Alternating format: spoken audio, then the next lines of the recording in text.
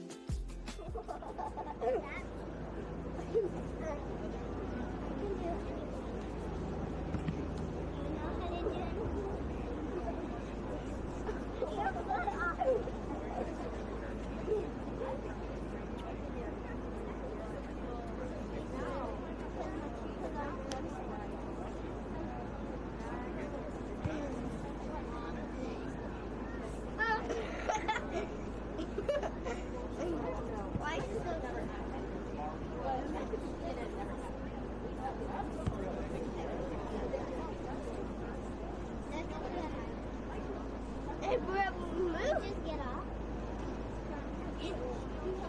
Sleep.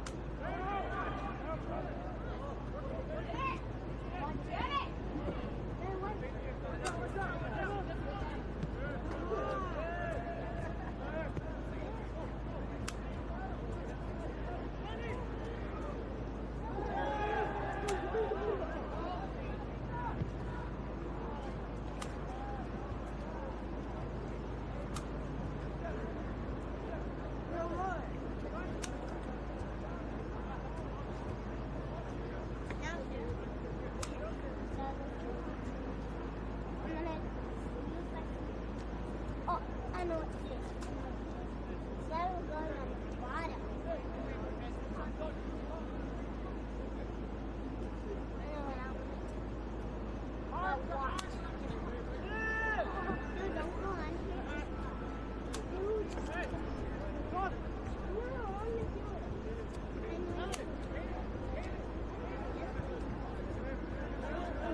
I'm going to do this way, yeah.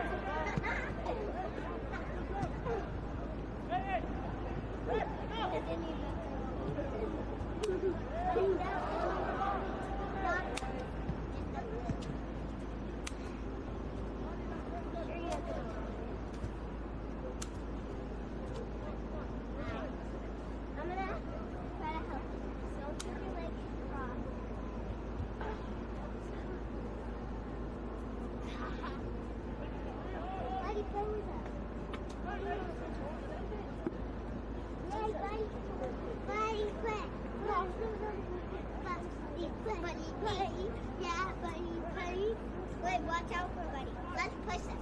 Oh, don't push me. Yeah, we're going to put it here. Okay. When you're ready, go. Sit on top. Oh, go. Wait, it's all like this.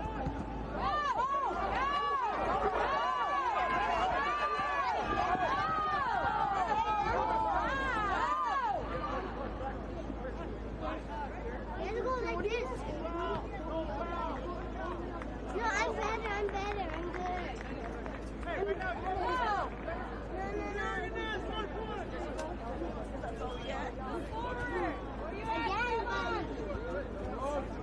Again, buddy.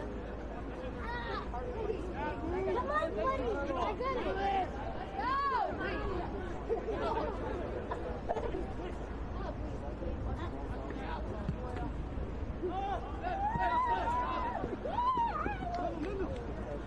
Hey, Nick!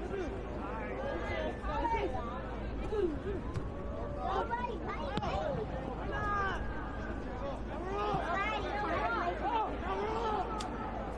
time. Whoa! Wait, I didn't go yet.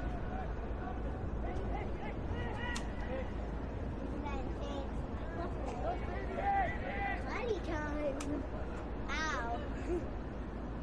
That's not true. Because I went faster than you did. Yeah, I did. Don't hurt your hand.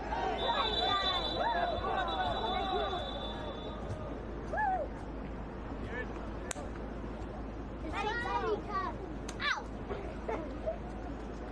I almost fall down, buddy.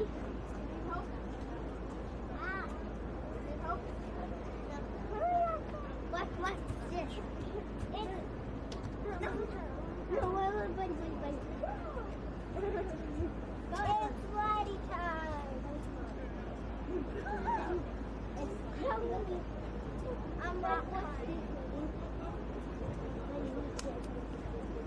Hey, hold on, I'm in a rock slide. Oh, Emma, stop. Emma, no. Look at. Alright. Hey. Look at. Sliding time. Look.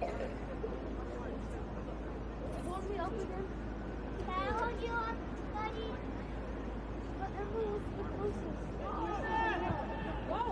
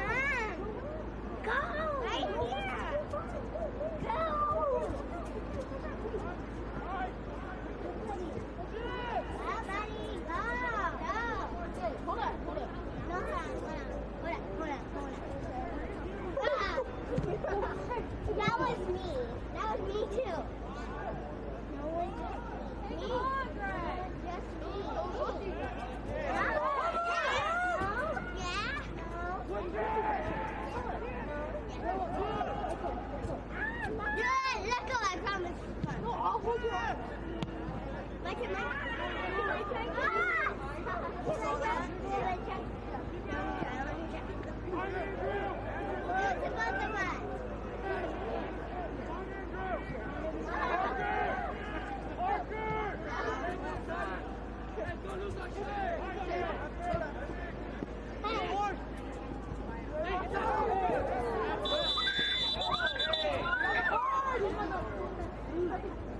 Can you do it at the same time for us? You guys walk over to my arm. No, go right here. I'll go right here. No, I'll go right here. And then we can switch sides, Emma?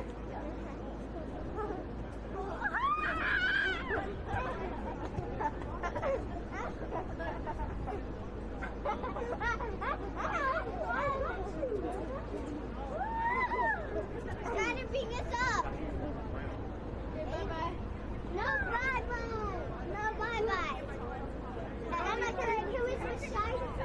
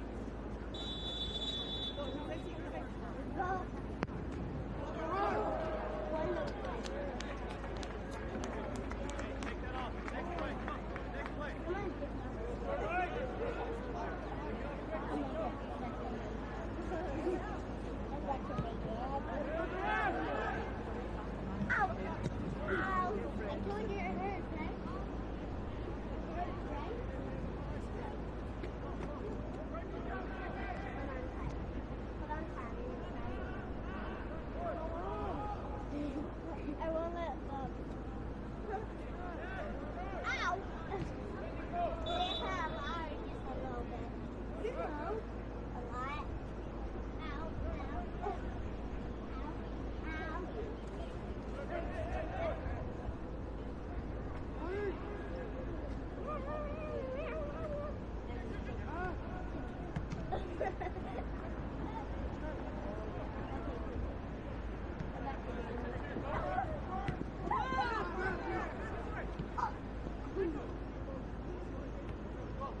Ow, ow, ow,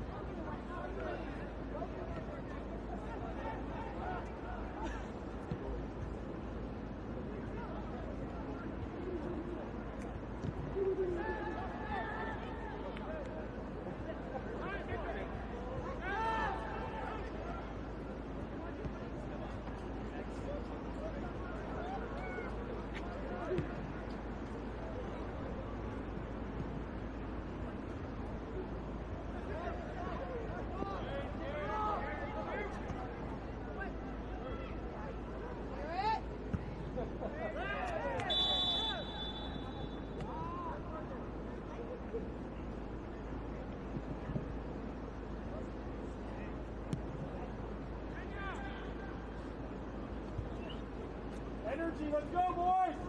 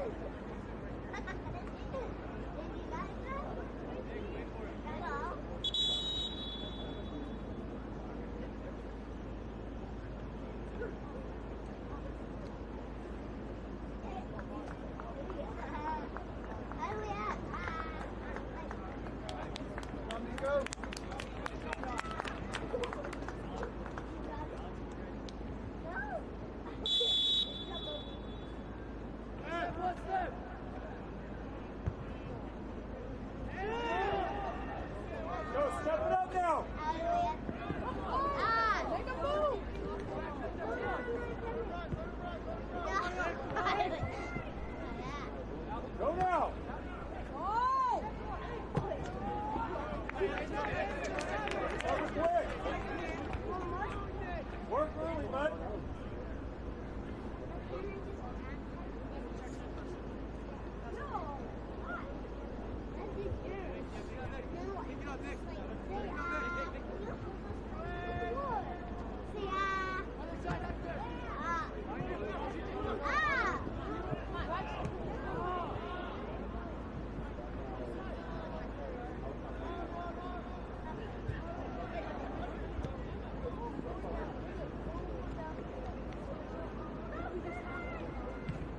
Go now!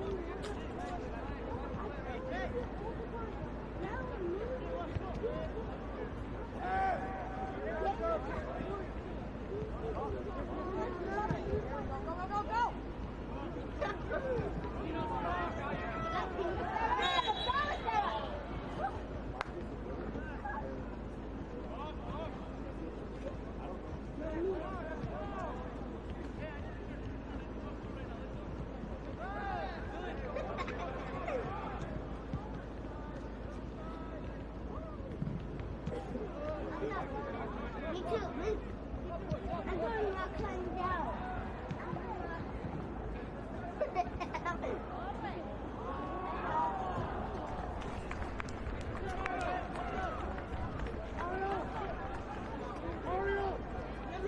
Before you get her again,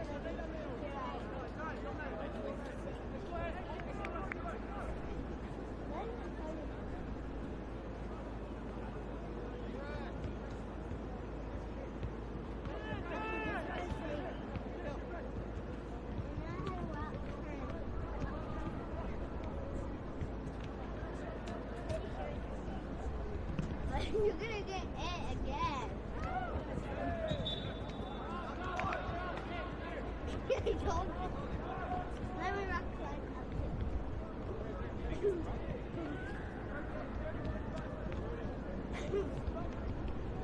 Let me rock climb.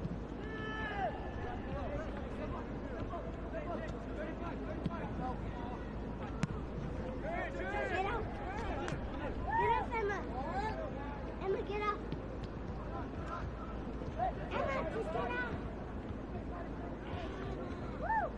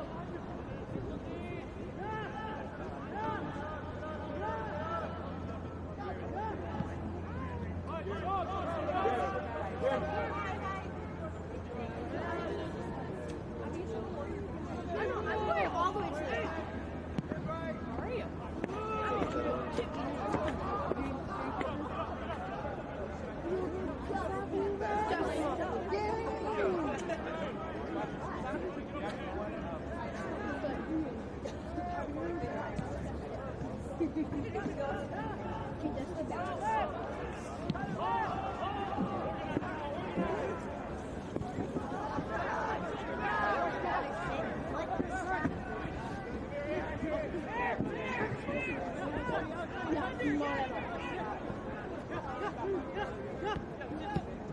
back.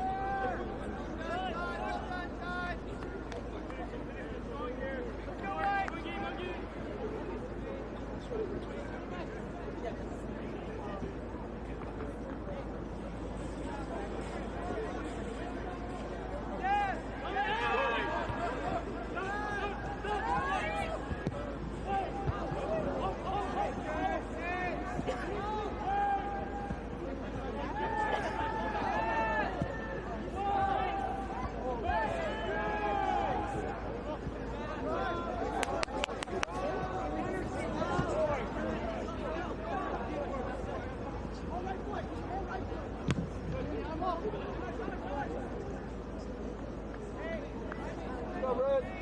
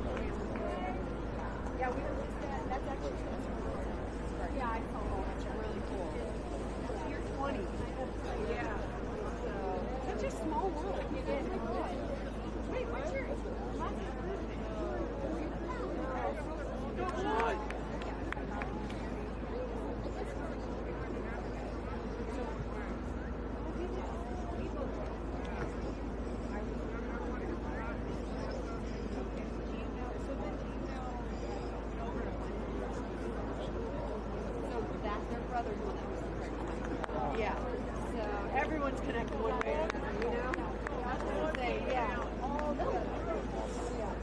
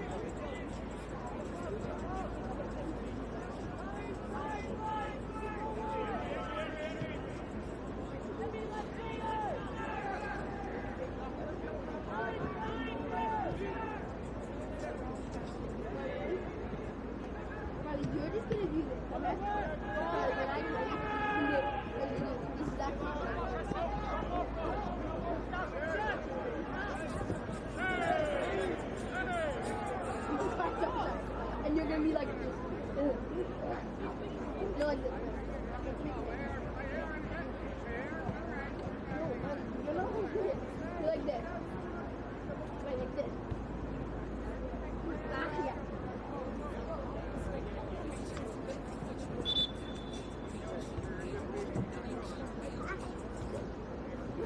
Wait.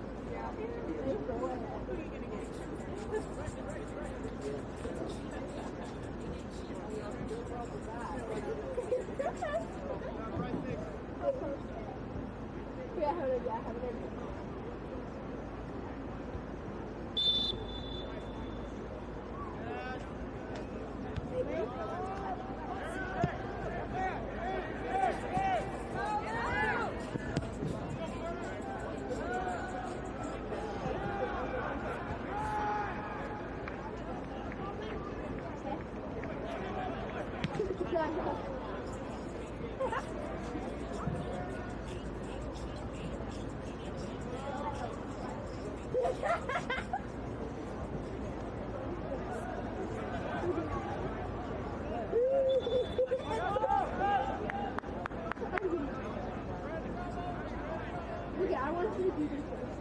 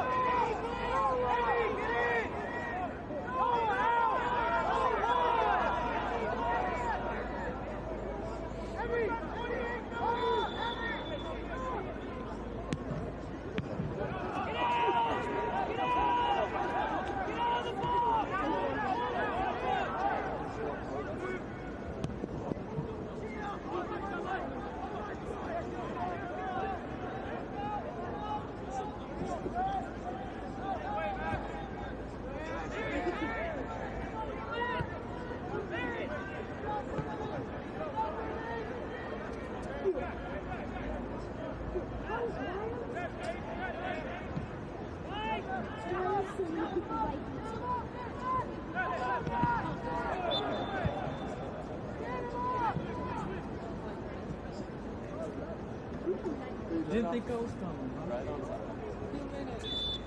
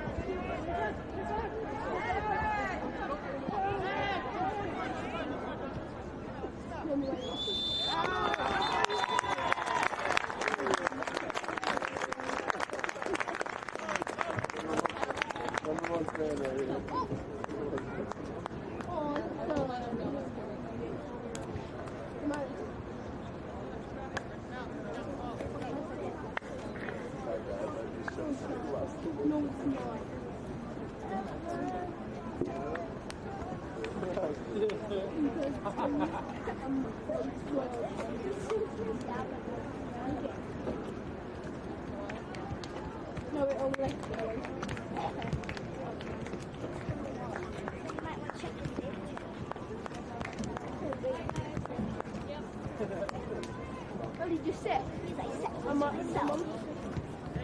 Wait, you should have sent it to her. I can't. It's live.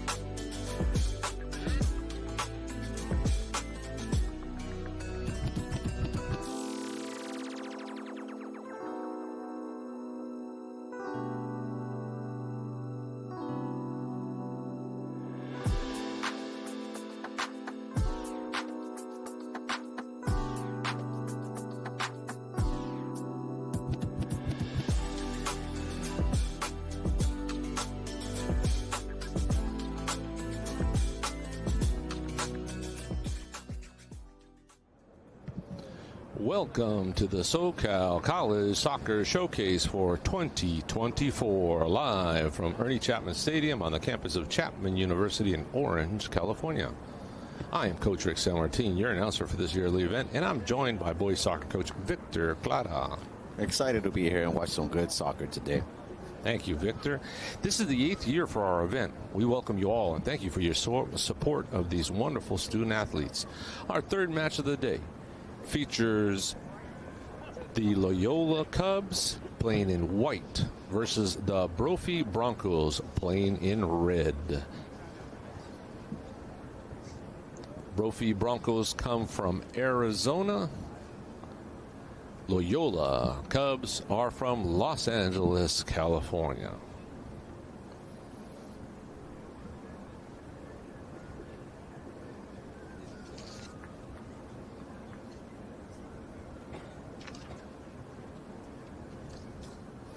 Today's third match, the 2 p.m. match, has Brophy in the dark uniforms, who will be on the left side of your screen, versus Loyola, who will be on the right side of your screen for the first half.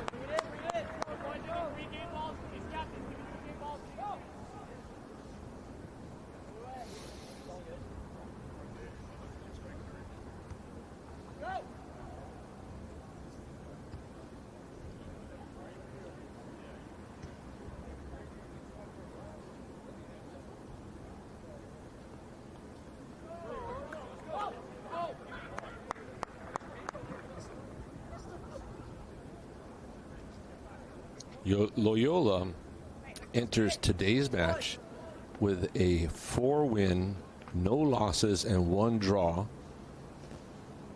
record, while Brophy College Prep from Arizona enters the match with 6 wins, 2 losses, and 1 draw.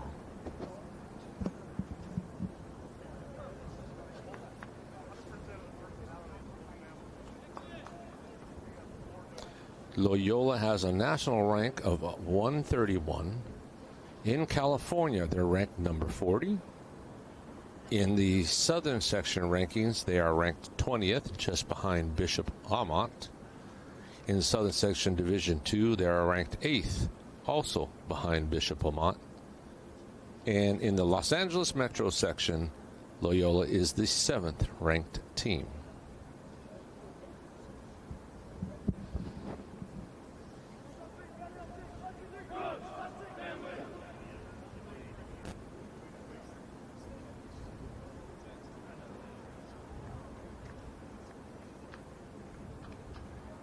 Brophy enters with a ranking in Arizona for the state of 9, and in the Phoenix area and the Arizona Conference 6A, they are the number 6 ranked team.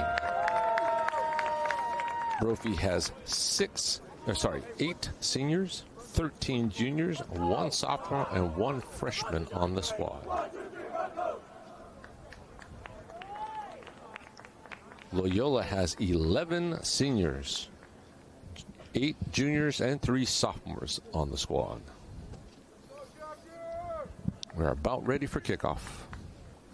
Victor, what do you think about this upcoming match between the Loyola Cubs and the Brophy Broncos? Well, I think it's going to be a very good match. 2 strong teams going head-to-head, trying to, play some good soccer.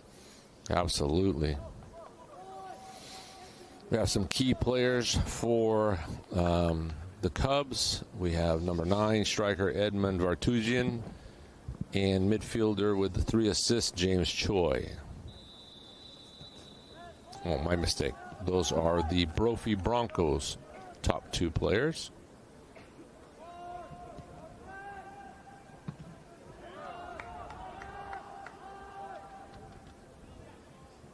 We're underway.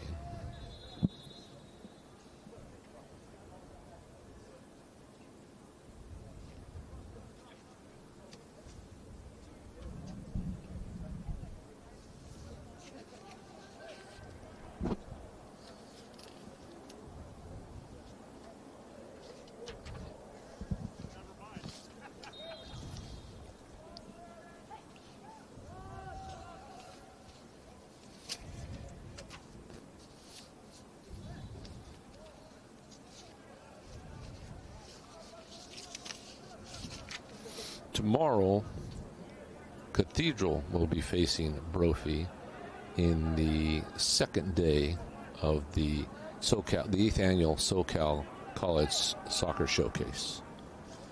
And the quick. Ooh. Brophy almost broke through. That was a nice cross. Was, and that cute. The striker. Let's find a number there. It was number 11, I believe.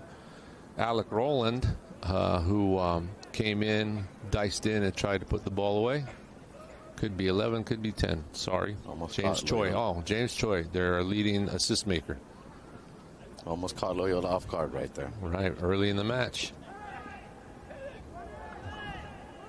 Driven ball across the middle. Brophy still has possession.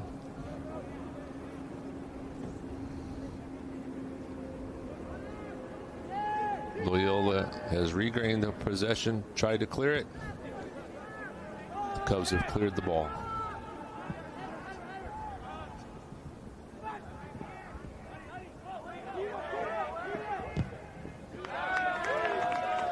Good battle. I expect both these teams to be very physical. Yeah, Brophy in Arizona, they do tend to play more an aggressive style where they bang bodies a bit, and but Brophy has always been a very technical team who knows how to maintain control, and defensively they like to keep the pitch tight and keep their opponents on the wide and not give them a lot of space down the middle. As you can see, Brophy's quick to counter. But look how the Cubs recover and get numbers behind the ball. So you've got 8 players in the back.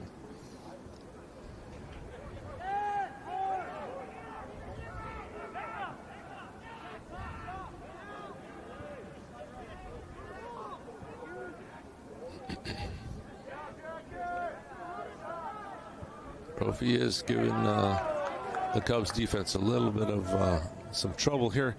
They are applying some good pressure on the Cubs defense. They're definitely moving the ball really well.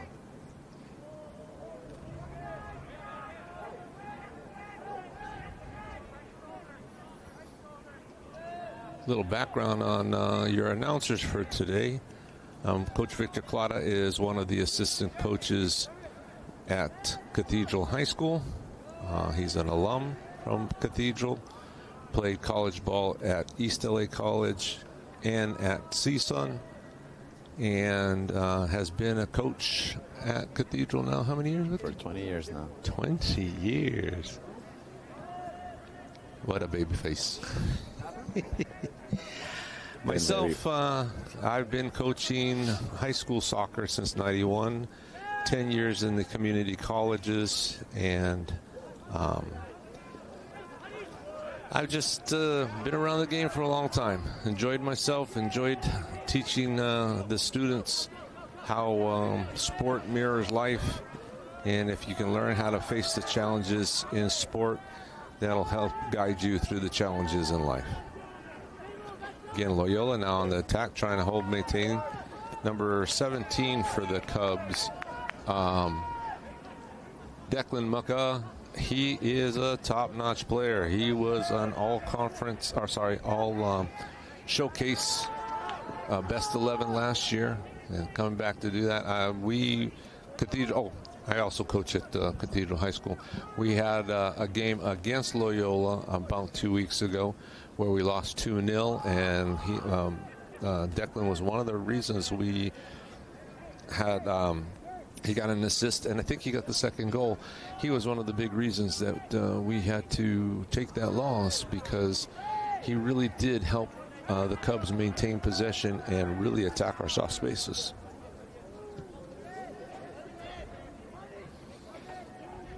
We've had 2 very sound games that we've lost, and the Phantoms have lost to Loyola 2-0, second game of the season, and lost to J. Serra on December the 20th, 5-2.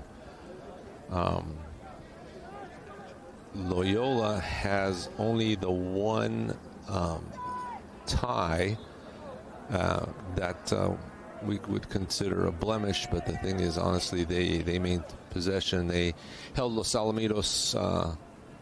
It was, I think, a 0-0 game, and Los Alamitos was able to hold the Cubs back, but the Cubs did have the best of the play in that match. Brophy, on the other hand, has been really playing well in Arizona. Talking with Coach Mark Kelly, he has a young team. I think he said 6 seniors, and then the rest are made up of juniors, and then 1 sophomore and 1 freshman who both get significant playing time. And they're a year in and year out one of the top teams in Arizona. So they always put out a great product. So being a freshman and a sophomore playing on that team, that does say something about your ability. Cubs doing a good job getting out of the pressure in the back.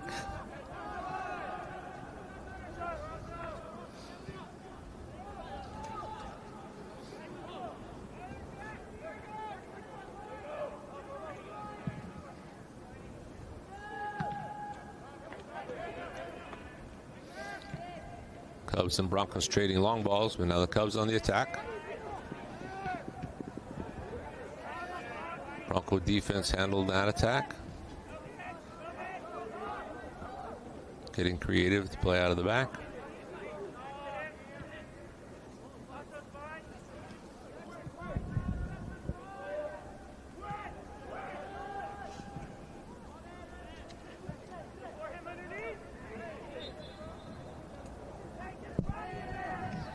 Foul on number 31 for the Broncos. I think it was 31.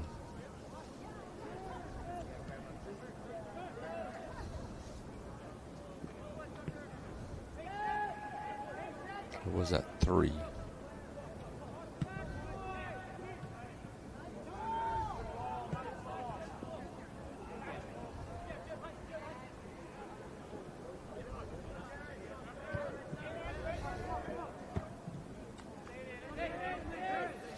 Victor, you notice how Brophy, as soon as the Cubs get a ball and then turn backwards towards their own goal, how quick they are to put pressure on that player? Yes, I noticed that they're real quick in recognizing that and forcing them to play back.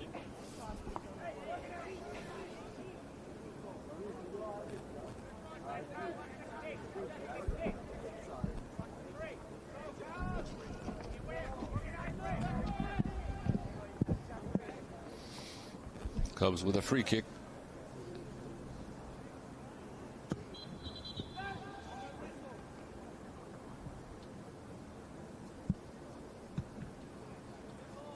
Looks like they're going to get another shot at this.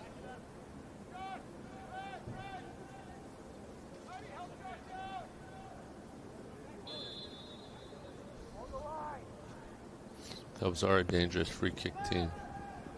Set pieces they're good at. Good job by the keeper there, coming out and grabbing the ball in the air.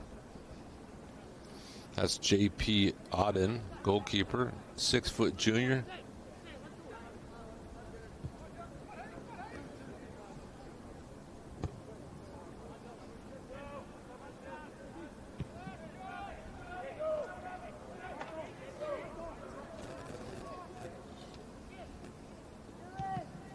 Ooh, Cubs got a turnover. Cubs on the attack with numbers. Goal. Offsides. Real unlucky there, just by an inch.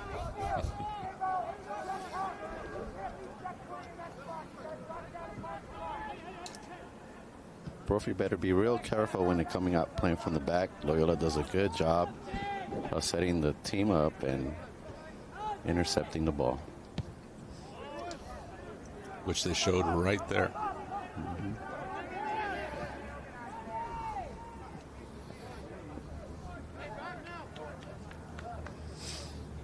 thing we did notice playing against the Cubs, that they got stronger as the game went. So they're looking good right now.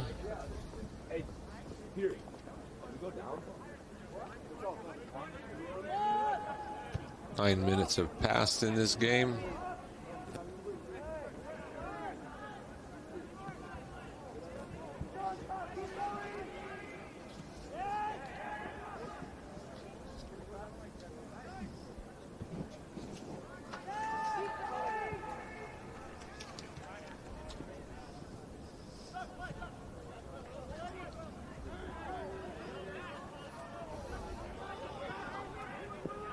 Cubs again. Turning the ball over. Patient. Pushing the ball up. Trying to connect. Now Brophy's turn.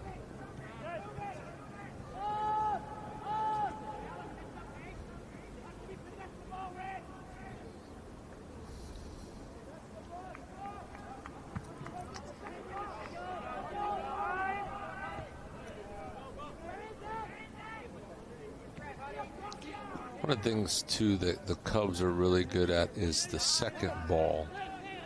They have a tendency to send maybe long balls in, and they have the composure to knock the ball back to an on-running player and then find a good pass to the man running into the space.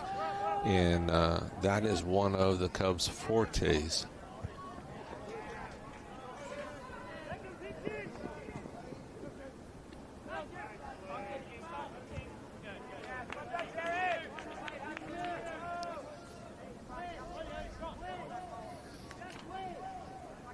Hard work by Hudson McGuh, brother of Declan.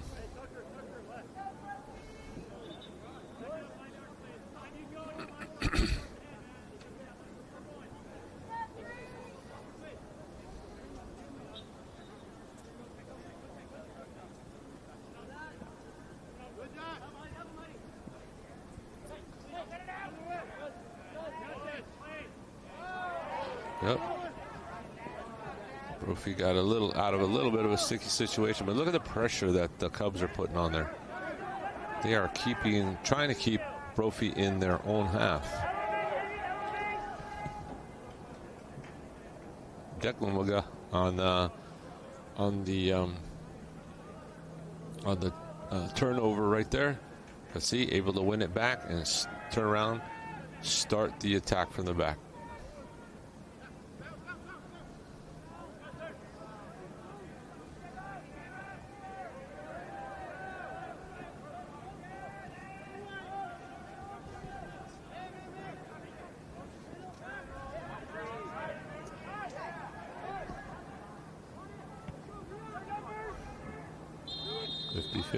Goalkeeper snatches that up.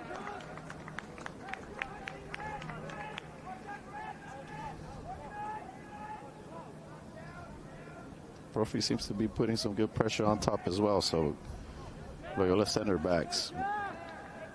Chris Stillwell holding the defense for the Cubs. Number 00 for the Cubs. Oh, once again. Yeah. Loyola has to be careful coming up, playing from the back.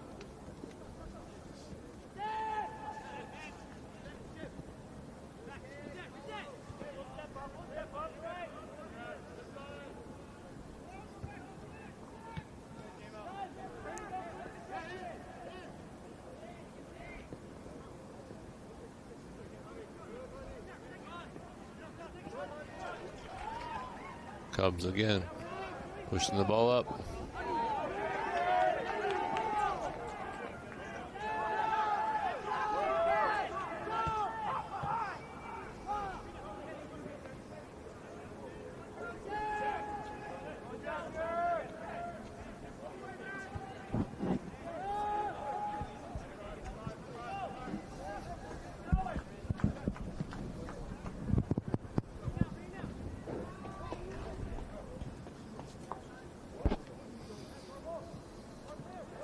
Brophy having problems getting the ball out of the back. Declan McGuh looking for the cross in. Corner kick for the Cubs.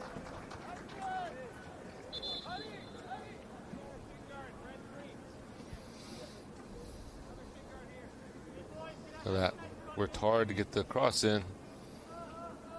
Nicked it off the defender's foot. Opportunity for the Cubs. Yeah, Hudson is a really, really speedy player out on the wing. Very crafty. So Brophy must do a good job of keeping them in front. Let's see if they can do that right here.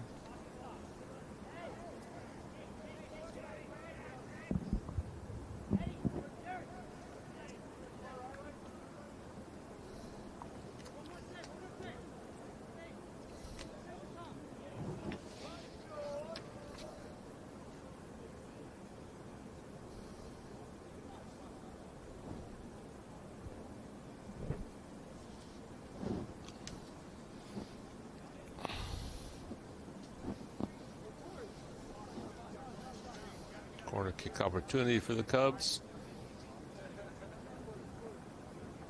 Now substitution for Brophy.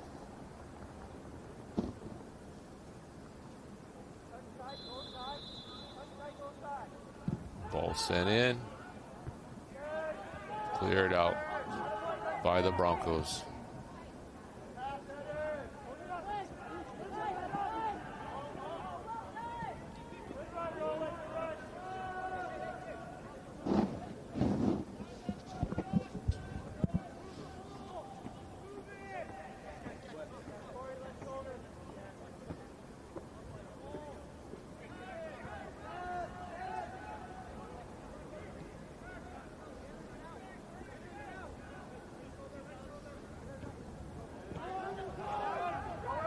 Brophy on the counter.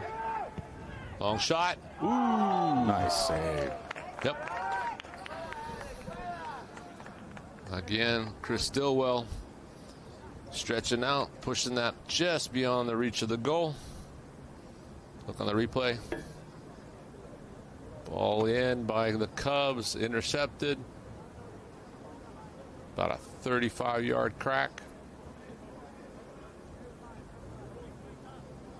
Broncos corner kick. Once again, you see Brophy putting good pressure on Loyola center backs, causing that turnover, leading to that shot.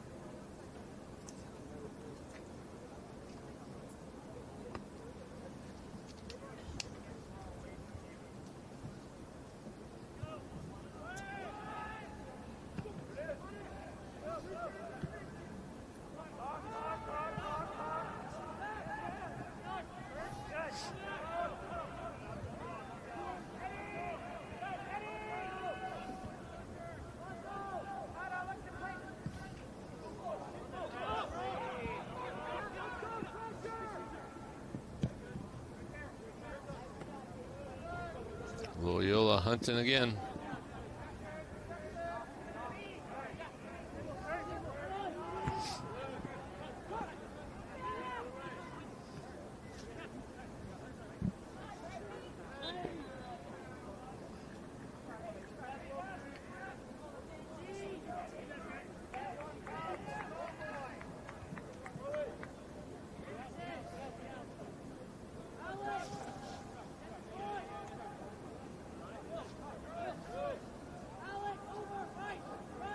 Cubs throwing. Captain number 6, William Hoshek. Getting it into the box. Corner kick for the Cubs.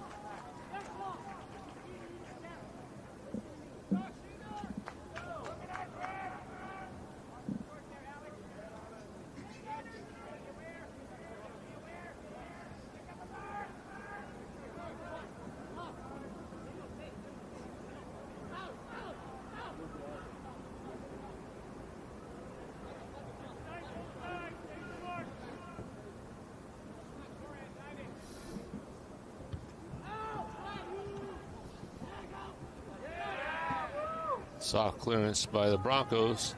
Cubs still in a dangerous position. A little skirmish in there. Referee looks like he's going to be talking to a few players, or a couple anyway.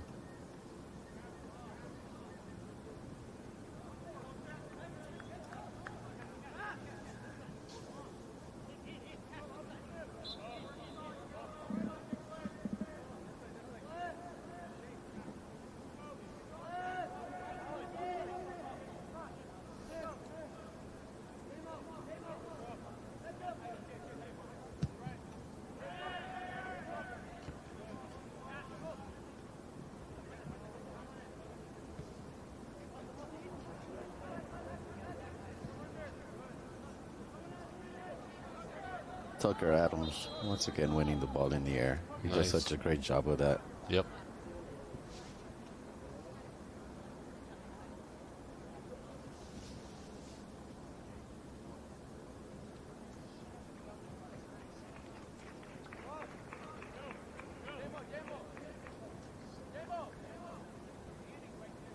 Sub for Loyola, number 5, Clan Fahid.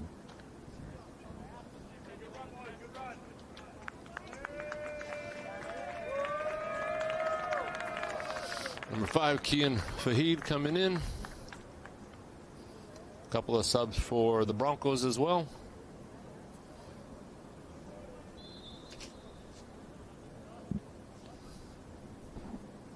Throw in for the Cubs.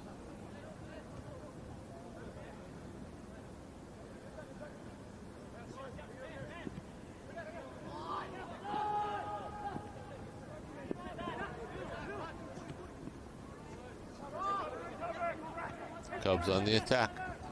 Getting into the box. Nice cross.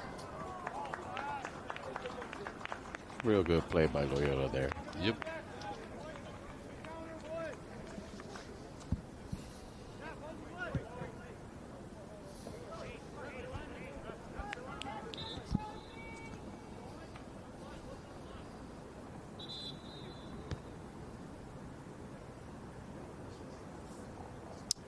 We'd like to thank some of the great sponsors we have for our showcase here.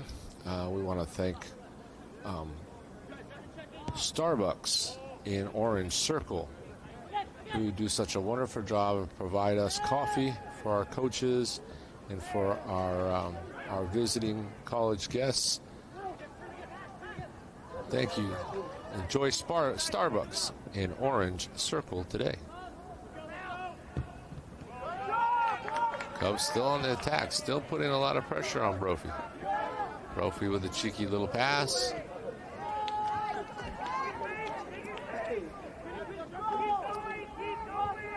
Ball leading in front. Brophy still with possession. It looks like the Cubs have taken it away. Quick long ball.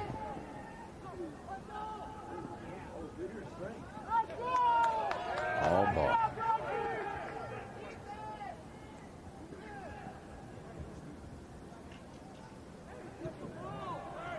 Right now, Loyola, the Cubs are not letting the Broncos breathe.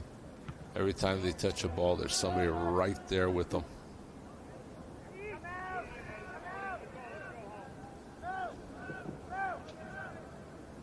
The Cubs do have a pretty prolific defense. They know how to shut you down. But Brophy, always a dangerous team. Always able to counterattack. Ooh, big tackle, big tackle. Declan McGuff.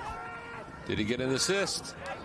The shot was a good opportunity, but the shot was deflected, and the goalkeeper was able to handle it for the Broncos.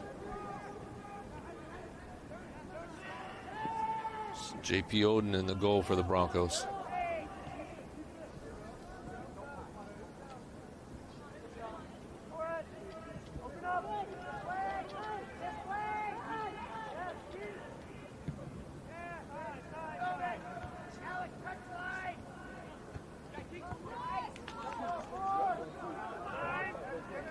Broncos down in the corner.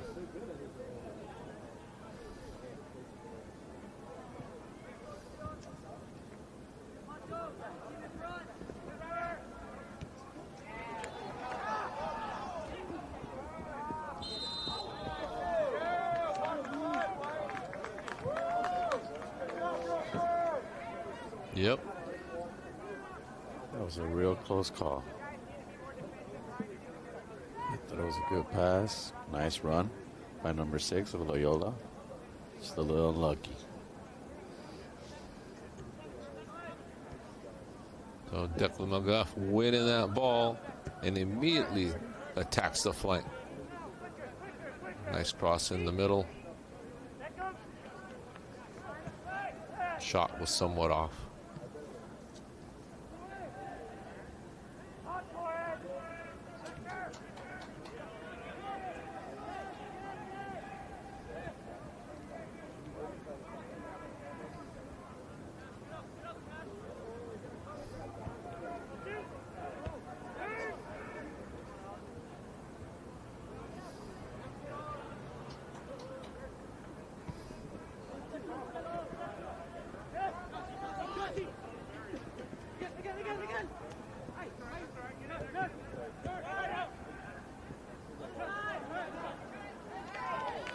The game is being played in the middle of the pitch right now.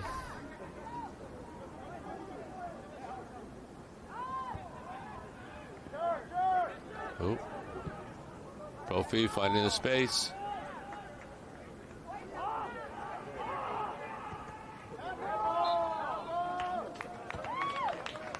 Free kick for the Broncos.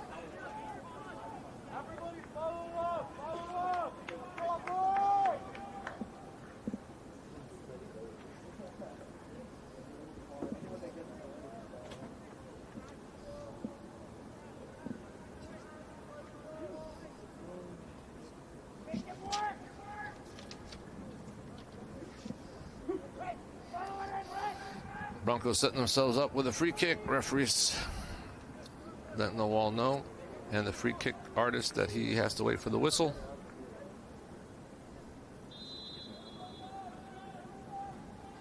Number 11 for the Broncos, Alec Rowland. Up. Ooh, nice shot. Well done by goalkeeper Stillwell.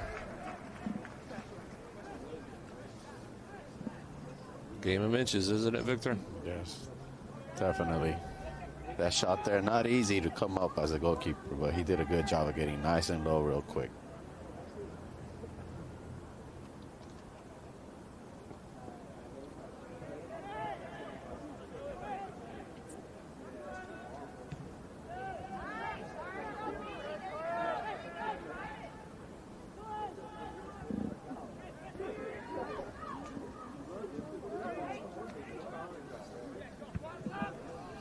Long ball by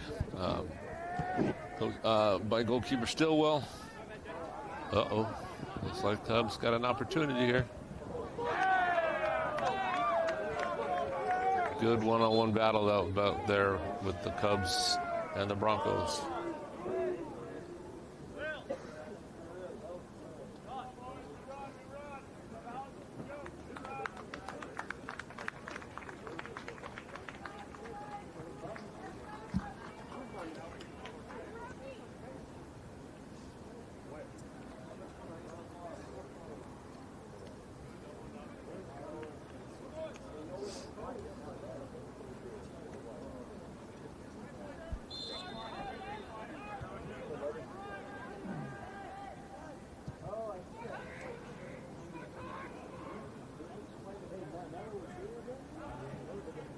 Okay, Brophy trying to bring the ball up.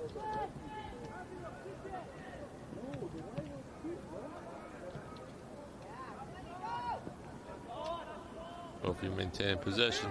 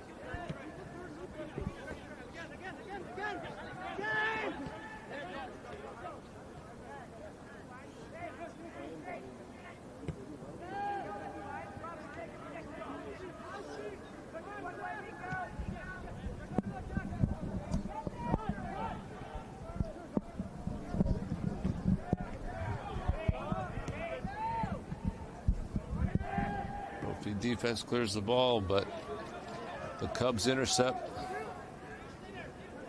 Again, game being played, the balance of the game of the match being played in the middle of the field.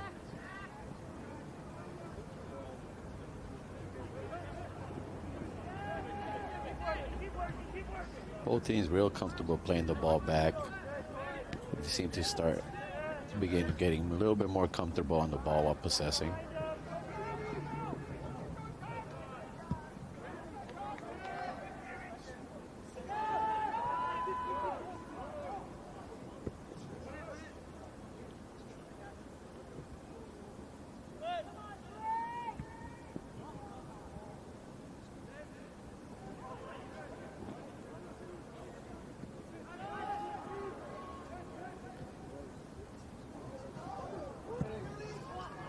Oh my. Again, Cubs putting pressure on the Bronco defense.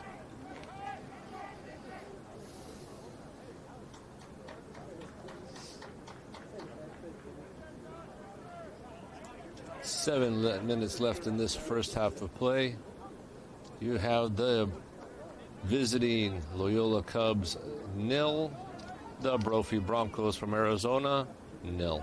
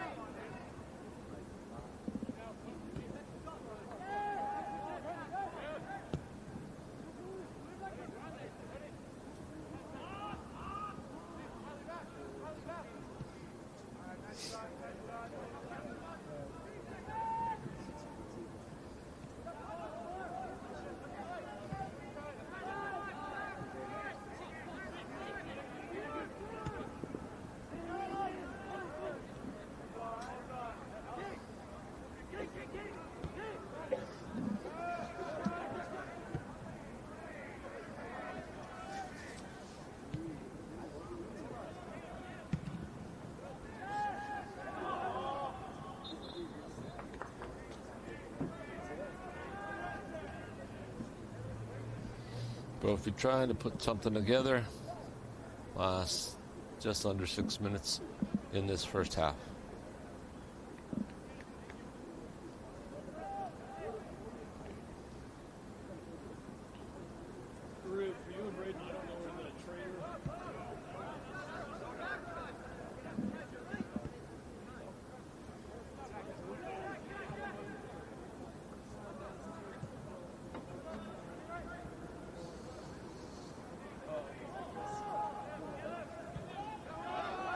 Probably the Lutheran one here. Their bench is on that end and this bench is over here in front of us.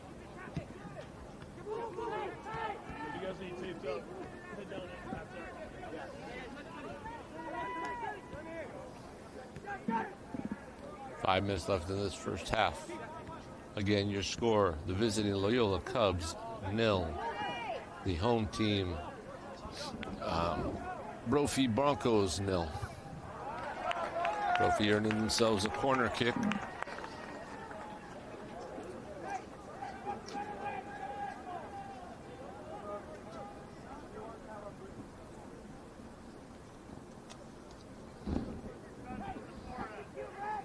About 30 minutes or so.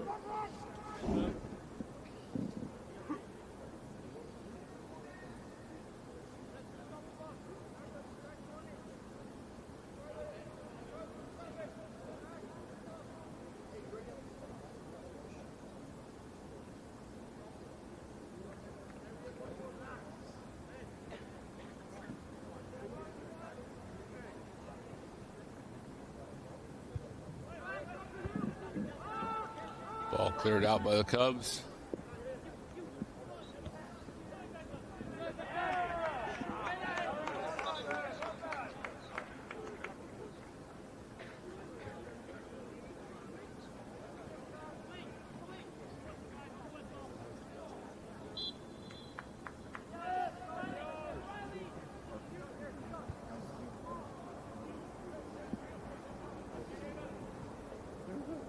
I didn't either. Somebody in the text thread said they paid.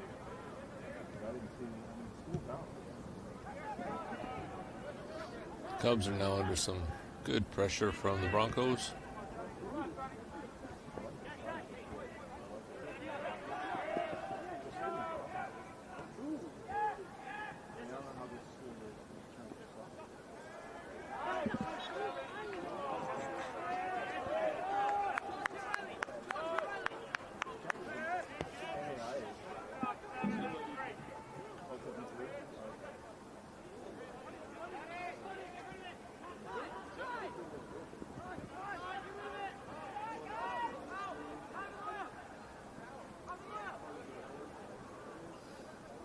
Once again, fancy footwork by number 23, Hudson. Yep.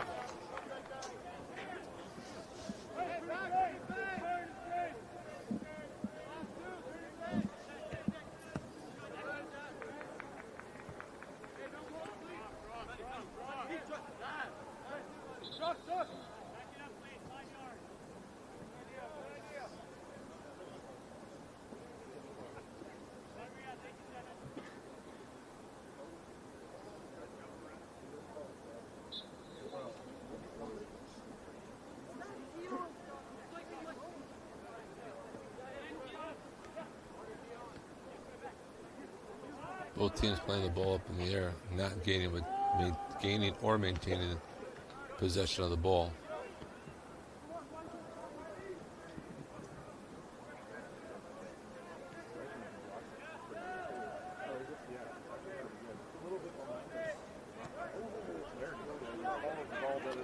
Cubs on the attack. Picks up a white player and doesn't pick up the ball.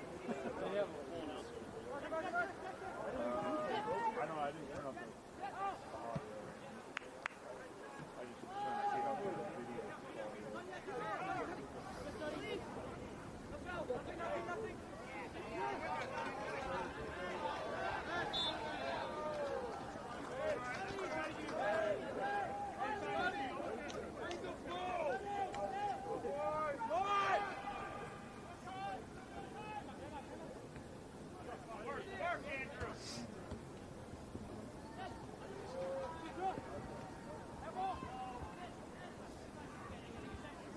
Both teams doing a great job of keeping numbers behind the ball, making it very difficult for the opposition to find that last killer pass.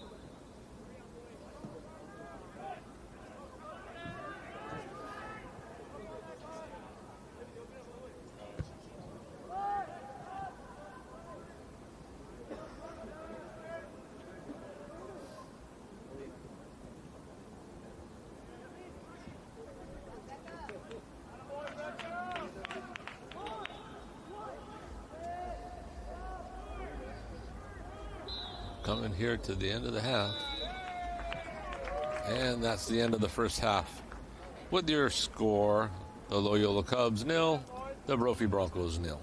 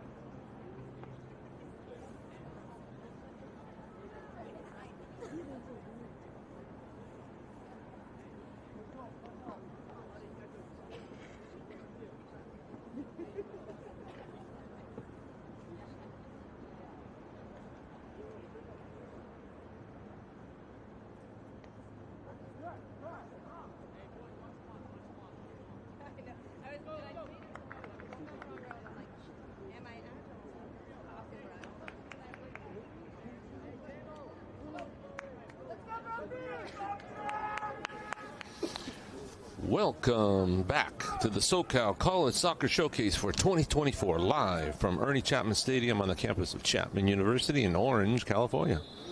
I'm Coach Rick San Martin, your announcer for this year's event, and I'm joined again by boys soccer coach Victor Clara.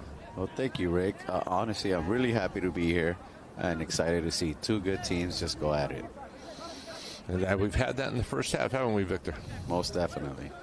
This is the 8th year for our event. We welcome you all and thank you for your support of these wonderful student athletes. So this match is on our first day between Loyola, the Cubs of Loyola, and the Broncos of Brophy. The Cubs are in white, now going from your left to your right, while the Broncos from Arizona are going from your right to your left. The Broncos are in red with stripes. Today, this is our third match of today. In our first match, it was the Cathedral Phantoms against the Servite Friars that ended up in a 2-2 draw. In the second match of the day, we had the Spartans of De La Salle from Concord, California versus the Lancers of Orange Lutheran High School. OLU Lancers won that game over the De La Salle Spartans 3-1. Now, in this third match, after the first half, we have a 0-0 score. And now you see the Cubs are mounting an attack, combining the ball to the front and the back. Looks like we have an offsides call against the Cubs.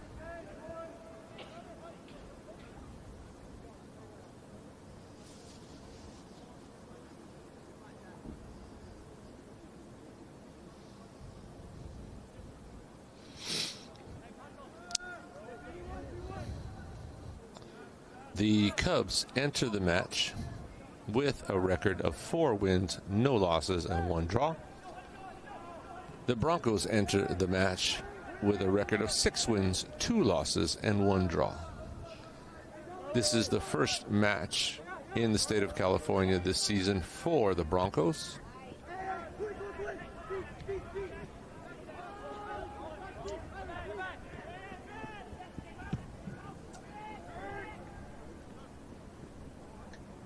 Goalkeeper Stillwell for the Cubs, knocking the ball up the field.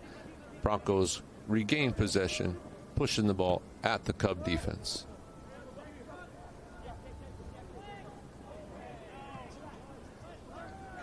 Play on, says the referee. Cubs on the attack. Ooh.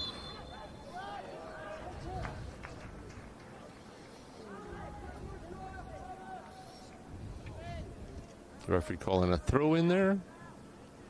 Nope. No, calling a free kick, huh? I missed that.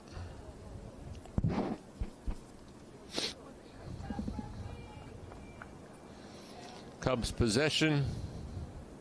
About 40 yards out of the goal area.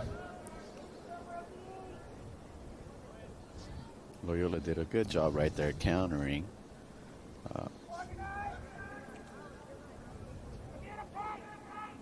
Senior William Hashek on the ball.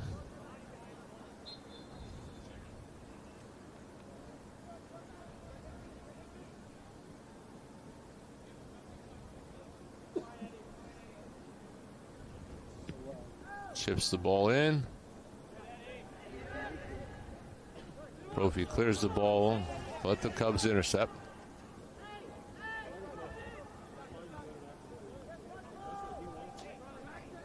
Victor, what does it look like to you? I see some tightness back there. I see the ball. You know, there's not a whole lot of possession right now. They're clawing at it. This is a really scrappy match right now.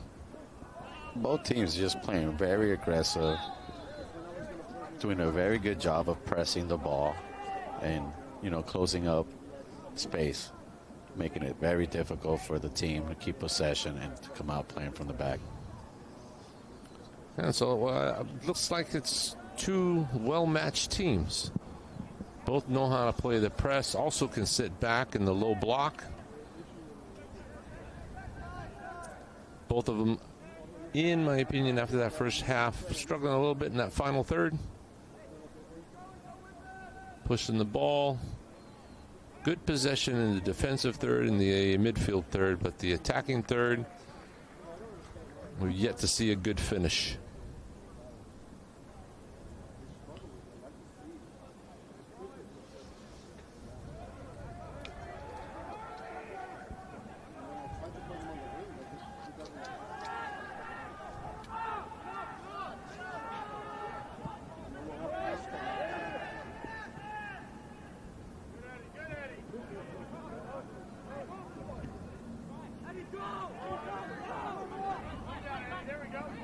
I do notice Brophy has changed their tactics for this half, a bit more aggressive.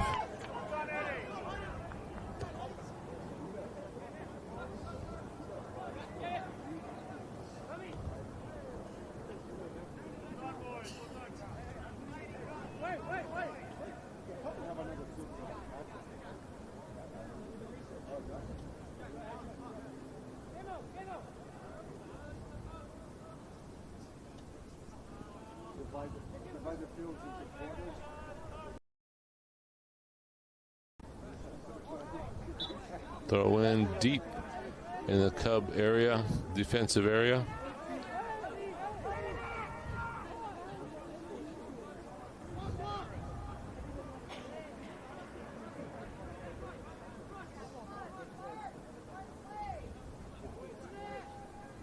Long throw in with a flick, but still will able to come up with the ball for the Cubs.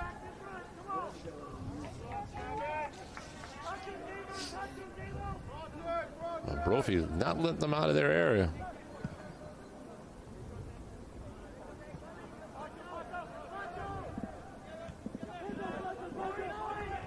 Look at McGuff. He gets on you. Yeah, he's a hard worker. He is.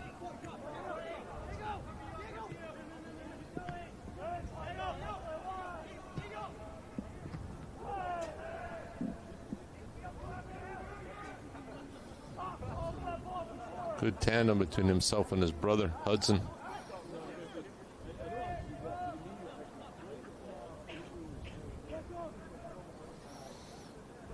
Twin senior brothers for the Cubs.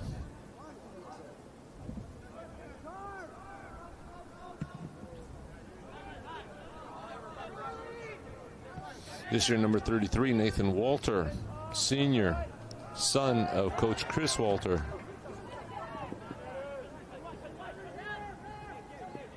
That must be real special, right? Coaching your own son at this high level.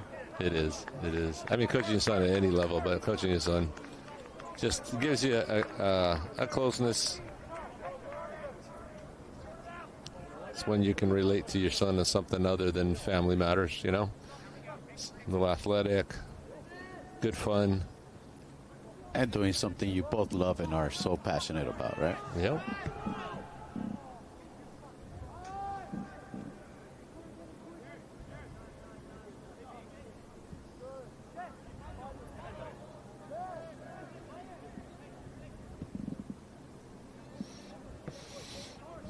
J.P. Auden knocking the ball up for the Broncos.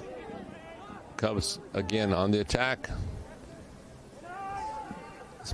This play in the midfield is just battle, bang, bang, battle, battle, back and forth.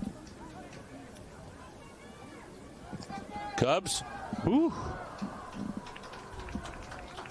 Nice through ball, nice shot on the left side. Yeah. Tucker Adams covering space, making that run behind the defense, and finding his own shot. Beautiful. Yeah. Working hard.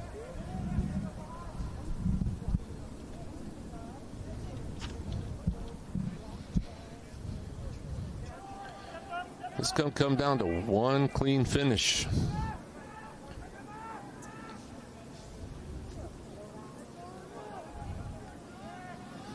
In our first game, very similar, with the Friars of Servite and the Phantoms of Cathedral playing to that 2-2 draw. Not bad. First game of the tournament, 4 goals. But to Olu's credit, there was 4 goals scored in that game, 3 by Olu and only 1 by De La Salle. Oop, poor pass. Let's see if the Cubs make them pay. Declan McGuff. Woo! Wow, great opportunity. But J.P. Auden comes up with that big save right there. J.P. Auden comes up huge.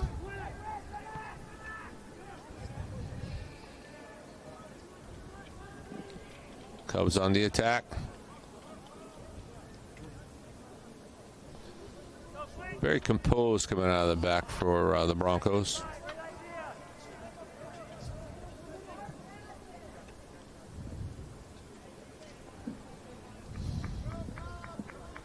Josh Gallagher putting some pressure on the Broncos. Now the Broncos into the midfield. So you see how Victor Loyola has good numbers behind the ball.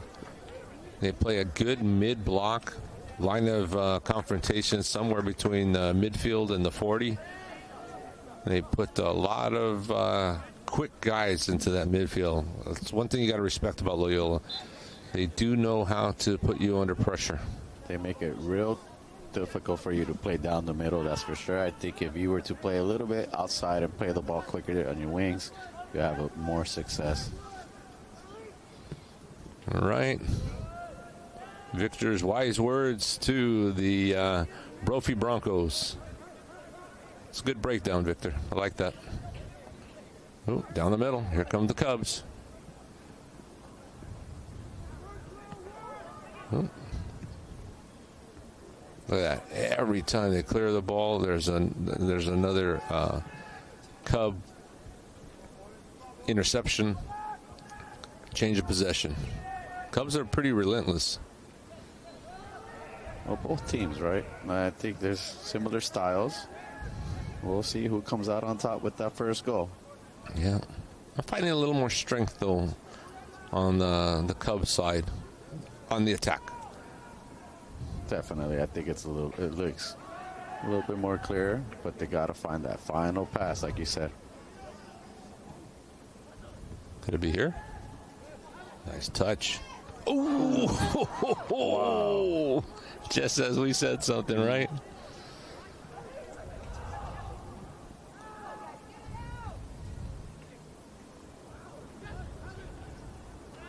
Ooh.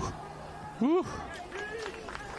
Big time for J.P. Auden for the Brophy Broncos.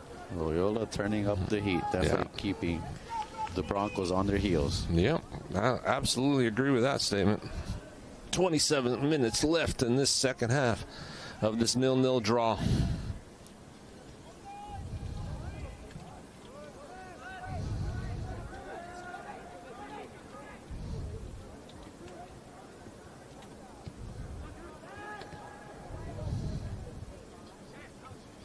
Declan McGuff on the ball.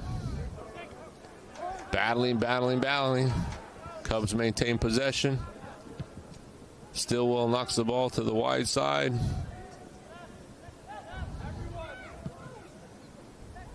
Brophy coming up with a little bit of pressure.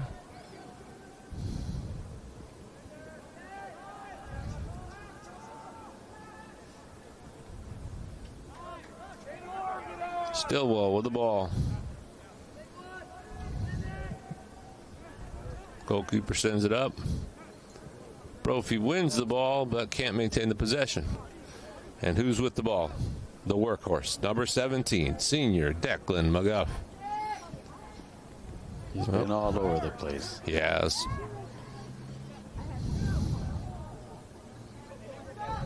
He's a great side-to-side player. There you Brophy go. trying to mount something. Finally playing the ball wide, finding a little bit of success.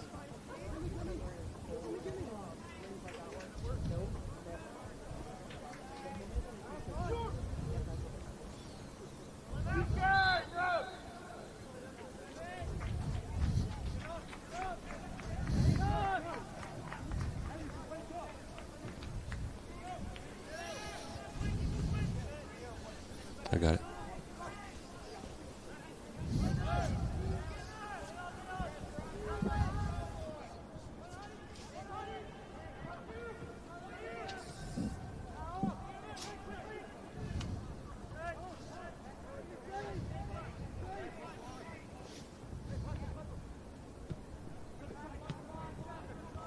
Yeah, here we go. This is a 1-on-4. Look at the numbers. This is not good numbers. Ooh, what a good thought. Good job by the ref there, giving advantage. Yep.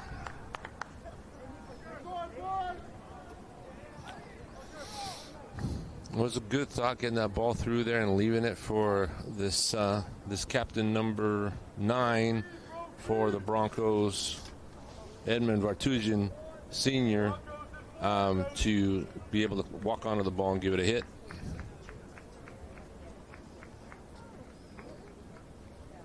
Ooh, look at that.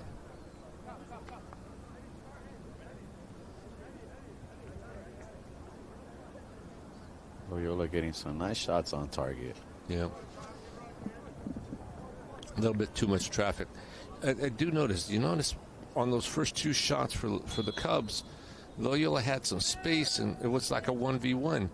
But over here, Vartugin he was in between 3, maybe, and then a 4th player behind him. So there is a difference in the amount of pressure being applied defensively by each team. It's like Brophy finds themselves 1v1, where the Cubs have a numbers up situation.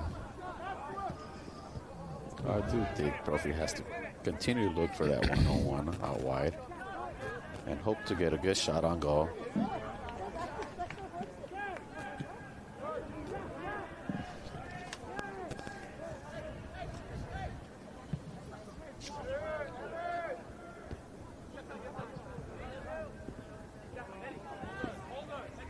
See, look at this.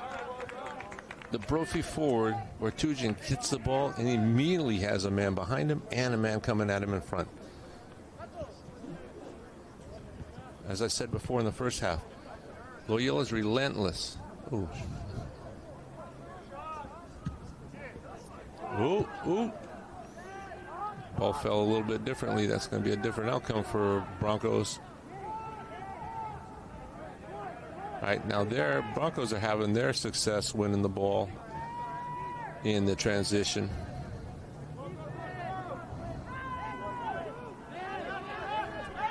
Ooh, that was good.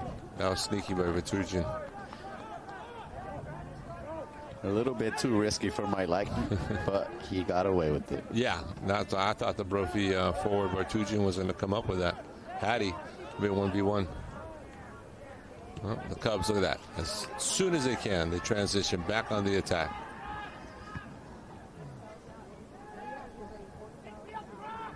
Corner kick for the Cubs. Almost halfway finished with this first half.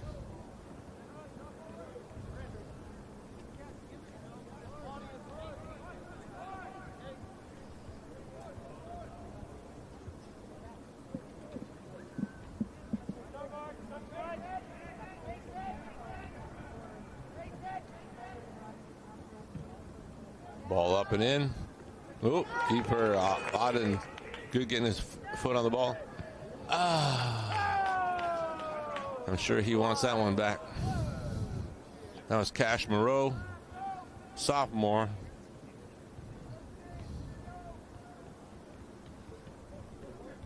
Great defense by the keeper. That you notice, though, that the Broncos had so many people back that they got caught inside the box, and that one ball that squirted out that gave the Cubs another opportunity. Again, look at this. It's good speed, but this is a 1v1.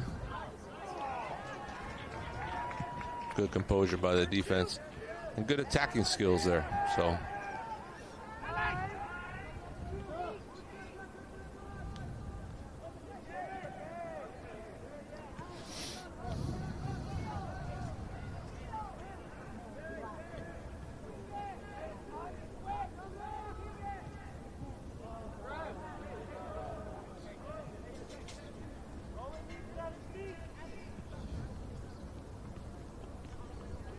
We are under 20 minutes left in this second half of the third game of the first day of the 8th annual SoCal College Soccer Showcase.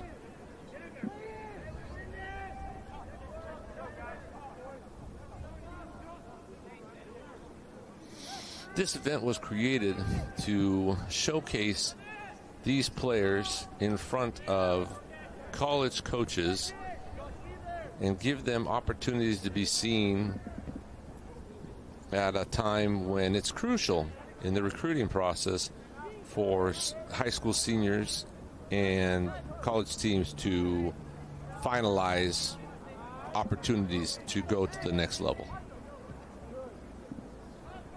That was the onus, the main purpose for this showcase event.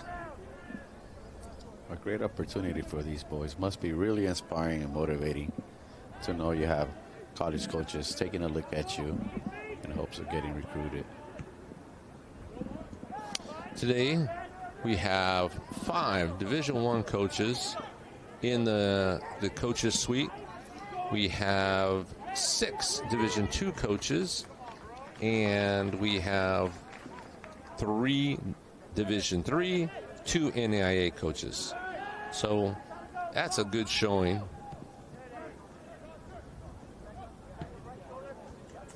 Cubs on the attack. But now, look at now the Broncos have numbers back. Declan McGuff on the run. Cross. Ooh. Good opportunity for the Cubs, but J.P. Auden coming up big.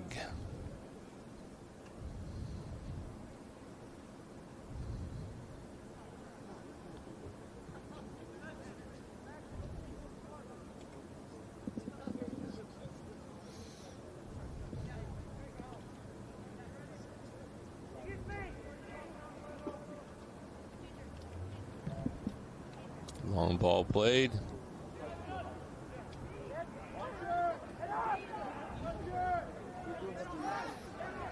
Broncos with some numbers in the attack. Cubs dropping back. Cross in. Nobody there to finish it. Nice individual play by number 9 from Brophy. Yep. It's a little too long on that cross. That's number 9, Edmund Vartugian, senior striker.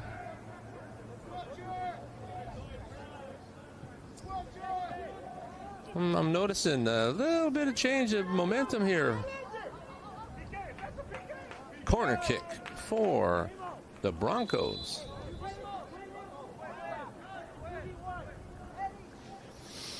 Let's talk about this field, Coach Victor. This is a park. This is not a pitch. This is a park.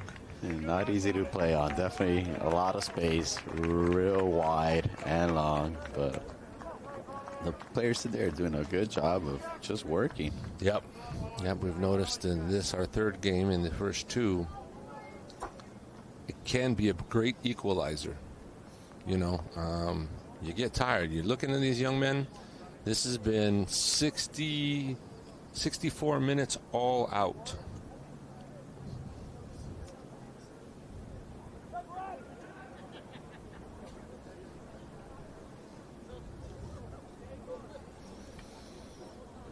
Righty. Number 32, Sonny Curry Jr. for Brophy with the centering pass. Wow. Missed opportunity for the Broncos. We got a 2v2, a 2v3. Composed, well done by number 7, Alex King, out of the back for the Broncos. Leads to another really nice attack. Now good composure out of the Cubs. This is a up and down game. Ooh, ooh, ooh.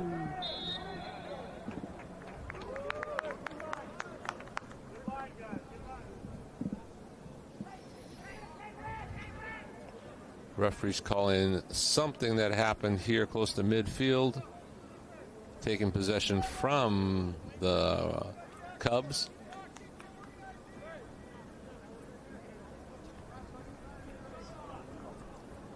Offside.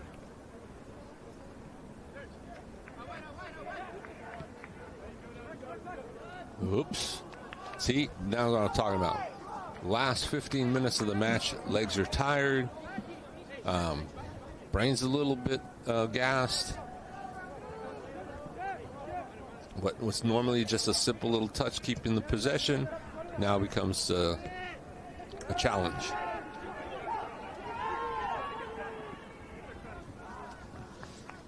That's where, your fitness comes into play, and also your mental strength. How strong are you mentally to keep your composure and manage to control the ball when you're feeling really fatigued? Yeah. Good run again by Alex King down the right side for the Broncos, earning them another corner kick. When number 32, Sonny Curry, steps up. That was a really nice opportunity last time on the corner kick for the Broncos. Let's see what they can come up with this time. Bouncer. Set pieces definitely become a little bit more dangerous as the game goes on with the 0-0 score. So both teams got to be on their toes. Yep, agreed. Look at that individual tackle right there. Started the counter. Declan McGuh coming out of the back. Advantage. Another foul. Yep. Look at, we're going to the card here. Number 6 is going to be sitting down here. Yep. You knew it too. That's Beckham Abel. Everything's good here until right there. There's no chance for him to win the ball. He's just going to lean into him and push him off. And then come in, boom, from behind. He should have been the last guy to get in on there. Should have called in somebody else so the referee stops looking at him. But, hey, it happens. Our players have to watch this video and grow from that.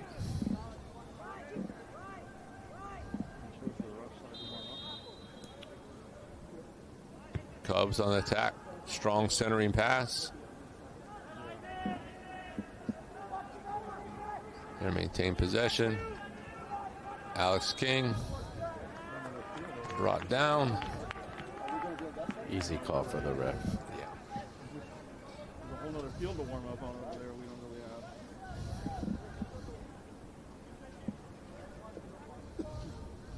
It's crazy that there's a pool behind us. Switch ball for the Broncos. Oh. Some nice touches by the Broncos. Hold possession. Bringing it through the midfield third.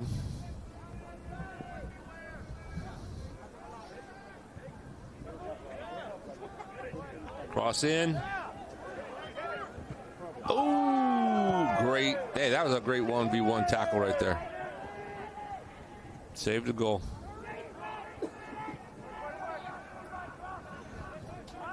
This thing is end to end.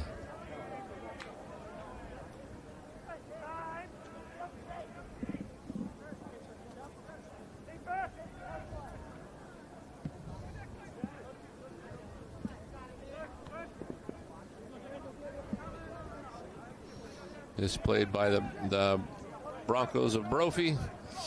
Cubs get possession back, starting from the back.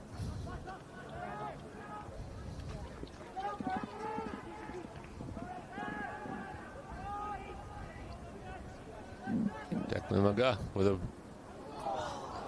beautiful ball in. Swing and a miss. He took his eyes off the ball at the last second. He did. You got to keep your eyes on the ball. Yeah, look at where this. the goal's at. Now we got 1v1. Under pressure. Brophy wins the throw-in.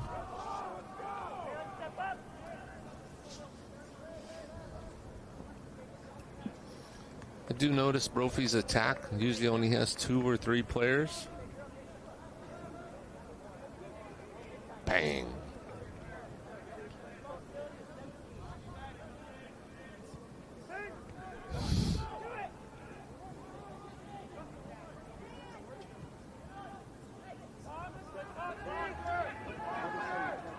Cross in, dangerous. Back post.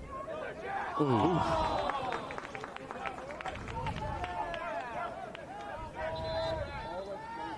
Deceiving.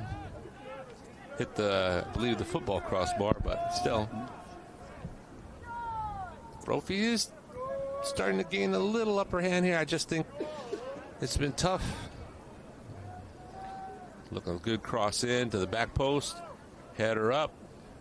Yep, off the football goal post. And number 3 making that run on the backside. Yep. Midfield all the way on top.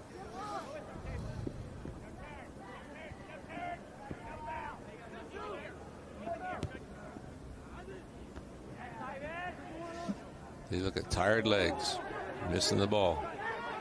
Okay. Oh my! The one counter. The one counter.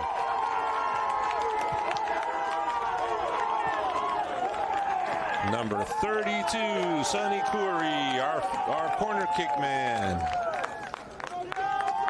Okay, somebody's down here too. Declan McGuff walking off the field with his boot in hand. Maybe the boot's broke or something. But he is walking off the pitch. What a job. Great play by Alex King, winning the ball. Yep. And pushing the ball up, making their defender commit, allowing him to slot that ball right onto his teammate's foot with the great and finishing. There is still time for Loyola to get an equalizer here, but time is pressure. And one of their best players just walked off the pitch. Let's see what the Cubs have. I think this is the first time all season the Cubs are down by a goal.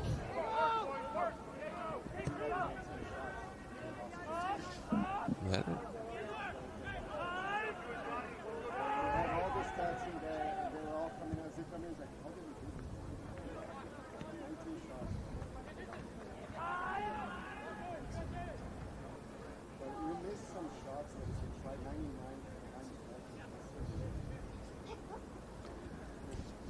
I must say, I feel that the Cubs are getting cheated a bit here. You know, they did have so much possession and did so many good things. You know, they just couldn't finish. You know, and now they're down by a goal, so they need a finish. You know, fortunately, that's the harsh truth about the game. You know, you could dominate, you could keep possession, get all the chances, but if you don't put them away, it could definitely be costly. Yeah. And this is not taking anything away from the Broncos. They have worked hard for that, and they have looked better in the last 15 minutes than they did all throughout that first half and the first part of the second half. But it's, you know, I think I would have been satisfied with a 0-0 draw, but now I want to see if the Cubs can come back. Again, you know, that's the one thing. It'll be a good teacher for them to show, you know, what kind of resilience do they have with being down a goal.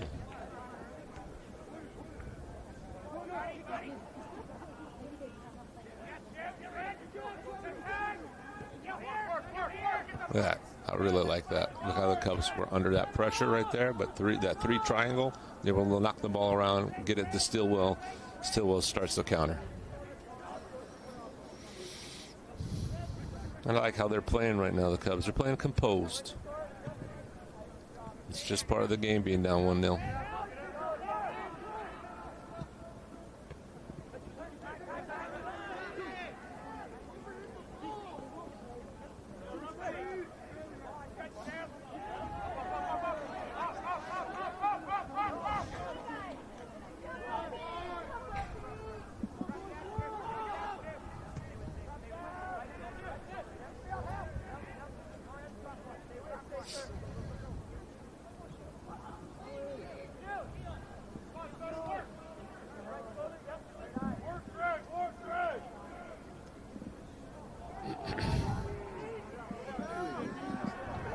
AP Auden picking up the ball, securing it, eating up some time for the Broncos.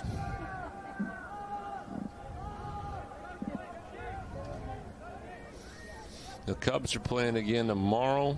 They will not be playing on the last day of the tournament. They are actually heading to Dallas, Texas for the NTX Elite Tournament at Marcus High School. So they'll be playing, I believe, Monday in Texas. Monday or Tuesday. So they decided to take on 2 tough games here and then go to Texas and play 3 tough games. How many games did we play when we were in Texas, Victor? 4, didn't we? We played 3, and then we had that last game that they told us to play. Yes, I believe it was 4 games. Ooh, that was a bit cheeky.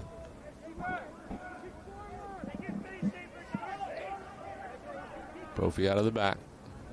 Look at that. Loyola with a swarming defense.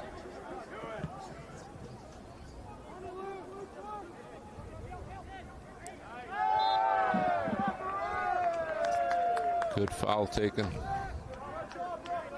Number 13, Alex Torres for the Broncos. He should get his body between the ball and the player. Took the foul well.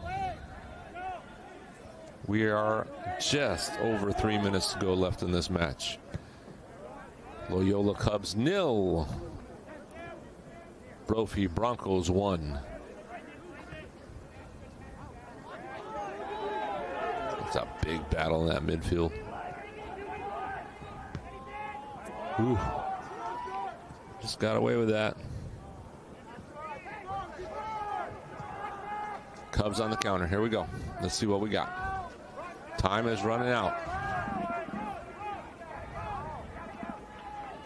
Danger. Still dangerous. Still dangerous. Go!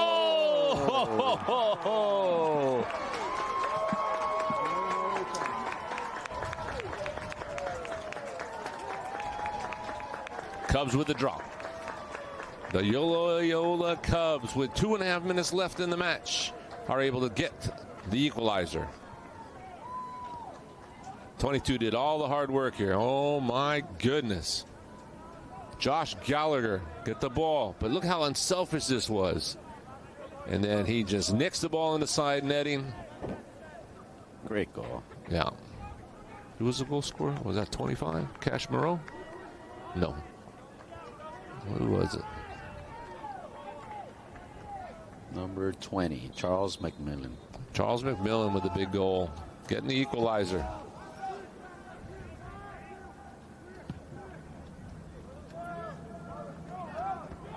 Yeah, you just can't count out these Cubs.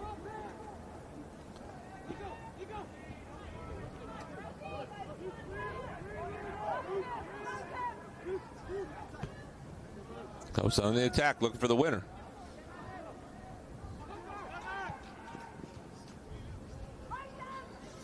I think both teams are a little bit gassed here. Oh, free kick. One last chance, and seems like it for Loyola to get a game winner. Yeah. Let's see. Who do they have who they specialize? I know that Declan McGuff, one of their guys who takes free kicks, and he is on the park. And he's on the bench now. He came off the park holding his shoe in his hand. So I'm interested to find out.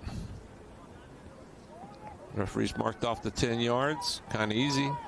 At the 20 and the 10. It looks like Josh Gallagher is set up to take the free kick, number 22. Yeah, the hardest working guy on their front line. Looks like he's getting up set up for it. Well, it looks like number 6 is there too. Oh, it's a bit high and wide.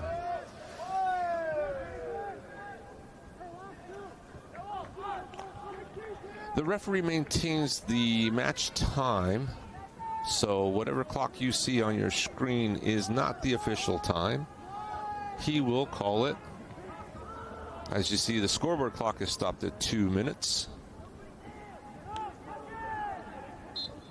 The game clock on our telecast does say, oh my, hold on. Hold on. No. Well defended by Brophy right there. Well done. Well done. Oh, Great call by the linesman off the back of the Loyola player. yep. Offside. Sending the ball.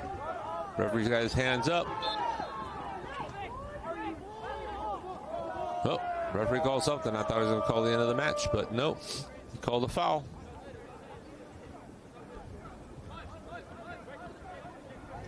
Cubs with one more legitimate opportunity here. Oof. Wow. Is he going in his pocket? No, that was accident. Oh, he did. Our twin brother, Hudson McGuff, coming off after getting the book. Little reckless there going to the ball. Yep. Crashing into the Brophy defender. All right, so now I can say it the other way. Broncos with the last opportunity to put the ball into the attacking side of the field.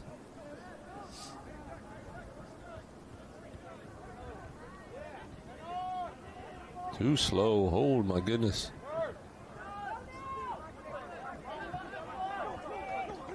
Stringing it along. Woohoo. Uh-oh. That's our goal scorer. Yeah, it was a hard tackle. And I think his ankle went. That was tough. Let's see if he can get up and walk off. One of those 50-50s that definitely hurt. Yep. Both went for the ball. No, it was fair. It was fair. Okay, pushes it in. Wow. Yep. Let's hope he's okay. Yeah. This has been a great game, end to end.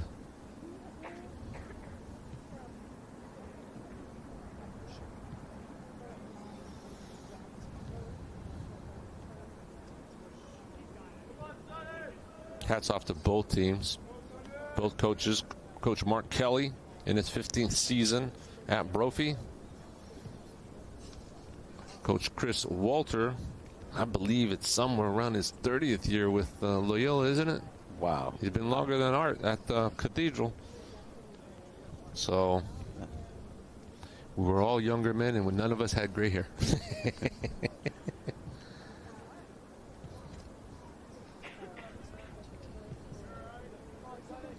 It's like they're going to help him off.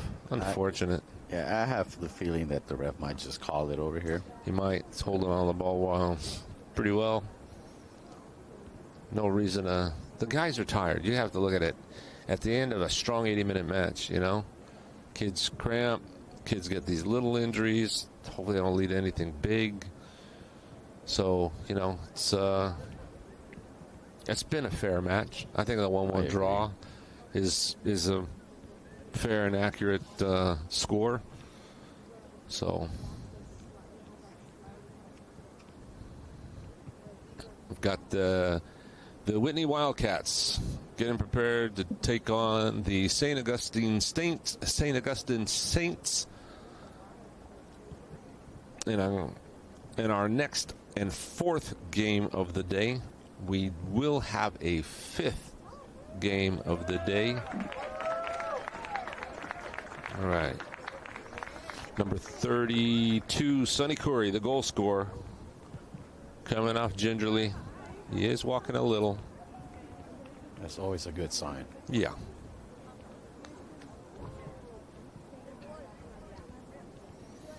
Get him on ice, and hopefully he can lace it up for tomorrow.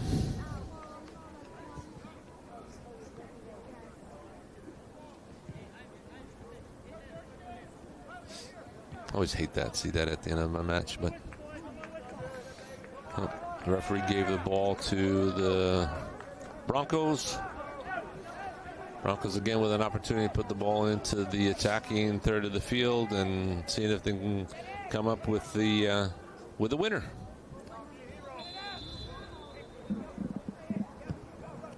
Long ball in. Long ball out.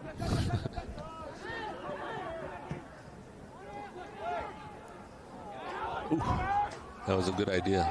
Only thing is the forward didn't know that the ball was coming. All right. Josh Gallagher trying to win the ball for the Cubs.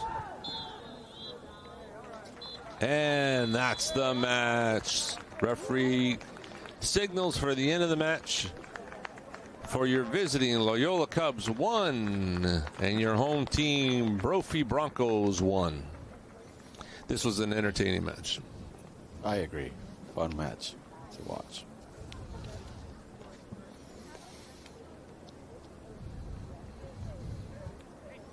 We have about 15 minutes before our next match, so we will be signing off for a little bit. Enjoy. Hopefully you are enjoying this coverage. Thank you again for joining us for the 8th annual SoCal College Showcase, featuring 10 of the best high school teams in our country.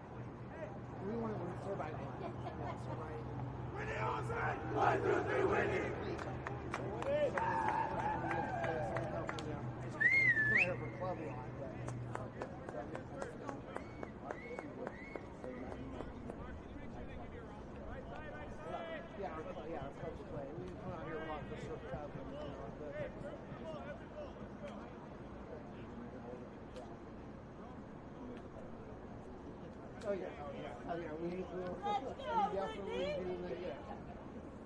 Get out of line. It'll be fun. Thank you. Loud guy. Like that? That's a Christmas present. Like I needed something else to be loud.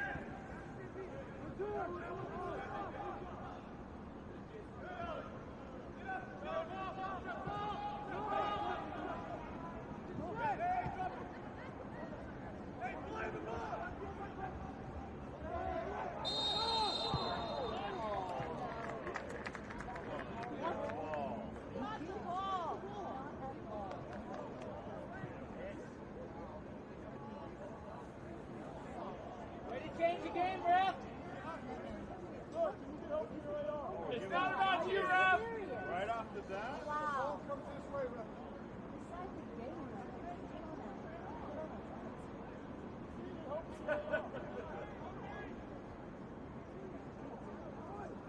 You got this, Keith. Be big. Go Pierce. Come on, Pierce. You got it, Pierce. Let's go, Whitney.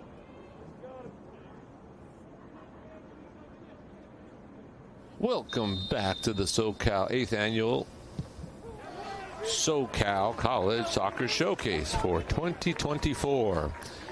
You've just seen the St. Augustine Saints score on a penalty kick against the Whitney Wildcats from Rockland, California. Again, welcome to our SoCal College Showcase here from Ernie Chapman Stadium on the campus of Chapman University in Orange, California. I'm Coach Rick Salmartin, your announcer for this yearly event, and I'm joined by boys varsity soccer coach Victor Clara. Thank you, Rick. I'm glad to be here, and I'm excited to see two other good teams go at it. This is the 8th year for our event. We welcome you all and thank you for your support of these wonderful student athletes. This is our 4th match of the first day of the showcase. This is the St. Augustine Saints from San Diego, California, against the Whitney Wildcats from Rockland, California, near Sacramento.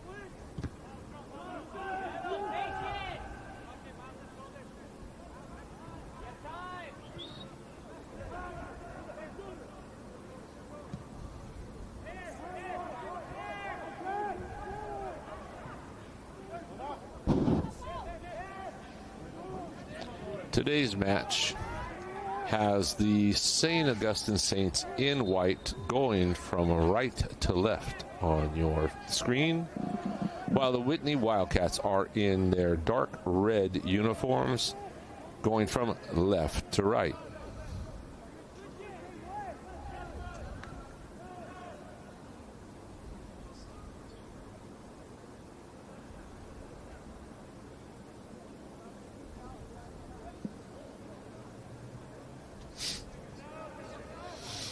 Entering today's match, the visiting St. Augustine Saints are 4-2, while the Whitney Wildcats have a record of 3 wins, 1 loss, and 3 draws.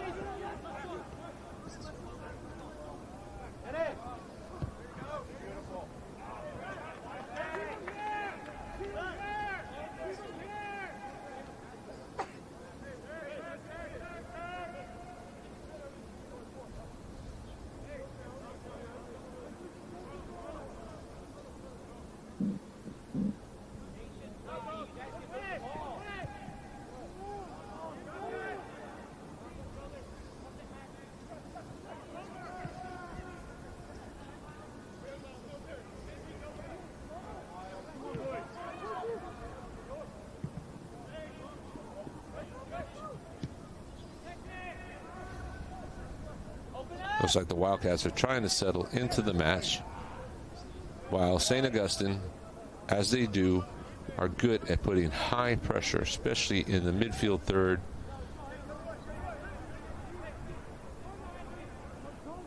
They like to win balls, strip the team of balls, and quickly counter. That's how they got in for their first goal. Whitney is a much more deliberate team. They will slowly build up, go through their midfield, try to connect midfielders to strikers. They're a very possession-oriented team. St. Augustine has been in this tournament for the last 4 seasons, and they are a quick counter type team. They like to get you stretched out, and then we'll put ball into spaces where your defenders are not.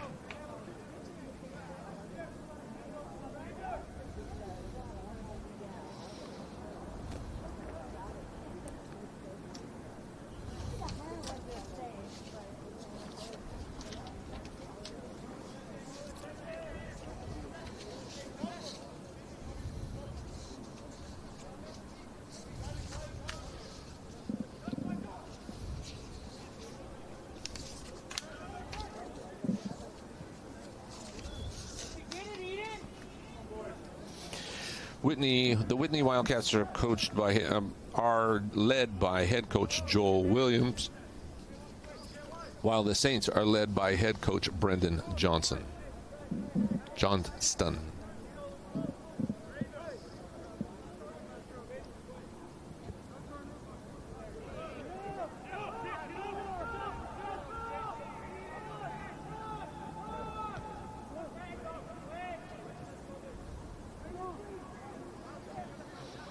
A little bit unlucky for the Wildcats to be down 1-0 now, don't you think, Coach Vic? Yeah, they got hit pretty soon with that PK. Let's see how they bounce back.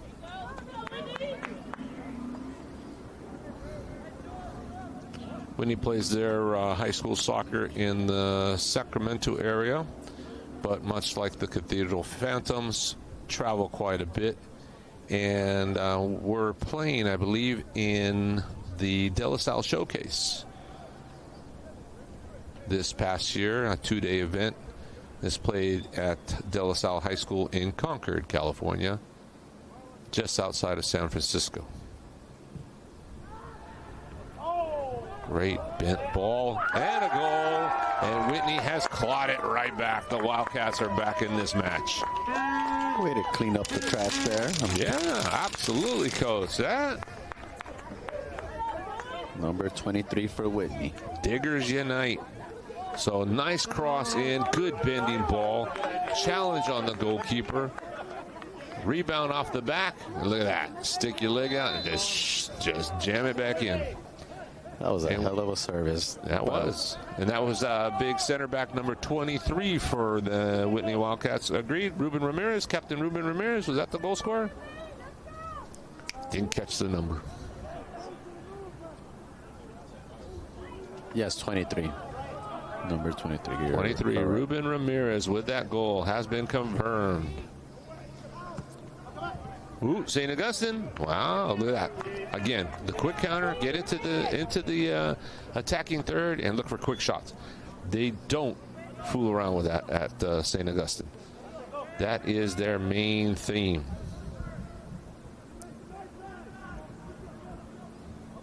This is going to be a dichotomy of two different games. A fast attack, St. Augustine Saints, versus a deliberate attack, Whitney Wildcats. It's always fun to have a clash of different styles of soccer. It makes it a little bit more interesting. It does.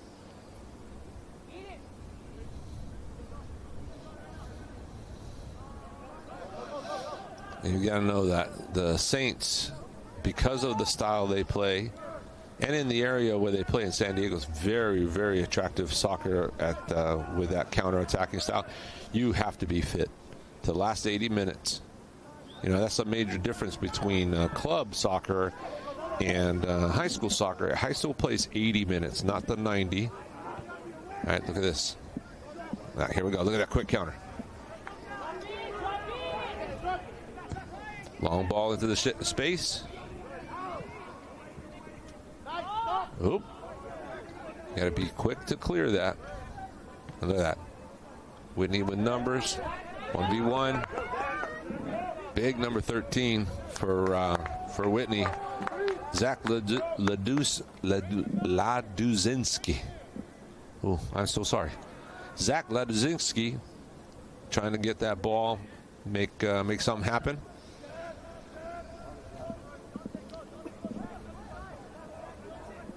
I'm noticing St. Augustine's V between their goalkeeper, their outside back, and their outside middies. There's a perfect V on the field where they can play quick counters. Look at this, Whitney. Look at that back. Give and go. Well, that looks like they'll look for that deep threat if they can too, right? That's for sure. And keepers, seems like they're going to get a lot of action today. Yeah. So far today, we have in the first match was Cathedral Phantoms versus the Servite Friars that ended in a 2-2 draw. In the second match of the day, we had that was the Orange Lutheran Lancers versus the De La Salle Spartans. That ended up in a 3-1 win for the Lancers over the Spartans. And in our most recent match, we had the Brophy Broncos versus the Loyola Cubs that ended up in a 1-1 draw. So 2 draws and 1 victory so far today. Look at that. That was good. Swarming defense. Now we got numbers up. And into the space, but too far in front of Laduzinski.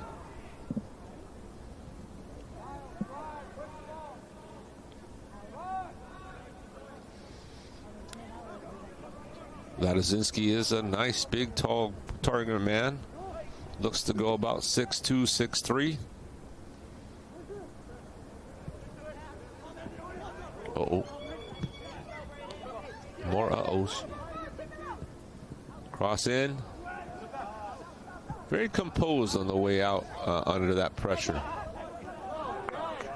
Whitney does a good job of finding the target man on top. Yeah, they do.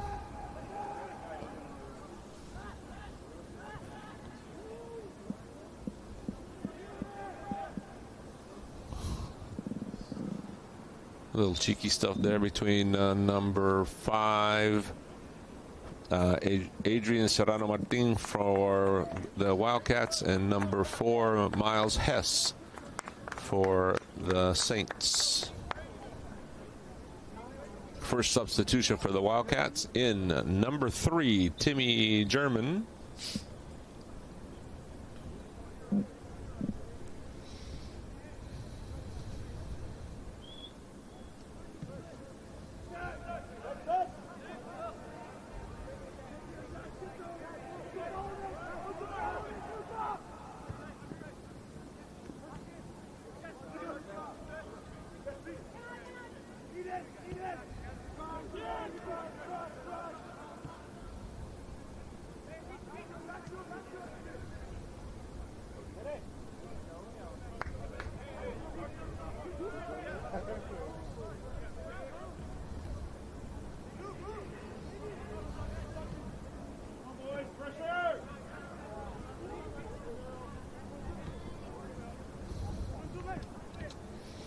Whitney is led this season by some very experienced players.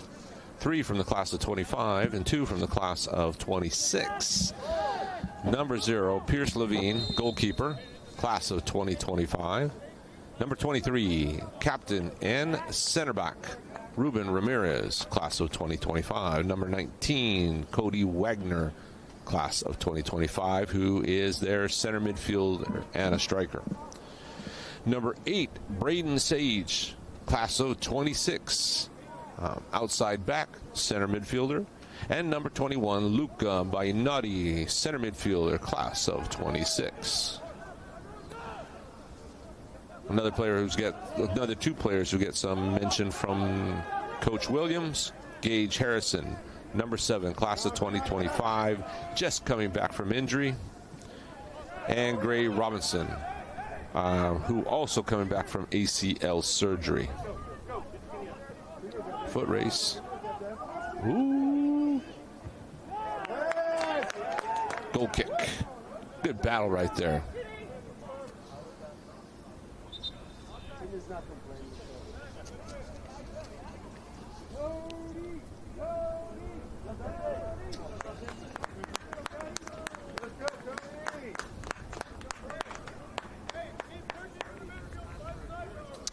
We want to thank one of our great sponsors for this tournament. Yearly, we're able to get our coffee every morning from a wonderful vendor right here in the city of Orange, in Old Town Orange, at Starbucks of Orange Circle.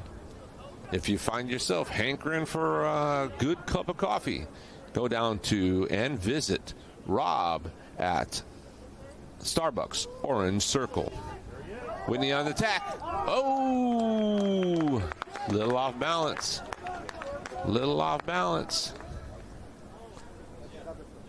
That substitution seems to be paying off some good dividends for the Wildcats. That number 3, Timmy German, coming in. Been a difference maker out there on this right side. What do you think, Coach? That's definitely right. Causing a lot of problems for St. Augustine on the right side. As you can see, they got a nice little chance there. Unfortunately, wasn't able to get a foot on it. Yeah. St. Augustine, one of the championship bearers down in the San Diego area. Always in the playoffs, always in the thick of things.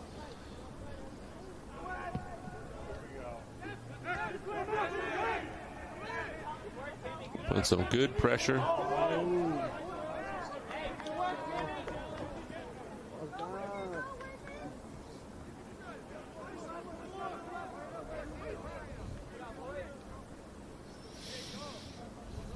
Looks like we're having a long throwing coming up. Well, looks like they're setting up for it. Yeah, decent. Always looking for that second ball, right, Coach? Yeah, right. You got to always be on your toes in those moments, and Whitney does a good job of clearing the ball. Yeah. I think that's the best high school teams are the ones who limit their opponents to opportunities off of that second ball.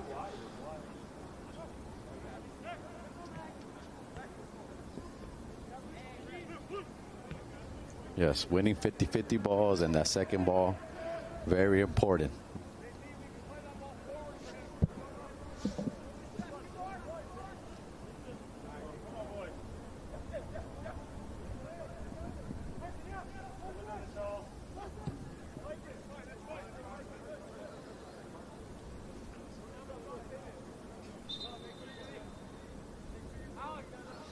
Good little run there by I believe it's number 15 for the Saints, Carson Prawl. The Saints with a substitution in number 13, Matthew Weinpel.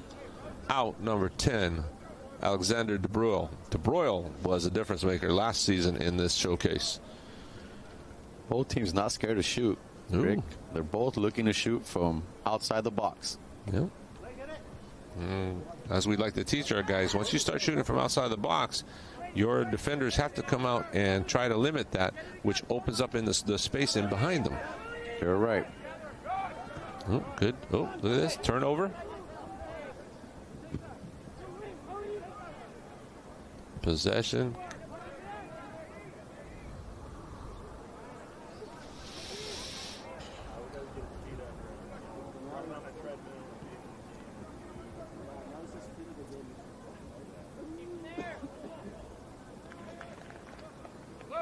Wildcats pushing the ball out of bounds. Another long throw-in opportunity. Looks like number 11, Luke Weinpel, the long throw-in specialist for the Saints this season. The Saints, I've noticed the last few years, they have quite a few weapons in their arsenal. Long throw-ins are good. Set pieces, looking for that knockdown so somebody can come on and find that second ball. Nice driven ball in. But a foul. Once again, Whitney well positioned to win that ball in the air or to get a foul.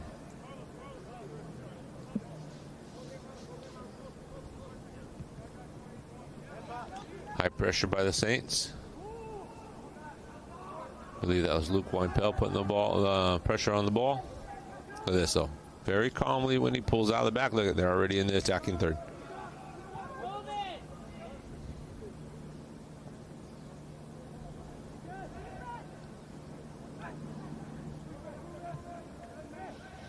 One of the things, Coach Vic, that I look for in these high school players is the ability to find the open man without taking 10 touches. It's one thing we talk to our players about in the high schools is that limiting your touches and letting the ball do the run for you. I do have, this season, we do have a few guys who like to take, 5, 6, 7 touches under pressure, and when they lose the ball, they get upset. And when they get upset, they have a tendency to stand and look at the referee for help while the game's going on around them. And it's one of the things that we're looking for our players to do is mature in that situation and say, okay, I'm going to do 2 or 3 touches. If I have to get out of trouble, I'll take 5 or 6. But I'm not going to sit there and stand and put my team at a disadvantage when it was I created the problem to begin with. Well, players must understand that at this level, right? Pressure comes at you really quick, and you got to be able to keep it simple, keep the ball moving, and hopefully push it forward and build chances by playing the ball quick. Absolutely, Coach. I'm in 100% agreement with that statement. The main thing here is for the growth of the player throughout the season. That's one thing that this showcase does is puts you to be in front of 3 of the best teams you'll see all year. And it gives you the opportunity to say, okay, let me see what I can do here in the match. And then later look at game film and kind of break it down to see good moments and technically good moments, and then technically moments that we have to improve on. And that's the beauty about these players, right? Accepting to come to these specific schools like Whitney, the Cathedrals, right? The Servites, Bolus, where you're expected to play some really difficult opposition. And at the end of the day, the game is the best teacher. Yep, I agree. And that's why we look for those kids with the experience. They come to us from the clubs, some of them on the stronger clubs, some of the weaker clubs. But as you say, the game is the best teacher. And the more touches you're on the ball, the more you're in a match that gives you that pressure of time, of space, the looking for a result to help improve your team's chances to get to the playoffs. That is for me the recipe to create and find the best players. Ooh, ooh, ooh. Oh, we got another PK. And a yellow card. We're going to have to take a closer look at that. From point of view, it seemed like the player had his hands close to his body, but we'll take a look at the replay. Oh. Unfortunately, yes. It was a rebound, but the thing is that it came to his advantage. And wasn't that the referee's call on that if he gets an unfair advantage for the inadvertent hand, it's a penal foul? Yes or no? I agree. He definitely stuck his hand out. Yep. And he got the book on that too. And that was Captain Ruben Ramirez. And with that, the Saints are up 2-1. That's 2 PKs for them in this match.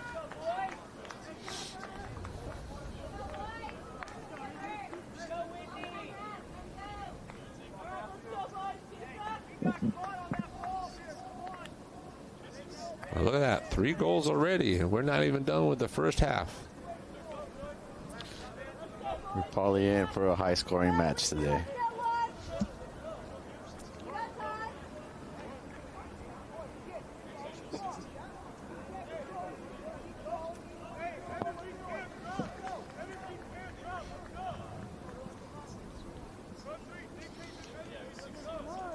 All right, Captain Ruben Ramirez has returned to the game. Number 16, Anthony Province, converting the penalty for St. Augustine. All right, Whitney again in the look for an equalizer. Oh, wow. That's soft. I'm sorry. I disagree with the referee right there. I got to agree with the ref there, Rick. I thought the player went a little bit careless, reckless with his cleats up. Good call by the ref. That's difference of opinion.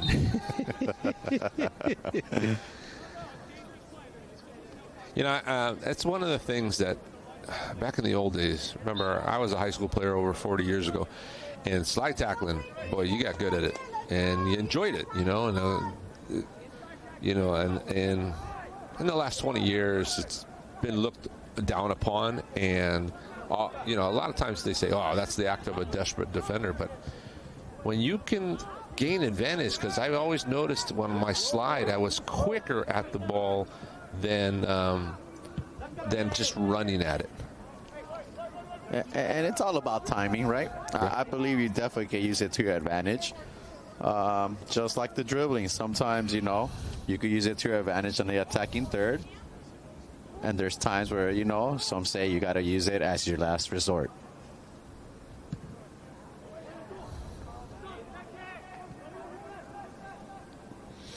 Right now, Whitney's having a big issue getting the ball out of their own half. They've been back here about 3-4 minutes now. Again, you say they know how to find their target, man. They're trying to find him too much. I think he seems to be their only target when they're pretty good building out of the back and playing through the midfield. But right now, they're going for the long ball. Uh-oh, another mistake. And number 13, Matthew Weinpel from the Saints, trying to make something happen for him.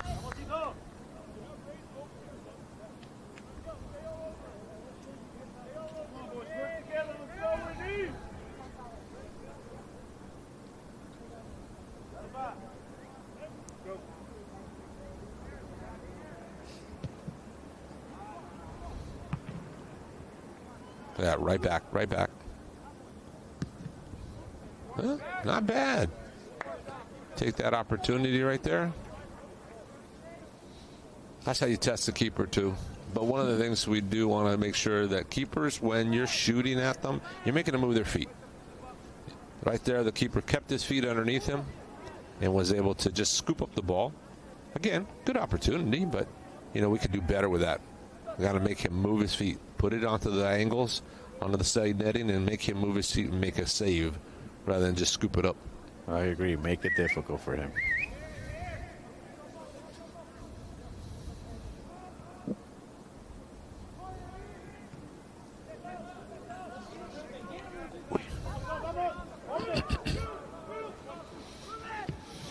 Long ball into the space. I think Whitney's gone away from what's tried and true for them. Oof.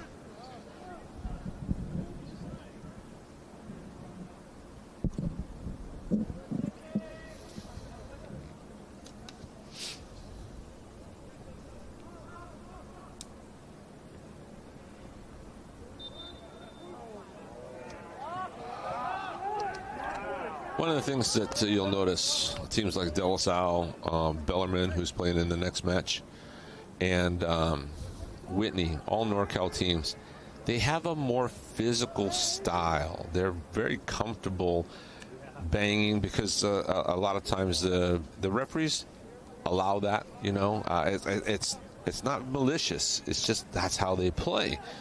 And I notice when we go up north, we have to deal with the fact that we're not getting calls that we're used to getting. And then when they come down here, they have to start and understanding that they're going to get calls that they're not used to getting. You know what I mean? They're going to get called against. The fouls will come.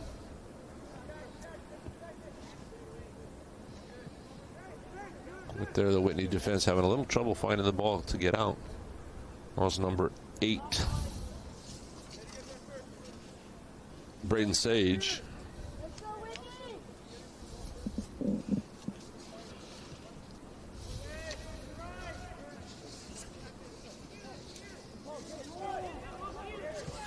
Ooh, turnover.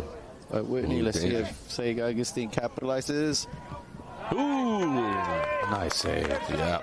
That's goalkeeper Pierce Levine, senior, on their highlight list. Came up big with a save.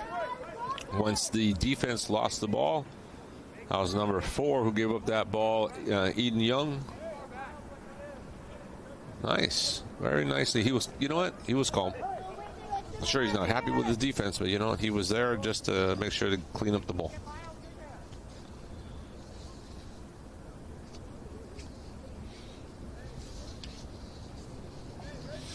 In our last match of the evening, we'll be having the Harvard Westlake varsity team versus the Bellarmine college prep team. That's the Harvard Westlake Wolverines versus the Bellarmine Bells.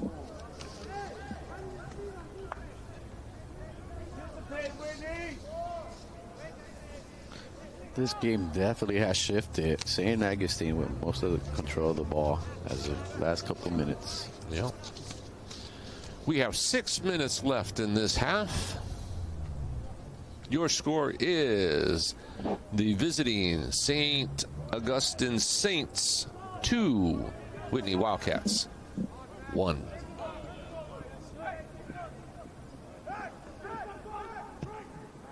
Long ball sent in deep. Ooh, that was a cracker of a shot. It was a nice setup too. Oh no, it was nice. Too bad he was offside. Yep. I don't know, but Whitney seems a little bit heavy on the legs. I'm not sure if that drive down here has affected them. Yeah, you know what? That's one thing when you travel up and down the state. With our Cathedral teams, we travel a day ahead of time. So that way we have a chance to stretch the legs, get comfortable, have a good night's sleep, and then come into the match. Not all teams get to do that. We travel one extra day to get... Ooh, again. Lucky save, but a save. A save. A lucky save by a very experienced goalkeeper, Pierce Levine. He does do a good job of positioning himself really well. Yep. Did you notice? Saints are picking on that that left side of the Wildcat defense. That's 3 opportunities in the last 5 minutes coming off that side, where off of the St. Augustine's right side, attacking the Whitney left side.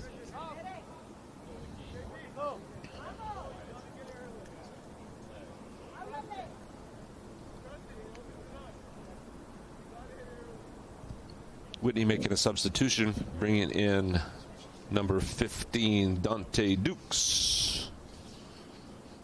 And number 10, Alexander DeBroyle, coming back in for the Saints. Last year, DeBroyle for the 3 days was just outstanding. He was always in the mix for the Saints. They had this striker last year, forget his name, but wow. DeBroyle was always looking for him. And this guy was quick, lightning quick. So got some few really great goals and opportunities off of that combination. They were a real scary duo. Yeah, they were.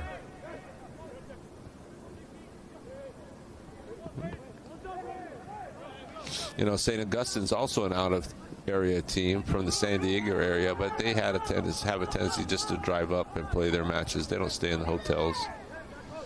So that's kind of nice when you get to stay in the comfort of your own home and then just come up for a match. So they'll go home again tonight, good night's sleep, another match in the morning tomorrow, and then everybody gets Sunday off, and we finish up this showcase on Monday with 4 games rather than 5. 2 teams will not be participating in the last day. That is Harvard Westlake and Loyola.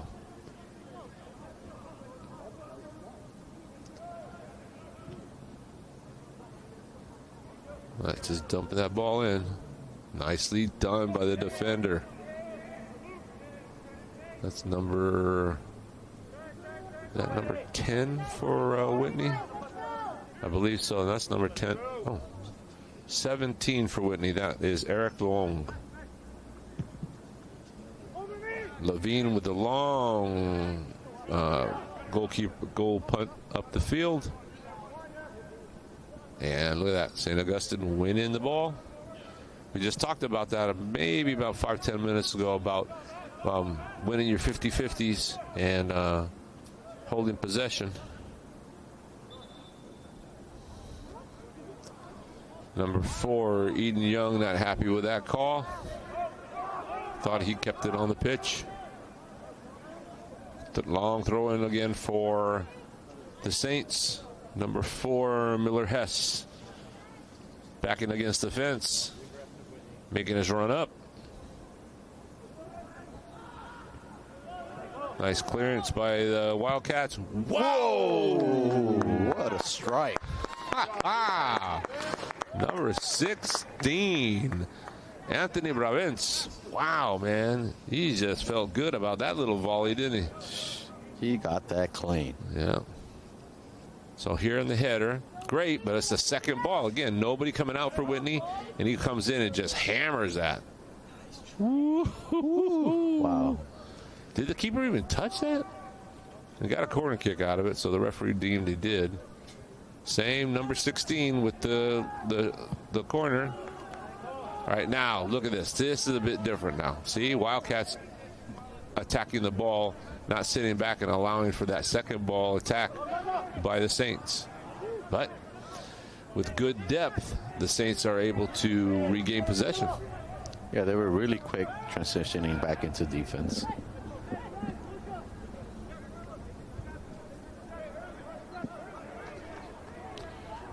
We are under a minute to go on the live stream clock. But remember, the live stream clock is not the official game clock. The official game clock is kept by the referee, the center referee in the match. So I'm guessing we got maybe about 2 minutes left here. He has not looked at his watch even once. Right now the score is the visiting Saints 2 from St. Augustine Saints, and the Whitney Wildcats 1. Having trouble clearing that ball out the middle. Up. Oh, danger. Danger, danger. Free kick. About 25 yards out. That's silly. That was silly. I agree. The guy was facing the wrong way, right, Coach? So facing the wrong way, how can he score on you? Yep. That's where patience and maturity come in. You had to know that the situation was safe. All you had to do was get your position and make sure he didn't turn and look at the goal. Okay. Alexander De Bruyne. Looks like he's setting up for the free kick. Oh, no. Here we go. Oh, into the wall. But still, Saints with an opportunity. Throw in. No, corner kick for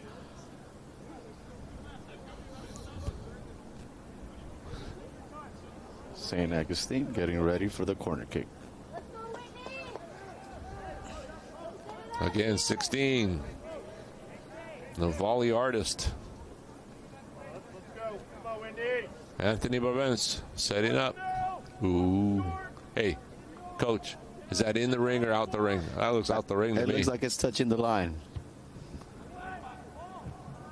Trouble, trouble. Remember, the whole ball has to be outside of the line completely. That's why I defer to you, ref.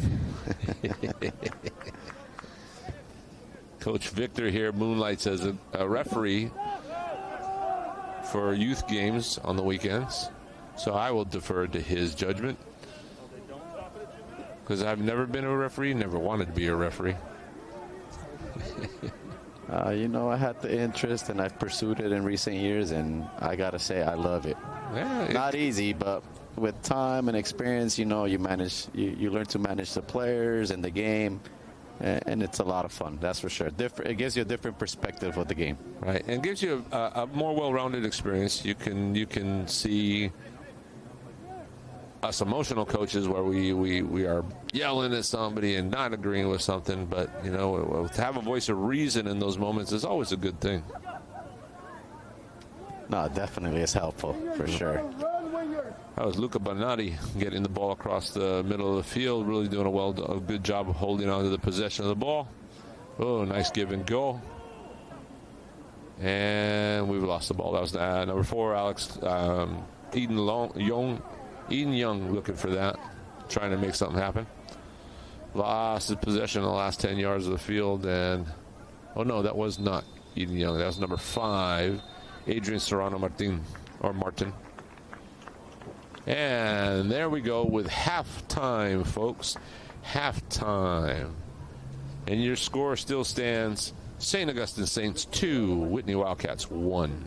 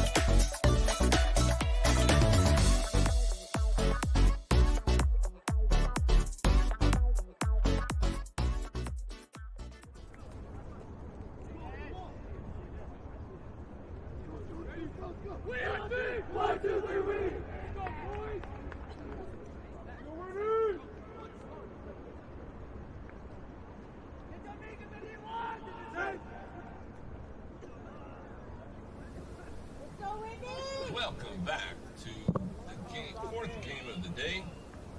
Our first day. Welcome back to the fourth game of our first day of the SoCal, 8th annual SoCal College Showcase. Here at Ernie Chapman Stadium on the campus of Chapman University in Orange, California. I'm Coach Rick Sanmartin, your announcer for this yearly event, and I'm joined by boys varsity soccer coach Victor Clara. Well, thank you, Coach Rick. It's been a pleasure being here and watching a lot of very talented teams go at it. It has been a very entertaining day. This is the 8th year for our event. We welcome you all to our live stream telecast, and thank you for your support of these wonderful student athletes.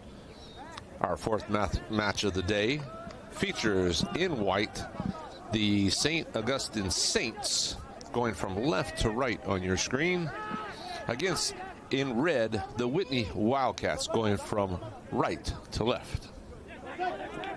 Our current score at halftime is 2 Saints, 1 Wildcats. We want to thank our great sponsor who provides our coffee for our coaches and for our staff and live stream telecast crew. Ooh, the header almost on frame. There we go. Looks like we have a goalkeeper change for the Saints. Looks like number 1, Archie Gonzalez, is in the nets for them. Our sponsor, Starbucks of Orange Circle, here in downtown Orange, California. If you want a great coffee drink, go to Starbucks. Talk to Rob, Starbucks of Orange Circle.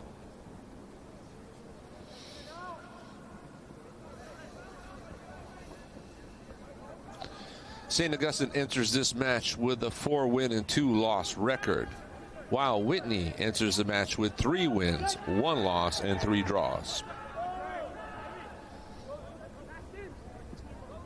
The Saints were able to score twice in the first half off of 2 penalty kicks. The Wildcats scored a really nice goal off of the run of play.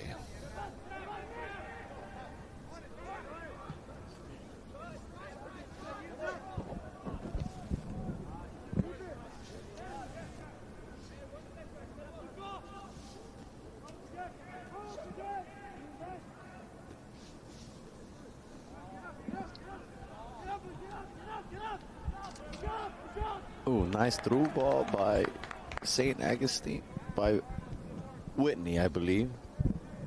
Yeah, that was Whitney on the attack, St. Augustine on the defense. Oh, correction. It was Whitney on the defense. And St. Augustine on the attack. Looks like Whitney's had a goalkeeper change as well. We have 11th grader number 1, Ben Bridges, in the goal for the Wildcats.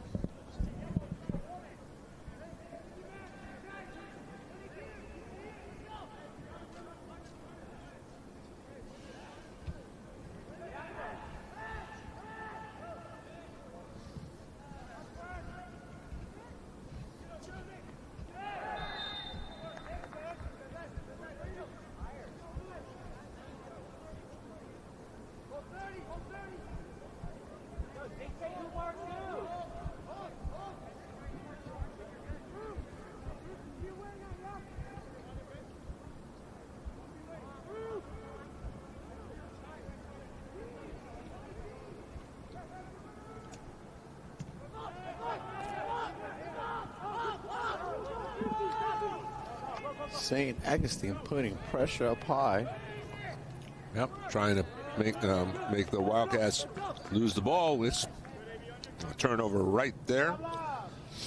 Eden Young losing the ball over the line. St. Augustine with the throw in.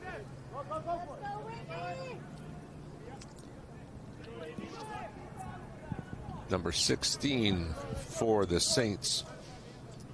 Anthony Bravens, the thunder strike that he had in the first half. He's with the ball. Going to do a throw in for the Saints.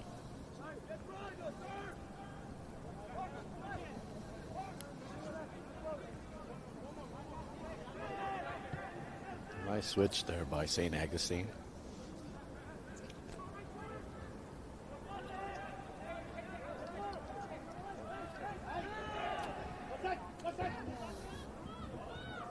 Right, Whitney looking for a counter.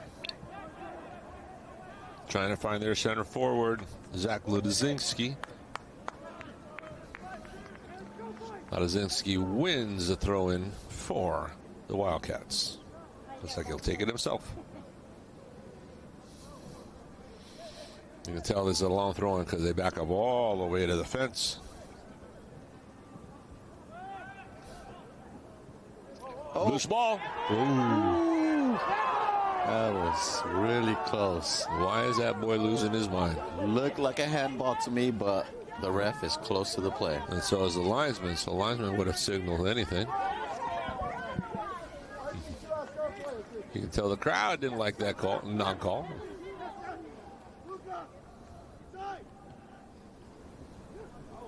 Oh, a little too casual with those passes back there.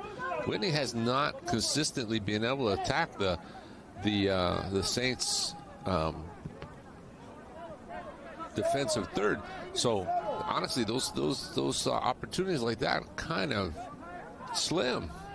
Good pressure. Look at this. St. Augustine doing a very good job with their two attacking mids. Yep. Pressing. Well, look at it. They won the ball back. Yeah, look at that. Short run at the goal.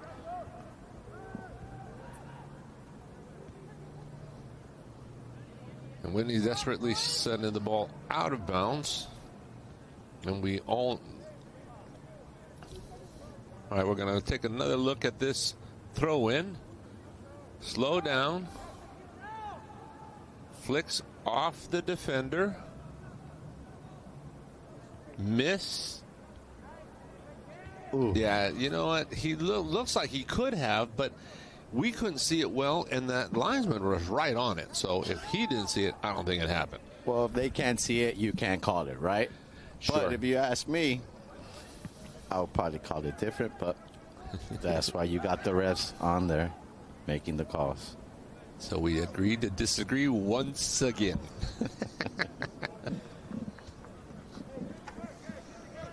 You know, and that's the thing in the game. You know, you're down 2-1. I get it. You want that. You want to get that simple one back. But still, the shooter still has to make the strike. So it's not a given. And honestly, I really respect the fact that Whitney has goal. Their goal came from the run of play. Neither of St. Augustine's goals have come from the run of play. Both penalties, which were awarded, they were true penalties.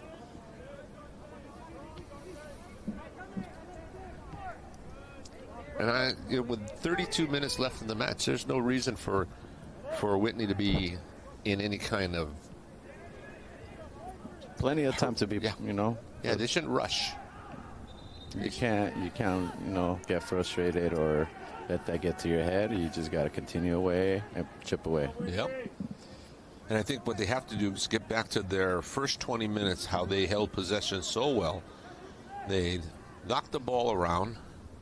And that's a great cheeky little play, but let's see if it brings any dividends. See, look at that. That's still great, and then all of a sudden the pass was poor. And St. Augustine will make you pay for those kind of mistakes. Nice tackle by Whitney. Yeah. Yeah, good call.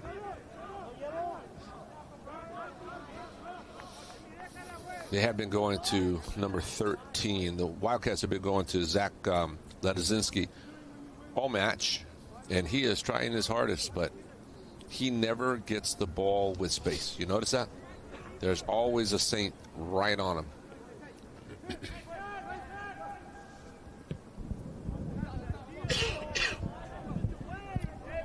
Ooh, nice touch.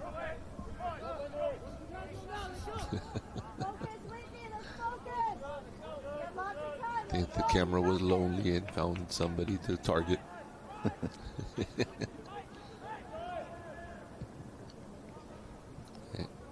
Ooh. See, that was a clear hands ball for me, and it happened right in front of the referee, not even 5 yards in front of him. And once again, I'm going to disagree with you. Ooh.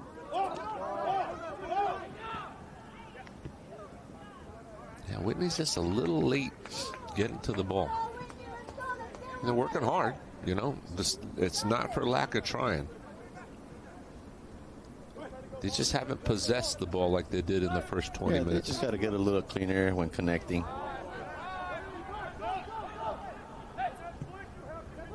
And there it goes. Again, the Saints, bread and butter. Get that ball and attack immediately. You know? And then Whitney tries to do the same, and they don't seem to have the same type of speed and composure like the Saints do. Intensity, Whitney, let's go.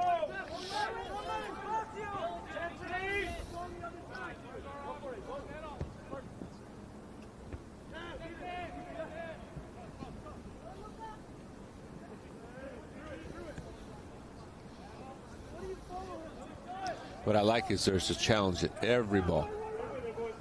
Well, those three midfielders for St. Augustine do a very good job of working and feeding off each other. Number 7, Carlos Delgado, and number 15, Carson Prawl.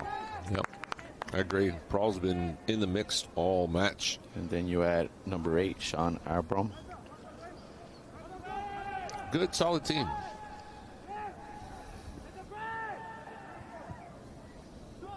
But Whitney, again, is no slouch. No. They've got some great little players in there. Braden Sage has been on the ball all night. Number 3, Timmy German, he's been on. The goalkeeper, Levine, has been just lights out. I had one of the D1 coaches ask me, because he had heard that Levine may have or may be signing with Chico State. Oh, good for him. Yeah. Solid goalkeeper. Made some big saves in that first half. Well, he was always well positioned, just very unlucky. Got 2 PKs against him. Right.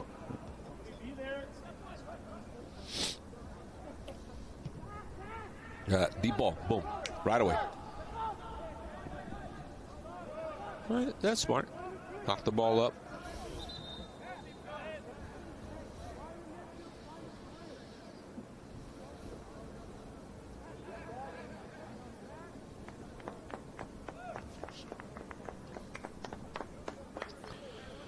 In for the Saints, Luke Weinpel. Coming out, number 13, Matthew Weinpel. Oh, look at that. Weinpel for Weinpel.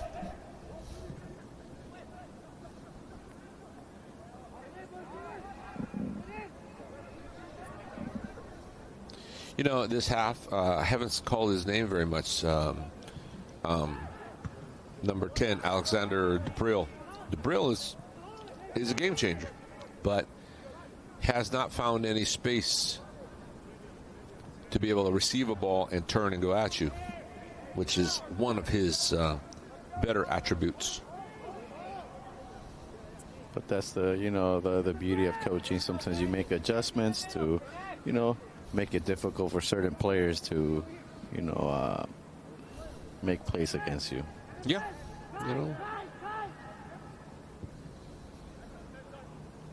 Look at that, though. Long cross ball, trying to find the lone player on the flank, and St. Augustine's able to put pressure on it and win the ball. 25 minutes, just a little over 25 minutes left in the match. We have the St. Augustine Saints in white with 2 goals, and the Whitney Wildcats in red with 1 goal. The match is transitioned from late in the day to early in the evening. We have full lights at this wonderful Ernie Chapman Stadium. Let me tell you, Rick, this stadium is wonderful. Huge field. A lot of space for players to run. Yeah, I believe the measurements are 75 by 120. That is a park. That's not a pitch. Look at this. Here we go. Okay. Well, nicely done. See, that's what I'm looking for, Whitney. Look at that. Well boom, done. boom, boom. Connect. Snipered. And then. He still Sorry. managed to get up and keep control of the ball. Sorry, gentlemen. It had to be said.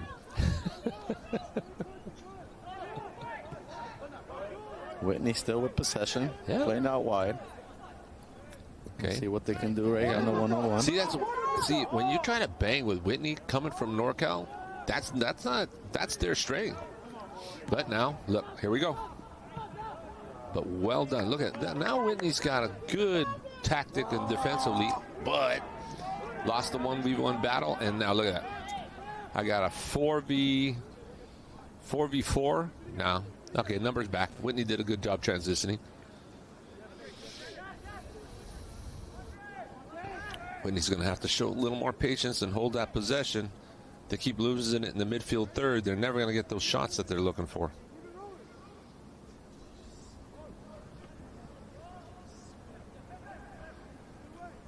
And the Saints are just cheeky enough to keep the ball, and all of a sudden just knocking the ball around. Oh, nice turn by Carlos Delgado.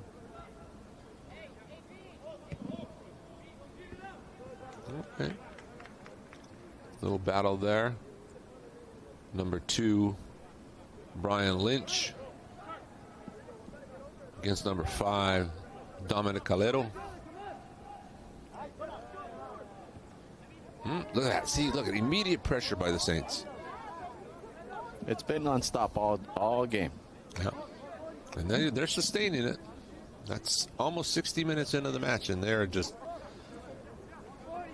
on you. All 120 yards. Okay. Got a speed battle here. Number 2. Good job. Emiliano postal weight. Ooh. Oh, took it away. Ooh. Real close. That was number 26, Max Luong. Good individual effort. Got the ball back, pushed it across the top, and bent it right around him. Ooh. Just not enough bend. Wow. Hey, that was pretty good work.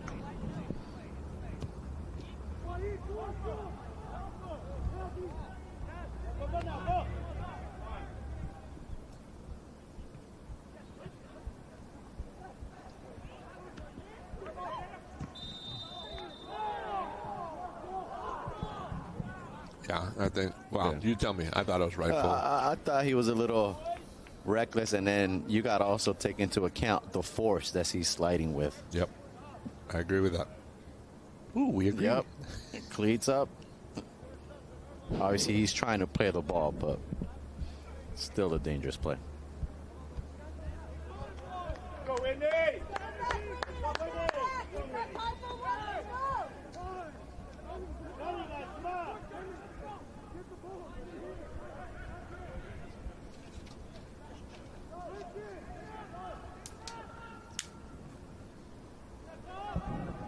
St. Augustine trying to build up. Whitney up to the task, though. Now, that was a good battle. Throw in to Whitney.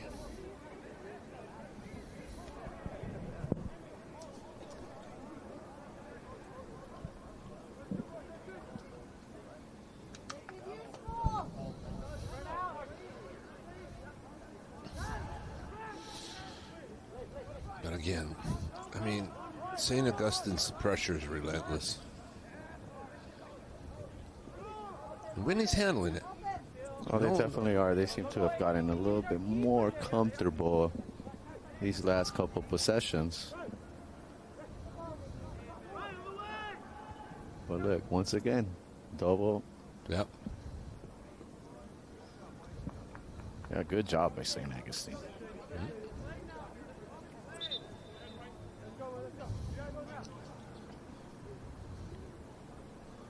We have 20 minutes left in the match. Remember, please, folks, that the official time is kept at the center of the field by the center referee. St. Augustine on the attack again. Number 7, Carlos Delgado. To Brovence. Back to him.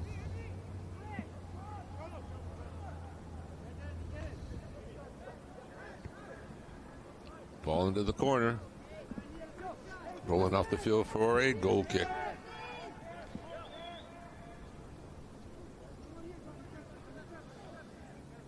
We're preparing for our last match of the evening, which will be the Bellarmine College Prep Bells versus the Harvard Westlake Wolverines. Our 6 o'clock match will follow the warm-up period, which will begin after this match. This match should end somewhere around 5:35, 5:40.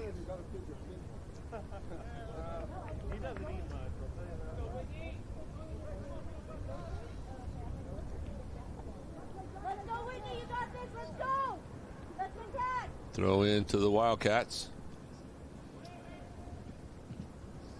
Cleared out by the Saints. Oh, what a great job by St. Augustine there.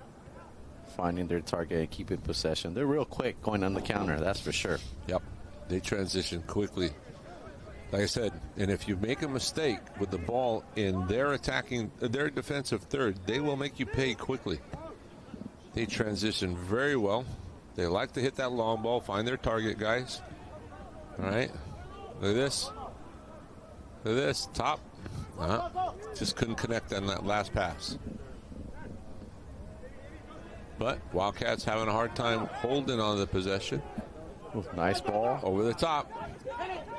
Ooh, that was close. Well done by the keeper. Yep. Keeper coming off his line. Yep. That was good work. I mean, saved the tying goal.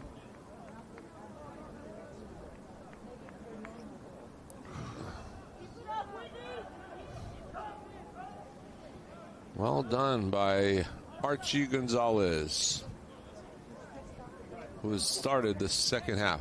Ooh, that was ugly.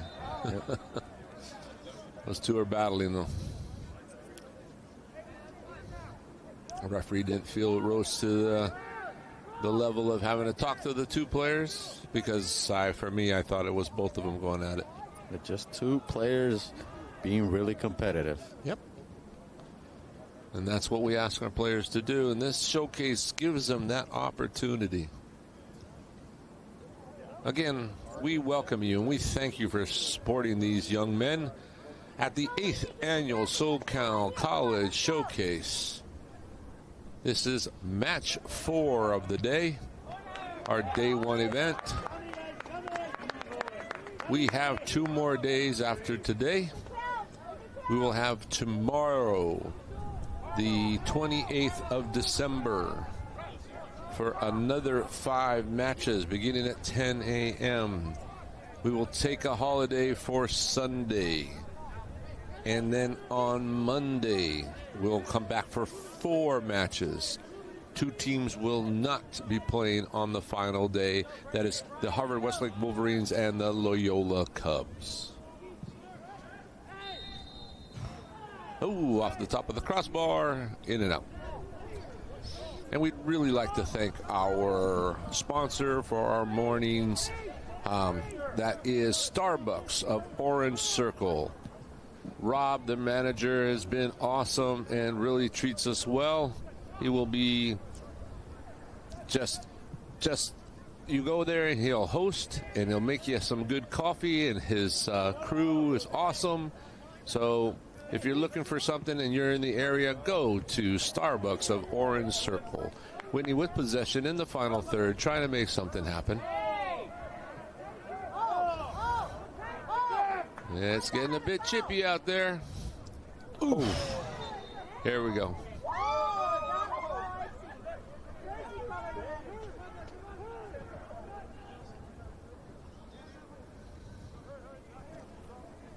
Come in.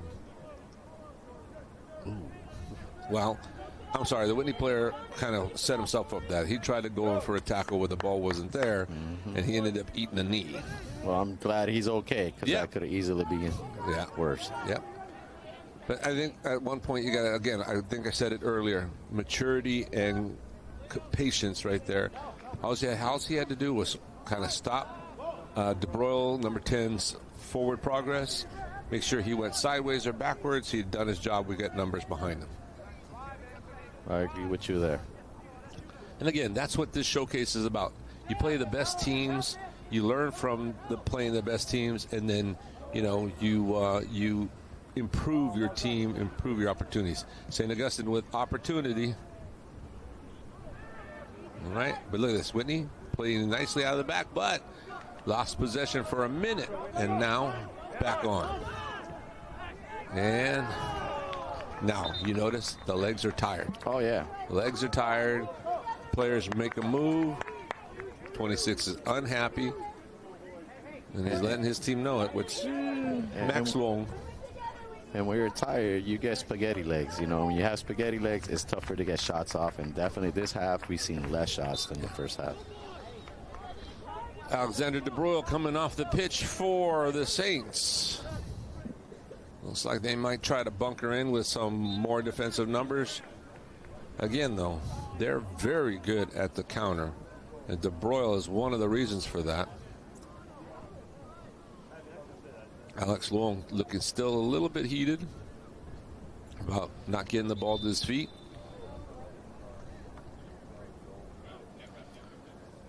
Got a yellow card, I believe. Was that Leon, number 26? For number 3.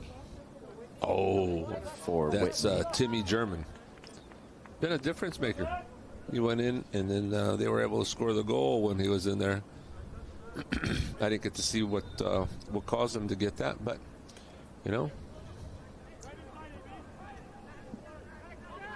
Rob Vance with the ball in the middle. Whoa! Oh! Just wide. Who missed that? Number 4. Miles Hess. Kind of a quiet night for Miles. He was playing in the back earlier tonight. Now it looks like he's playing up. I've noticed that St. Augustine likes to do that a lot. Last year, you were talking about their goal scorer. The tall kid they had. Yeah. He would play it in the back, and then they would put him on top and mix it up. Yeah. It gives you a different look. Ooh, nice.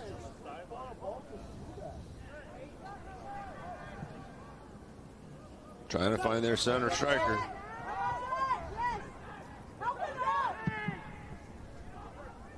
See, nice. That's smart to clear it up. Just clear it up where you can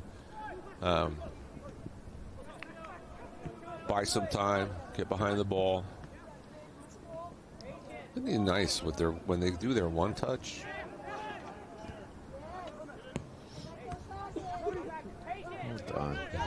Wow, yeah. Nicely done. It's some beautiful soccer.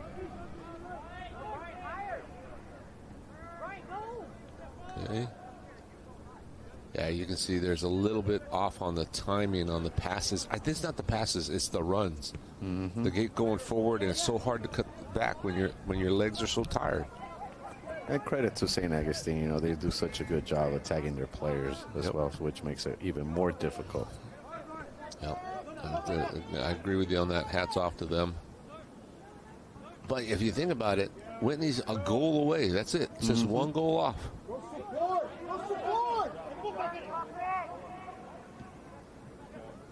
Oh, nice play. Yeah, another nice play. Oh. I thought the cross should have been up and into the middle of the pitch, not low like that. But, hey, they still got the ball, so.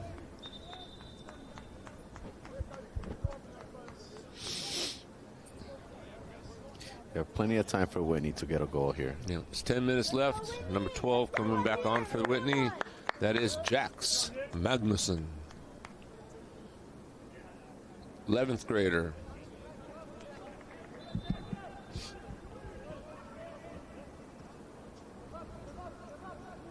Okay, look at this. Put pressure on the ball, transition, but St. Augustine's kind of getting tired legs too because they just lost that ball. They worked hard to win it, dispossess Whitney. Well, let's see if they could keep this up all 80 minutes. Yep. It's not easy to do, especially on a big field like this. Yep. And they compartmentalize those runs. You notice the forwards making the runs, then the wide midfielders make the runs. They do a good job of moving off the ball. They do.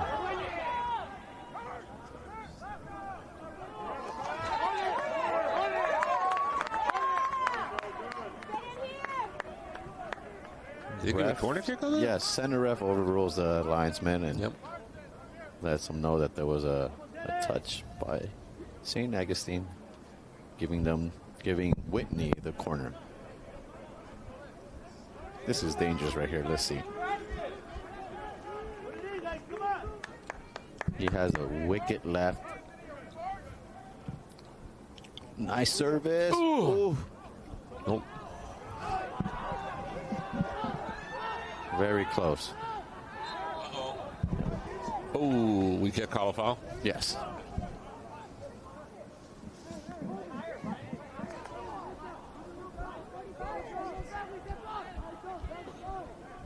on, boys. Come on. Find another gear. Let's go.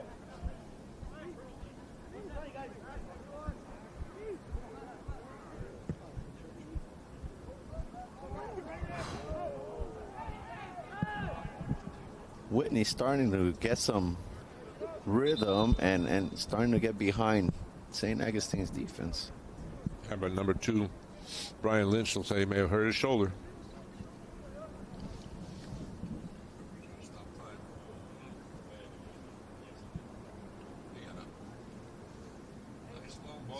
That's the first long ball that I've seen them on the set piece. That's the first long ball I've seen them on the set piece. Ooh, sometimes you got to mix it up, right? Yep. Give them something they haven't seen all game and hope to catch them off guard. Yep. So since the ATC came on the field, number 2, Brian Lynch has to come off.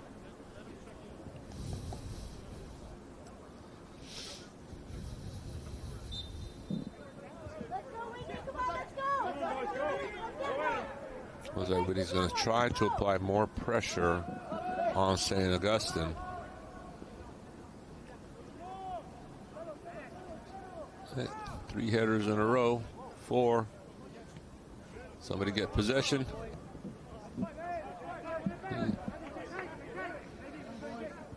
I want to thank the crowds who've come out this afternoon. We had some great crowds all this afternoon and tonight. I would be willing to think that there's probably about 200-300 people have been through this stadium the last 8 hours. I'm sure the players appreciate the support. Absolutely. And they may not see it, but they support your online support as well, folks. Thank you for watching our live stream.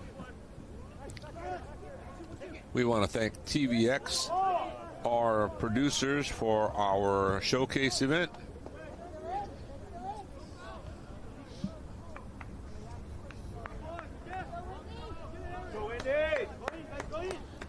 I've just been informed we've had 1,500 viewers for this stream. That's amazing. That is. That's great.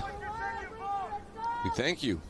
Hope you've enjoyed the matches today and enjoyed watching some great high school soccer. You know, we have soccer all over this country. Next week is in Dallas, Texas, is the NTX Elite Tournament. We've participated in that, and that was a magical tournament in Dallas, Texas. And but we've decided the last 8 years to limit our travel so we can host this wonderful event. It's such a nice thing to just see how much this sport has grown here in the U.S. and how far it's come, and just the level of competition. Absolutely. Oh, bad touch. Ooh. Ooh, that seemed like a. And he hurt himself. But the ref gives that bandage. Yeah. And hopefully it's only a cramp that he got when he jumped up on that. But now they're two men. His buddy was out there. Oh, yeah, he's cramping like a son of a gun. Oh, look at that, writhing in pain. Once he gets up, gets some electrolytes in him, he should be fine. Kick the ball out of bounds, gentlemen. Get it out. Yeah.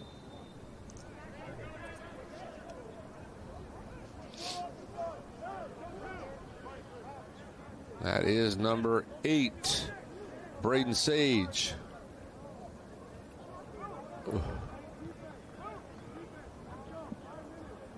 He's been running up and down that sideline all game long. Yep.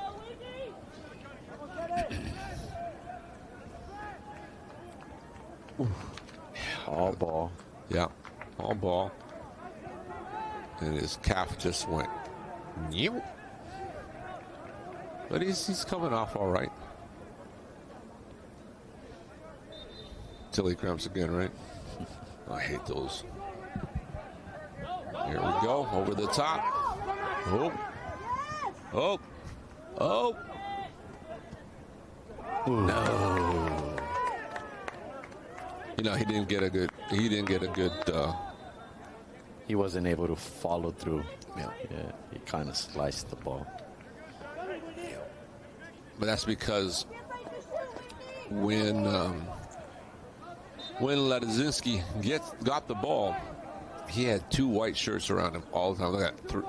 2, 3. That's that pressure of time. You know, it's like, wow, there's no space.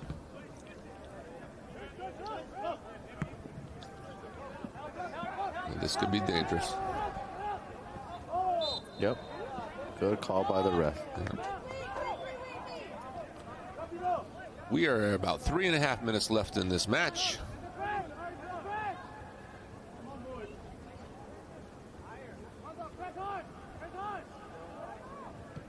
Ramirez set him up as keeper.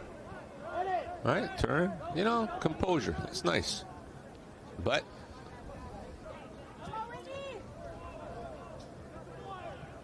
all right, Whitney getting the ball. Trying to get something happening here. They're only down by a goal.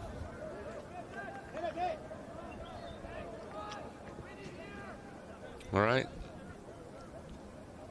I think Ladzinski's going to take this throw in and put it as deep as he can. Stretching those arms. Here we go.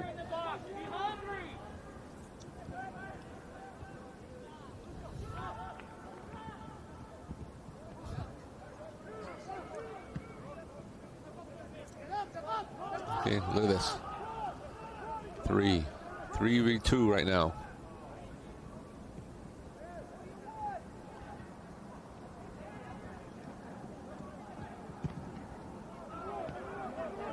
Okay, look at, oh my, look at this, he's wide open. Ooh, Loving with a big save. That was a great switch. Yeah, it was. Yeah. But even bigger save by the keeper, you know. Yeah. It's just Whitney, I don't think they have the legs left. They're trying though, you know. Well, I shouldn't say anything, just allow them to show what they've got. We're under 2 minutes. You gotta play the game till the end, to the final whistle. Yeah. Again, folks, the official clock is kept on the field by the referee. So whether our clock runs down or not, 2v2. You know, all St. Augustine has to do is just keep dribbling the ball and keep Whitney away from it. They're going to take home a 2-1 win. Out of 4 games, that'll be 2 draws and 2 victories. We never say 2 losses, do we? No, we don't.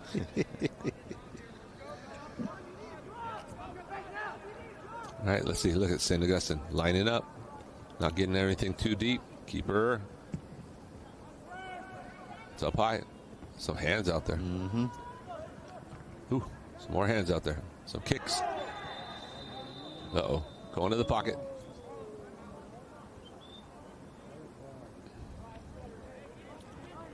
Yellow card for Carlos Delgado.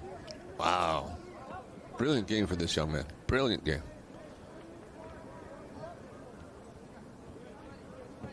Oof. This might be their last chance. Yeah.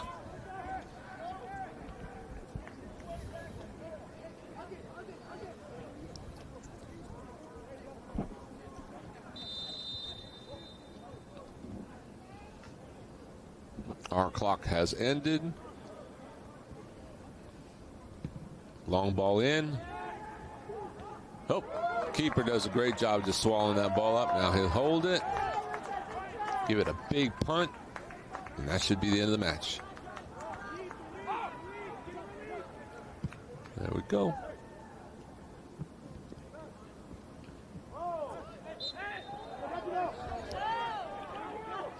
I don't know. I don't know.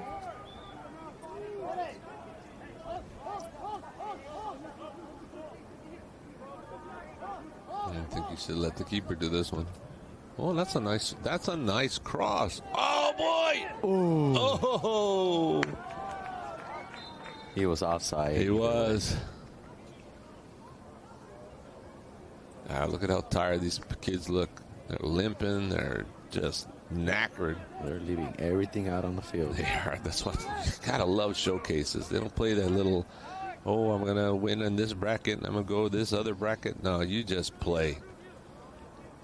That's one thing that the organizers, especially specifically Coach Arturo Lopez, he puts the best matchups that he can.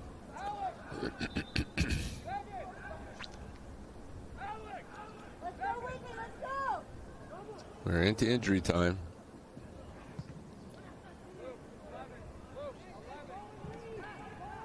Referee's looking at his watch.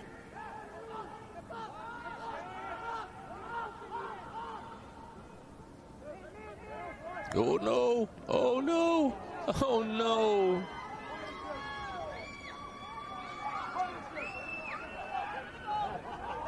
Ho ho ho! Great defense right there.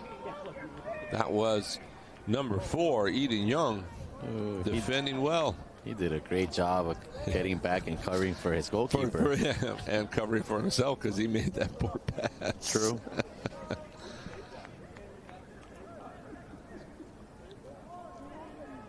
He's right here saying good for St. Augustine. Keeping the ball in there.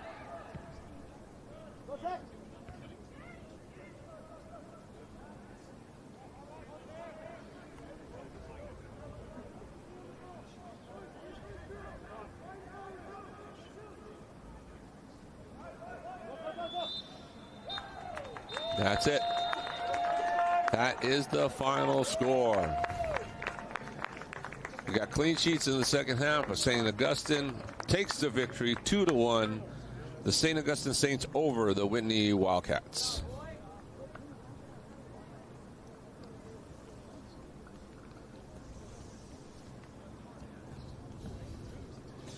We want to thank you again for this supporting these young men. They are putting it all on the field. You can see them walking off the field. They are exhausted. But it was a great match. Congratulations to St. Augustine, the Saints winning 2-1 over the Whitney Wildcats from Sacramento, California. Again, thank you for supporting us, and thank you for watching the 8th annual SoCal College Showcase here at Ernie Chapman Stadium at Chapman University in the city of Orange. We'll come back to the final match of the night for the 6 p.m. match between the Bells of Bellarmine College Prep versus the Wolverines of Harvard Westlake High School.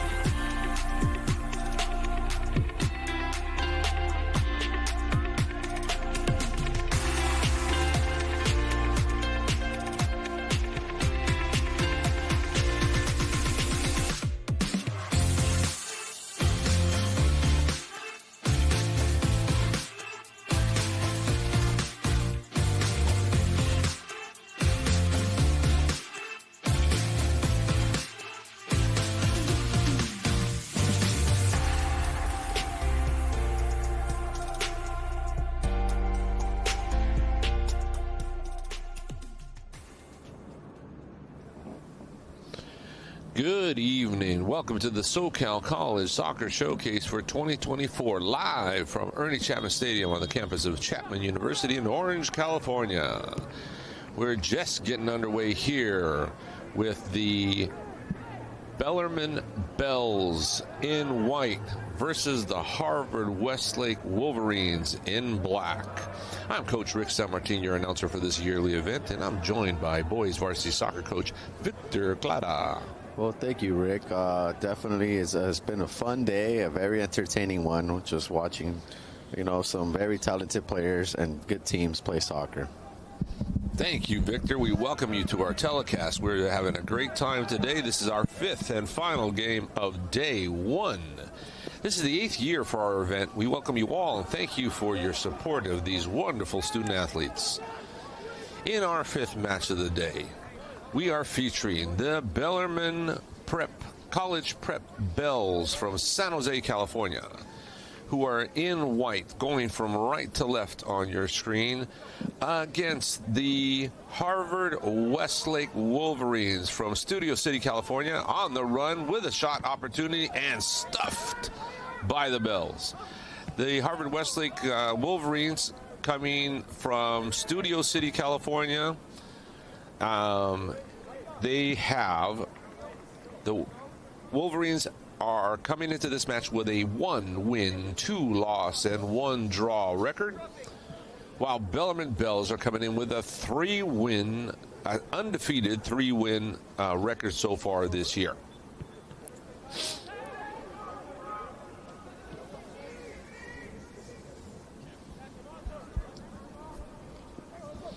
Harvard Westlake Wolverines are led by head coach Michael E. Rush. The Bells are led by head coach Connor Salcedo.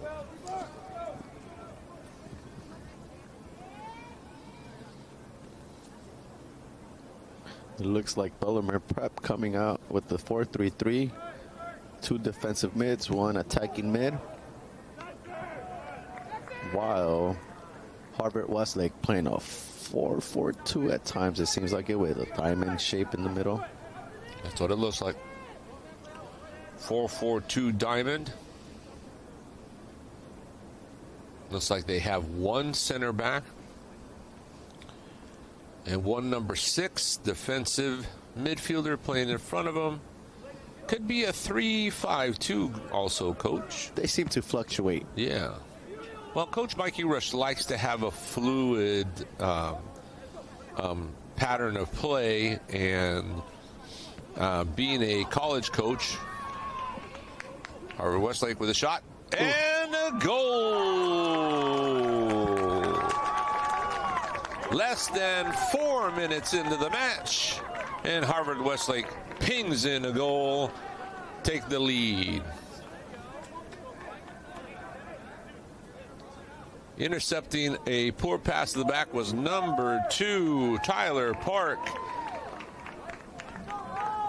And keeper just a little bit unlucky, not able to get. Yeah, not able to push it out. He did get his hands on it, but it got snuck underneath his arms to go into the back of the net.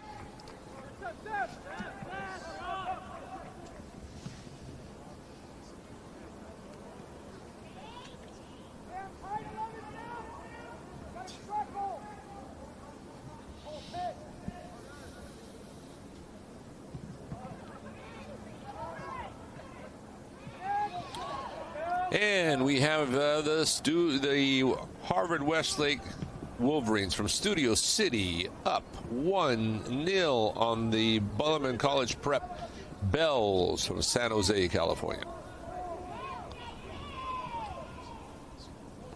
That was number 2, Tyler Park, senior midfielder, who scored the goal for the Wolverines.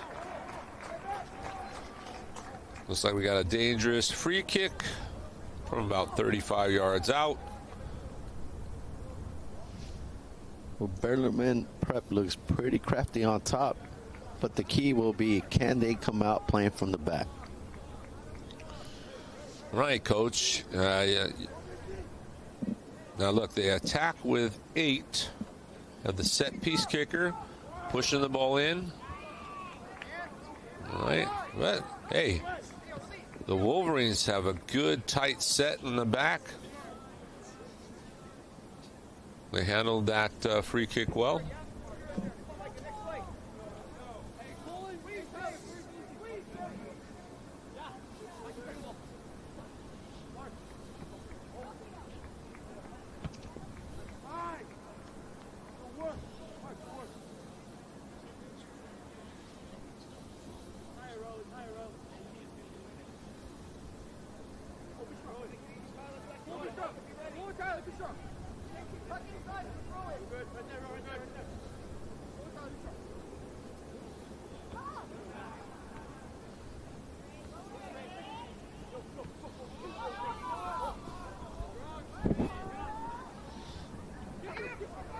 Wolverines are looking dangerous. Bellarmine Prep having a little bit difficulty in the middle with Harvard Westlake's physicality. Yeah.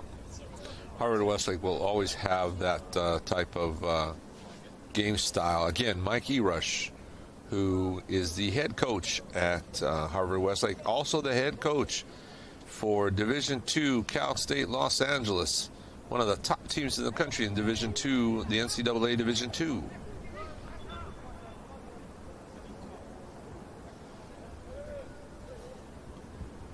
Oh, looks like number 2's got something hanging around him. He's got to get off. No jewelry on the pitch. That's our goal scorer, Tyler Park.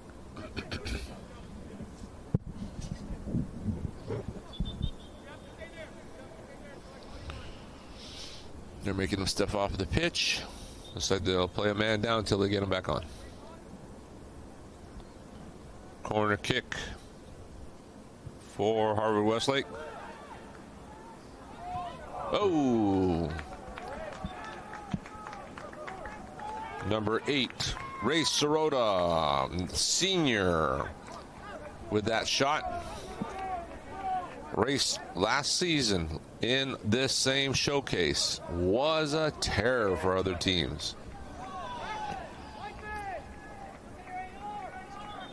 Number 10 with the ball, Micah Rosen, another all-showcase selection last year. I believe both Race and Micah were either on the best 11 or the alternate all-showcase team.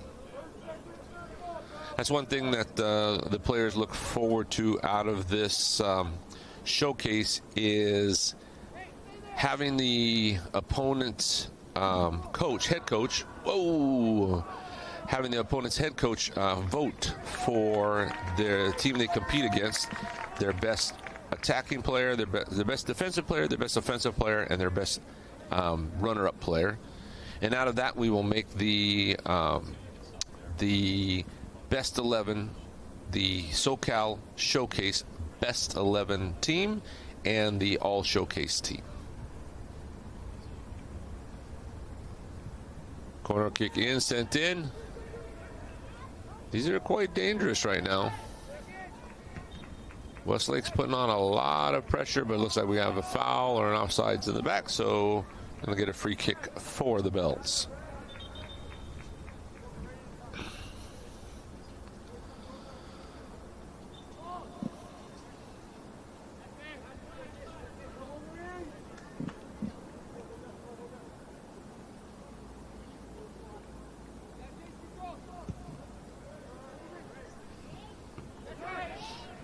Bells goalkeeper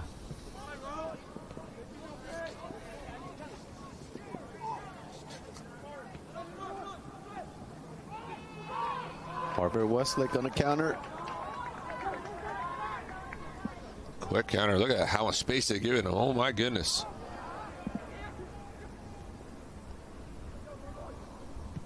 And the shot sent away.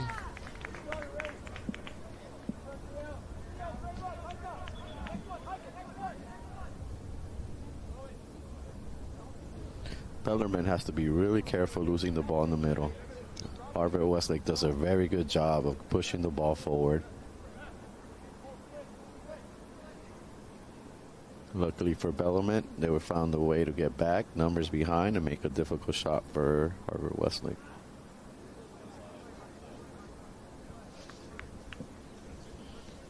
Looks like we got a player down for the Bells.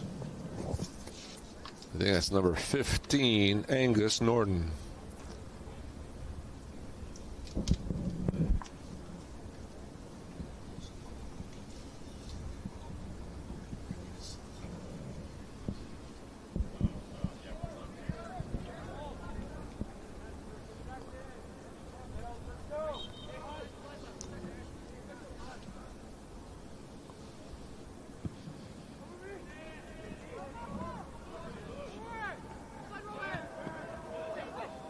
Oh, flick on. All right. Right now, the battle for the ball is in the midfield. Somebody's trying to get possession here.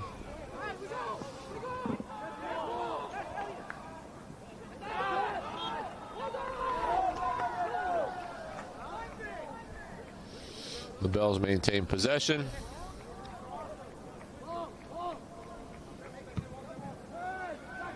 Long ball into the mix. 2 10s battling right there.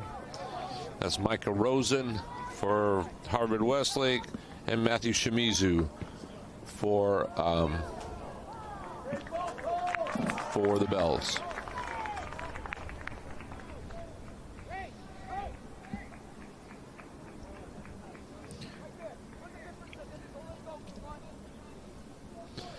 In the goal for Bellarmine College Prep is number 99, Drew McClellan Jr. It's had a busy night already.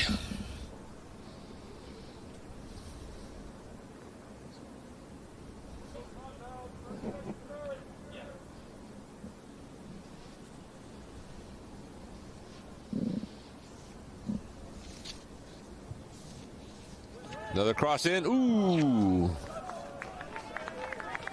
Looks like a good opportunity. Just went away.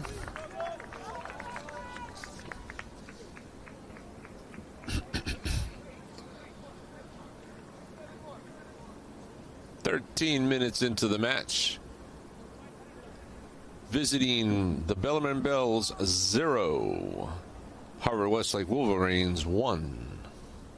Goal scorer Tyler Park.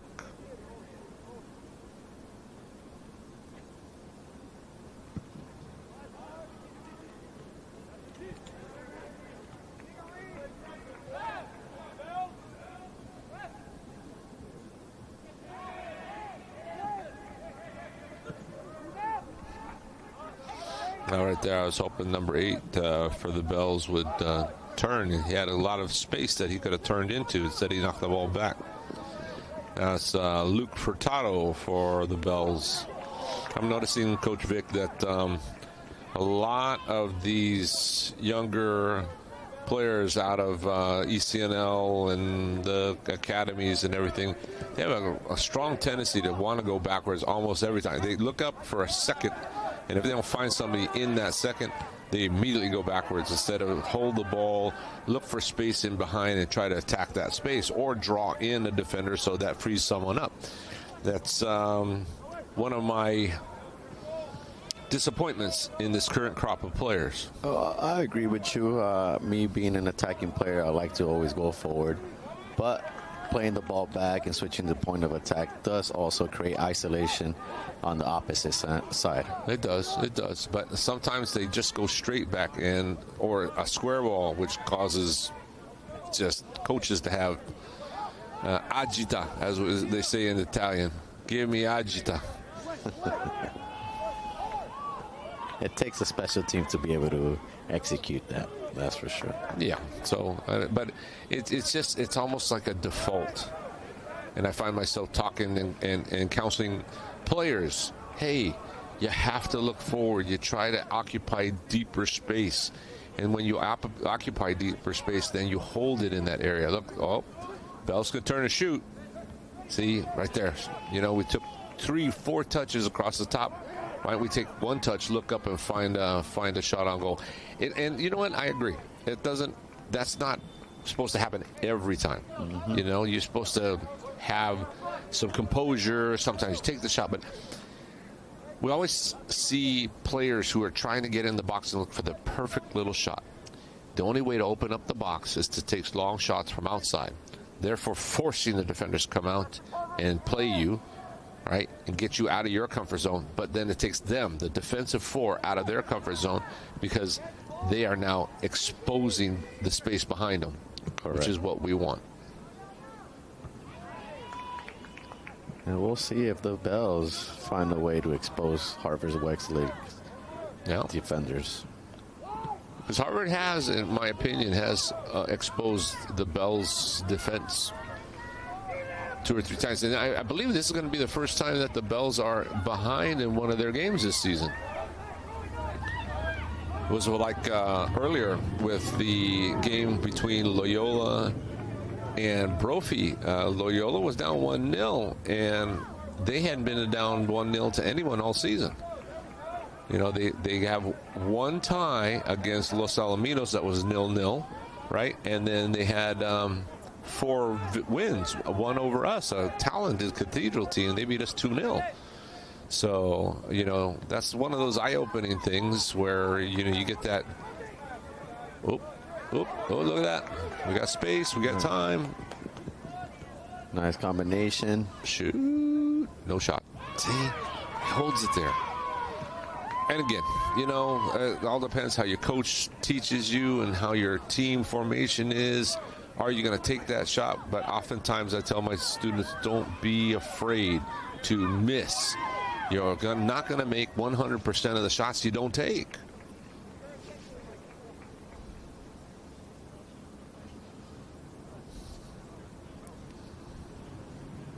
Yeah, sometimes you just got to let it go and take the shot. Yeah.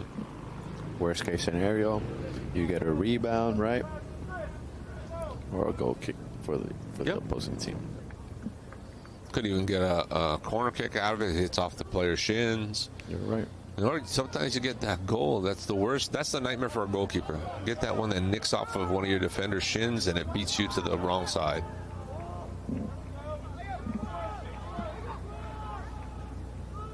And I have to say, I'm always impressed with teams coached by Mike Erush. You know, Mike Erush has been very successful at the high school and the college level, and his teams exude a confidence. They understand his style of play, what he wants them to accomplish, and they flourish within that style. So that's always a plus. I think as a player, that's a big plus for you to be able to understand a coach's his style, his way he's looking to build a team up, and if you find yourself within that, you know, you'll only get better as a player. We have a dangerous free kick opportunity for the Wolverines. Right now, the Wolverines are up 1-0 over the Bells of Bellarmine College Prep from San Jose, California. We want to thank our wonderful sponsor, Starbucks from Orange Circle, for providing us our coffee and condiments every day for this tournament, for this showcase. We really enjoy their hospitality. Manager Rob has been great to us, and we get just great tasting coffee every morning. So if you find yourself in the Orange Circle area, stop by Starbucks and pick up some great refreshments anytime, any day. We also want to thank TVX, our production partners. They are doing this live stream, and I hope you guys are enjoying the many angles, the replays. These guys are great. We've been working with them now, I believe, 5 years, and we are just the benefit. We have the great benefit of having them do our telecast. Look at that, TVX video. I want to thank their president and leader, Ted, and our production manager, Randall.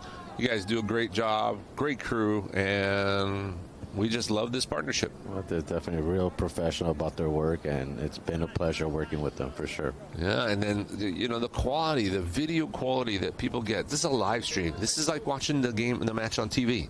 You know, you can watch it on your TV if you've got the internet on your TV. Otherwise, you watch it on your computer. Regardless, it's just, and you know how many parents are watching these games. They can't make it out here, or families in other states or other countries who are getting to watch their kids play in this wonderful event live. Mm-hmm. It doesn't get better than this, for sure. Harvard Westlake again on the attack. A little shake and bake out there. Ooh. And I believe that is Tyler Park again, trying to get the benefit out of that from number 7, Cole Grossman. Wow. Look at this. I didn't realize this. Harvard Westlake is loaded with seniors. Let's see here. Let's take a look at what they got going. Harvard Westlake has 12 seniors on this team. That's awesome. 10 juniors, 4 sophomores, and 5 freshmen. That is 31 top quality players. Bellarmine has 16 seniors, 5 juniors, and 3 sophomores. Again, this is 2 senior loaded teams. You know, it's hard. Bellarmine has kind of got into their mode now, and they're connecting, and they're trying to find each other, and they're finding a bit more success against the Wolverines. Yeah, they seem to do a good job of combining, especially here on their left flank. Yeah.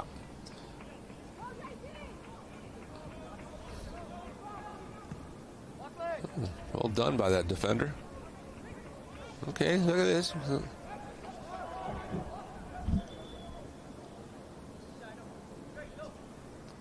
Bells with possession. Nice long throw in. Look at that.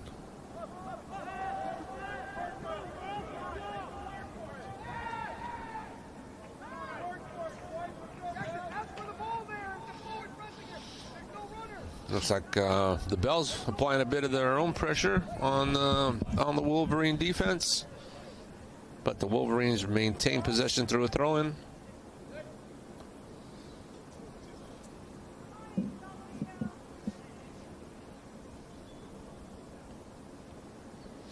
Again, we hope you're enjoying this live telecast of the 8th annual SoCal College Showcase.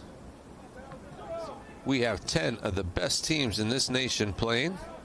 All right, from San Jose, California, this is the Bellarmine College Prep Bells. We have the Brophy Broncos from Arizona who are visiting. We have the Cathedral Phantoms, one of the hosts of this showcase. We also have the Harvard Westlake Wolverines in this match.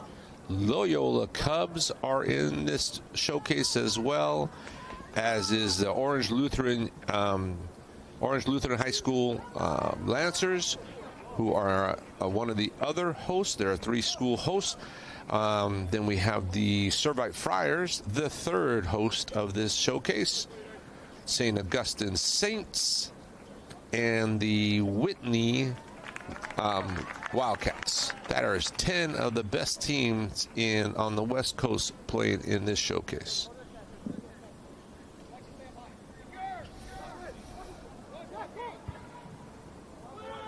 Ooh, look at that. Nice combination. Ooh, number 11, Theodore Ottoson with that shot. What a great combination play. What do you think, Coach? Oh, that was beautiful. Nice little layoff by number 10. Micah Rosen with that layoff. Just to have that recognition and seeing his teammate right underneath him and setting him up for a nice shot. Well done. These are players that we noticed last year. This was a heavily junior team last year with only a few seniors. And they did quite well in the showcase last year, I believe.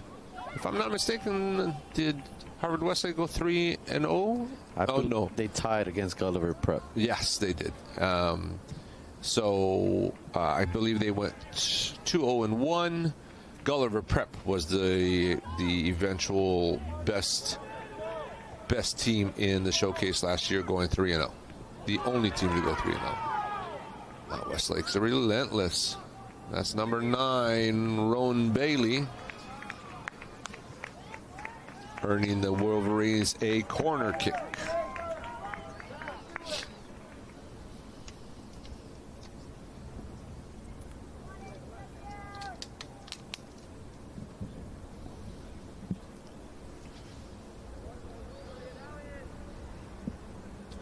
Well, the Wolverines have looked dangerous from the beginning of this game, Coach. They have. They've just been putting so much pressure on Bellarmine and been creating a couple chances for themselves. This is a team that's only has one win to date. And they're not playing like a one-win team.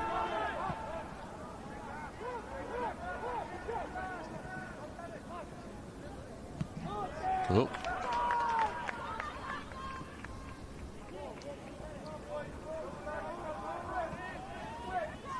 Ooh, little flick on. Clear it out.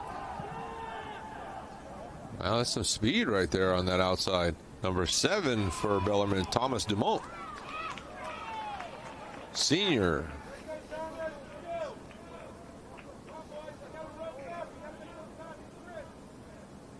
Looks like he's wearing the captain's band as well. So senior captain Thomas Dumont making things happen. Getting the ball back to number 15, Tommaso Martir.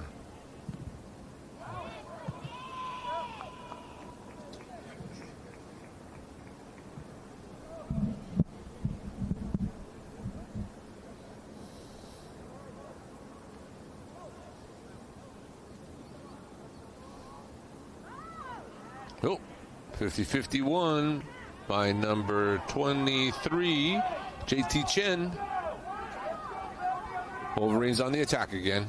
We have a numbers up situation. Ooh. That's number 10, Micah Rosen. Quick on the attack, right, Coach? Yes, and great patience by number 11, pushing the ball up, getting the defenders to commit and get tight, and eventually playing out the ball wide. Yeah. Like creating that shot for him. Yeah. 11's Theodore Otteson, and he looks to be the connector for this team. It's not the first time we've seen him look to play the ball to one of his teammates. Man, tough defense.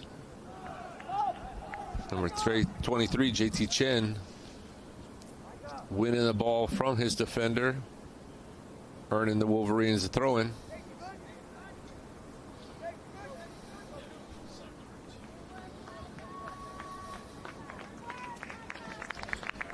All right, substitution. Back in, number 2, Tyler Park. Out, Micah Rosen.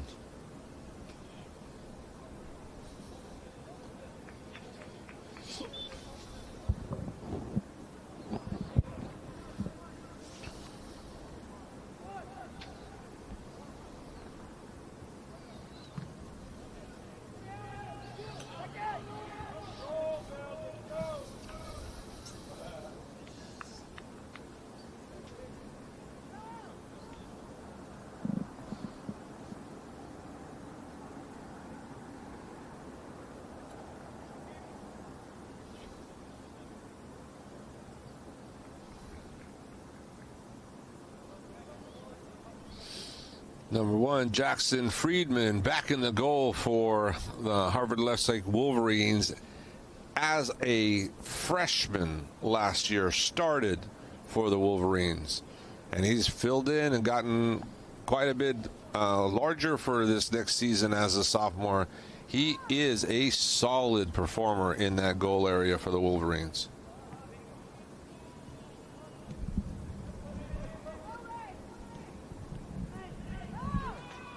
Again, look at that. Great combinations, aren't they? A great ball movement. Beautiful to watch.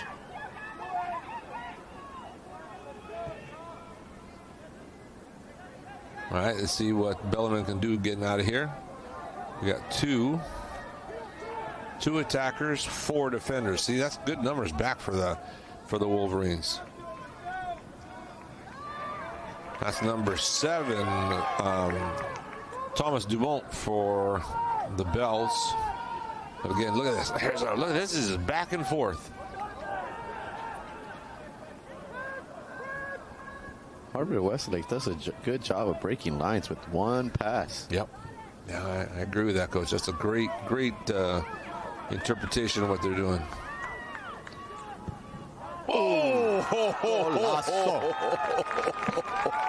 Chulada. What a great goal. Theodore Augustine decided that he wasn't going to win anymore, and he was going to bang that one side net. We got to watch that win, and I'd like to see that in slow-mo. He made up his mind, and he said, I'm going for the goal. And bam. Okay, look at this. 1 through. Okay, gets it at the 30. Pushes it up. He's banging a 25-yarder. Look at that. There's no spin on that. Look at that. That's parking it in the side net. Great technique. Whew. That's money right there. Theodore Augustine, number 11. Money on that. They're going to give him a little break. He's coming to the sidelines. Look at that. Coach E-Rush is going, that was pretty good. Always animated on the sideline, right?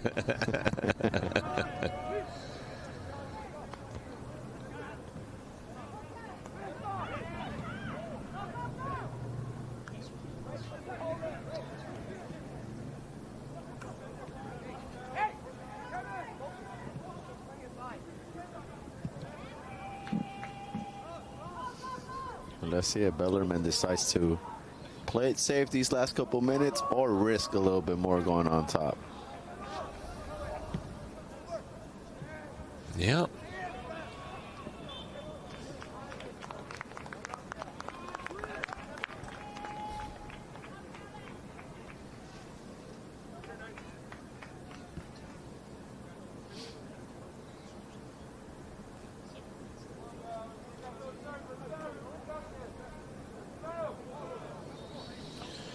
So, the visiting Bells have 0 goals at the time. It's 0, but the Wolverines from Harvard Westlake, 2 with that cracker of a goal by Theodore Augustine.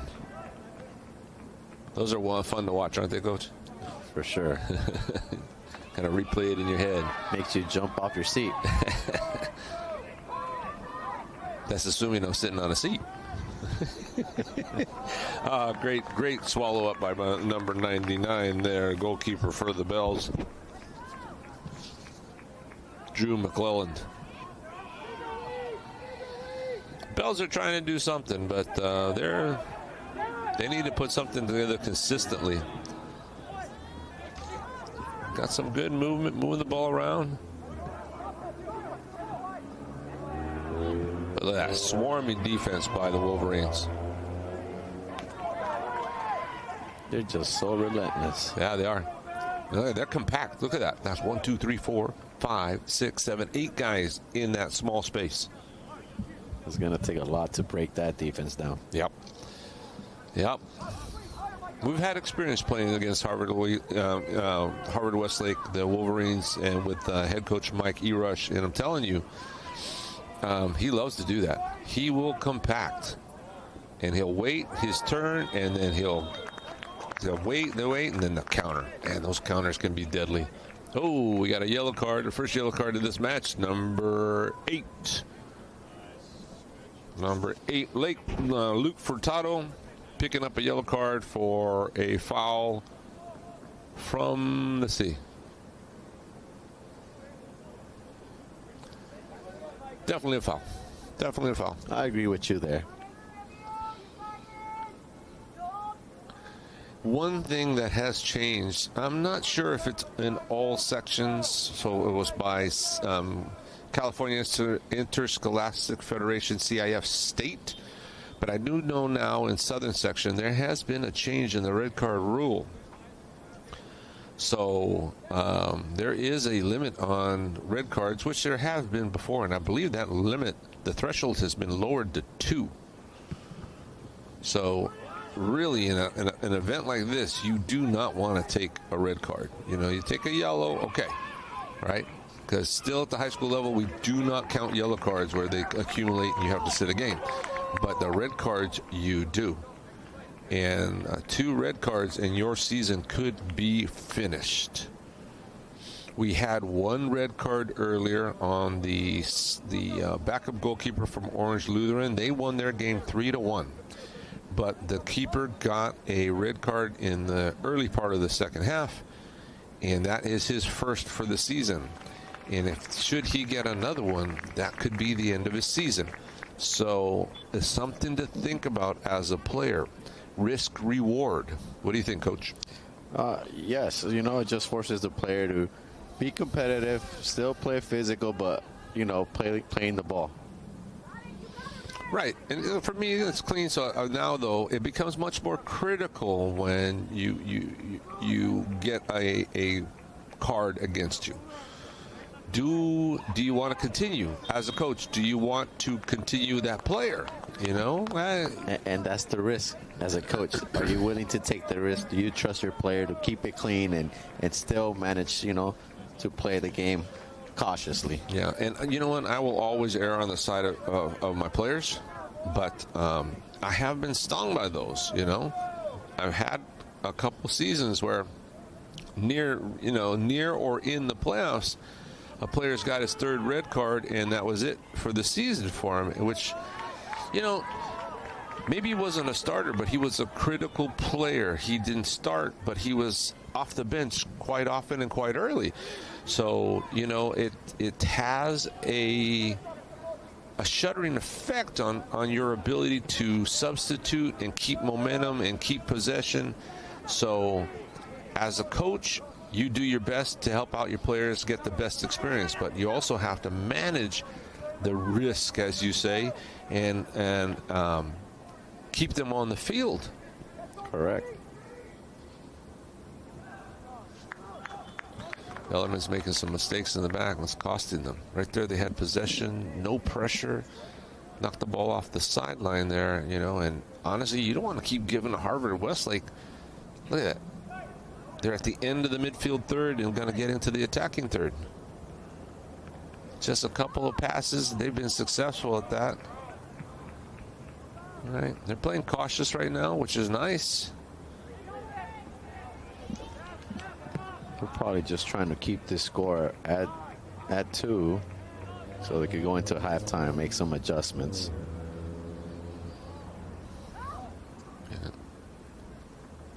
But like against a team like Harvard Westlake, you know, it's difficult. They do a good job of moving the ball and creating their shots.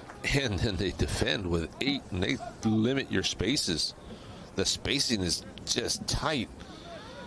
We talk about their defensive relentlessness when they're coming at you out here in the open spaces. But as we saw 2 or 3 times already, when the Bells get into that final third, there's 8 guys in that block, and they leave 2 guys up top to go ahead and start the counterattack.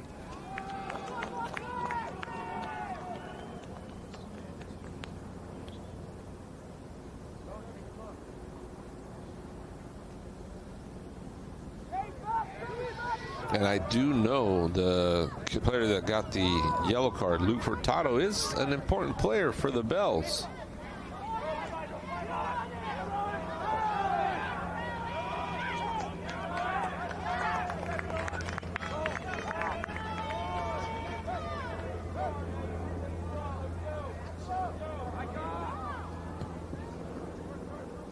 Flick on. Nope. Can't complete it.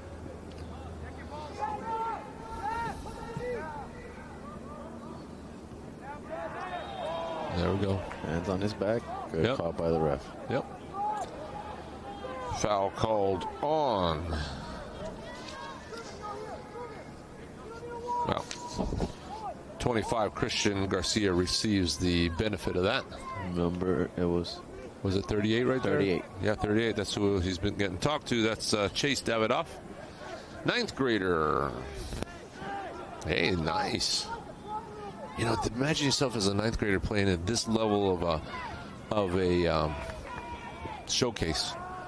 That must be a pretty cool feeling for sure. Yeah. We got 2v1. Offsides? Yep. Yeah. He got a little too ambitious there. He had to hang back. Because if he hangs back, it's going to be 3-0. Yep. A little bit more patience, and they get that opportunity on goal. Yep.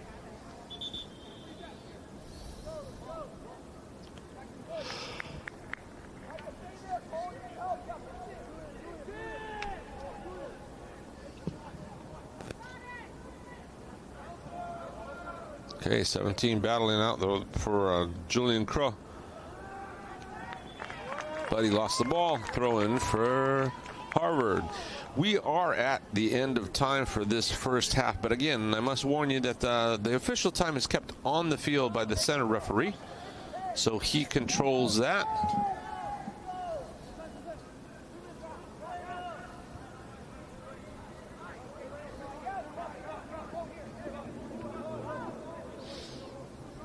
Yeah, I'm going to agree with you, Coach. Bellman is just trying to get through the half, regroup.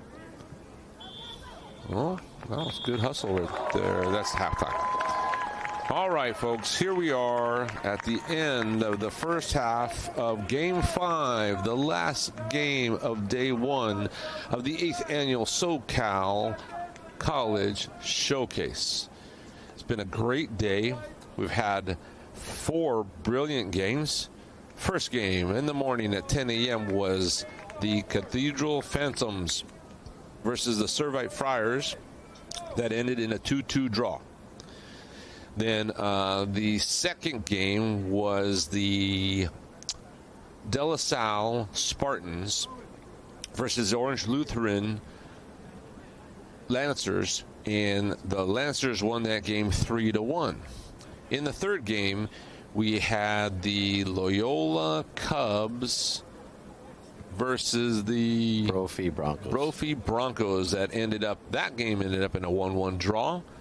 And the previous game to this one was the St. Augustine Saints versus the, what did they play? Whitney Wildcats. And St. Augustine won that game 2-1. And then finally, we have the nightcap where the Bellarmine Bells are down 2-0 to the Harvard Westlake Wolverines. Again, we want to thank you for supporting these wonderful athletes and welcoming you to the nightcap of the SoCal College Showcase for 2024, here live from Ernie Chapman Stadium on the campus of Chapman University in Orange, California. Again, I'm Coach Rick Sanmartin, happy to host this event, happy to be your announcer, and being joined by my good friend and partner, boys varsity soccer coach Victor Clara. Glad to be here. It's been so entertaining. I can't wait for day 2. Yep. We'll start early in the morning tomorrow. This is the 8th year for our event, and we welcome you all and thank you for your support. This is the nightcap, and we are going towards the second half of the 5th match, the last match of Day 1.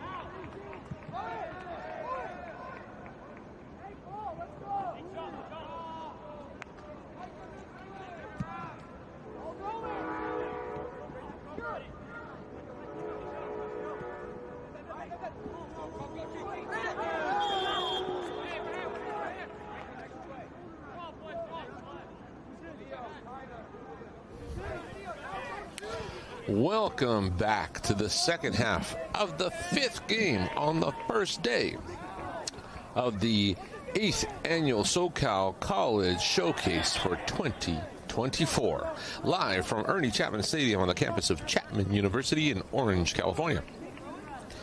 I am Coach Rick Sammartine, your announcer for this yearly event, and I'm joined by my good friend, boys varsity soccer coach, Victor Clara. Well, thank you, Rick. It's been a fun 5 competitive games, and, just excited to be here, and, we'll see how this game finishes. This is the 8th year for our event. We welcome you all and thank you for your support of these wonderful athletes. This match, our 5th and final match of the first day, is between the Bellarmine College Prep Bells versus the Harvard Westlake Wolverines. Bellarmine from San Jose, California, and the Harvard Westlake Wolverines from Studio City, California. We just had a yellow card for a shirt pulling. Number 11, Bellarmine. Number 11, Gregory Gutierrez from Bellarmine. We want to thank our wonderful supporters for our morning coffee and just refreshments for the day, sponsored and provided for us by Starbucks Coffee, Orange Circle. Manager Rob has been great, treated us great. If you guys need a refreshment or a good hot coffee on a cold night, get down to Starbucks in Orange Circle. We also want to greatly thank our production crew and production partners, TVX Video. TVX, they are an excellent source for our live streaming that we will do over the next 3 days. So please watch TVX Video. Look at our YouTube channel and enjoy all the live action. And those videos will stay up throughout the year so you can watch them. Ooh, off the post.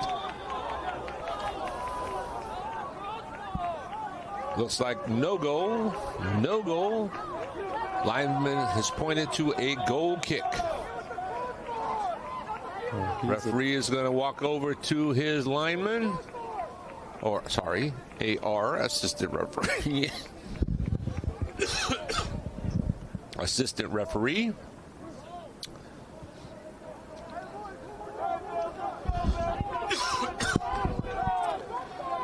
So we had a corner kick. A flick on, off the face of the defender, off the crossbar. Don't know.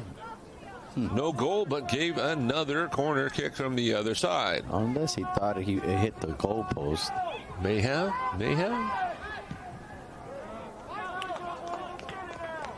The Wolverines thought they had a 3-0 lead, but they remain Harvard Westlake Wolverines 2, Bellarmine Bells 0.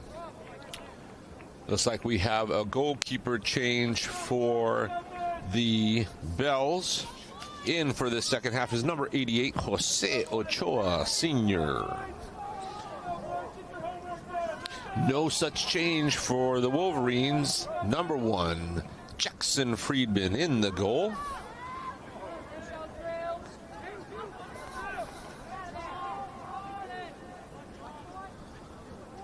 Well,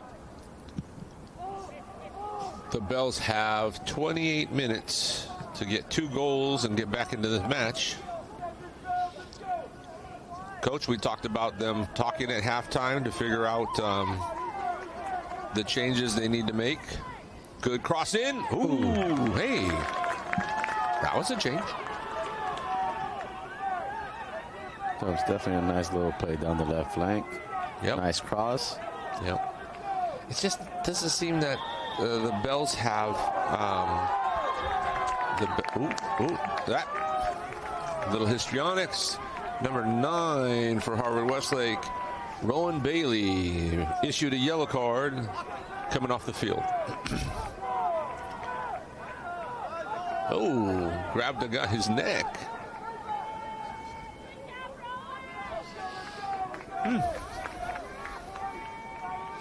Tyler Park talking to the referee right now.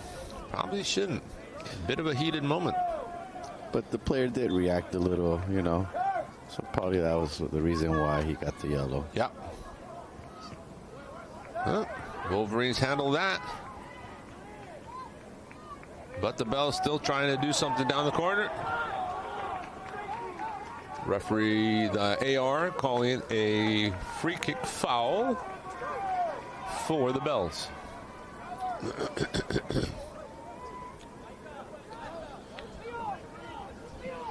Number 10, Matthew Shimizu coming up for the cross, the set piece cross.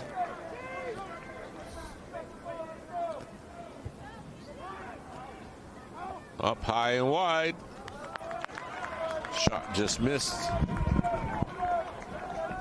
Wolverine goal kick. Well, it looks like Bellarmine Prep is finally generating some chances on goal. It's something that they needed to do to get back into this game.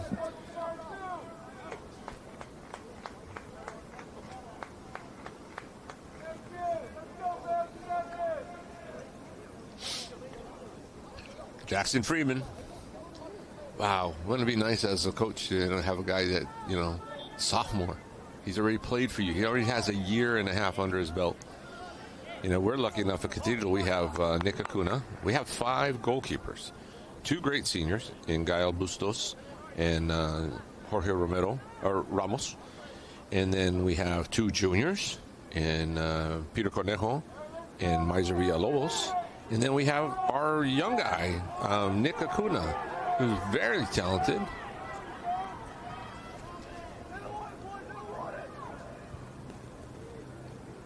Ooh. Wow, good communication there. So, it's a problem that is nice to have, you know what I mean? Not really a problem, but it's just, But these guys, man, I'm sure E-Rush is just excited to have this kid. He's going to have this kid for 2 more years. And quality keeper, He definitely gives your defense a lot of confidence.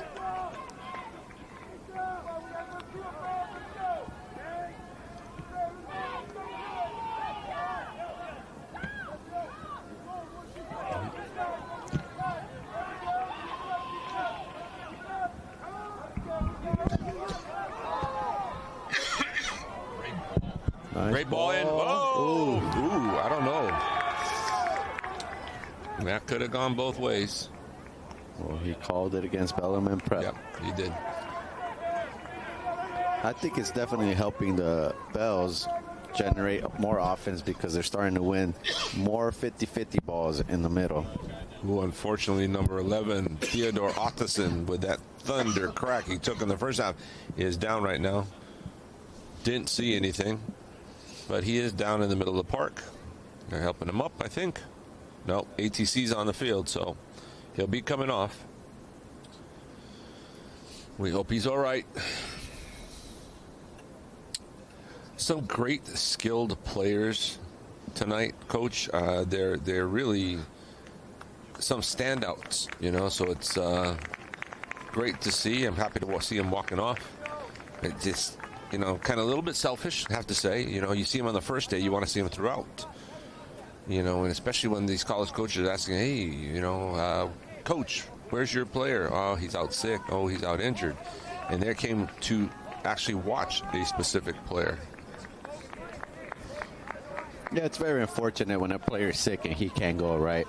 Always as a player, you know, you always want to be on the field. You always want to be competing and helping your team. Yeah, and it's always tough pill to swallow for a player who's not out there. But as a coach, when you have a college coach interested talking about your player and they're not there, it makes for almost like an awkward moment, you know. You know, they'll find somebody else to watch, but you know that your player is missing an opportunity. And there goes Wolverines putting pressure on the attack, forcing the Bells to desperately get the ball out of the back.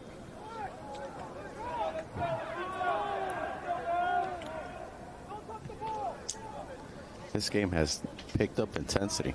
Yep, and picked up in speed. There's a back and forth right now. Ooh.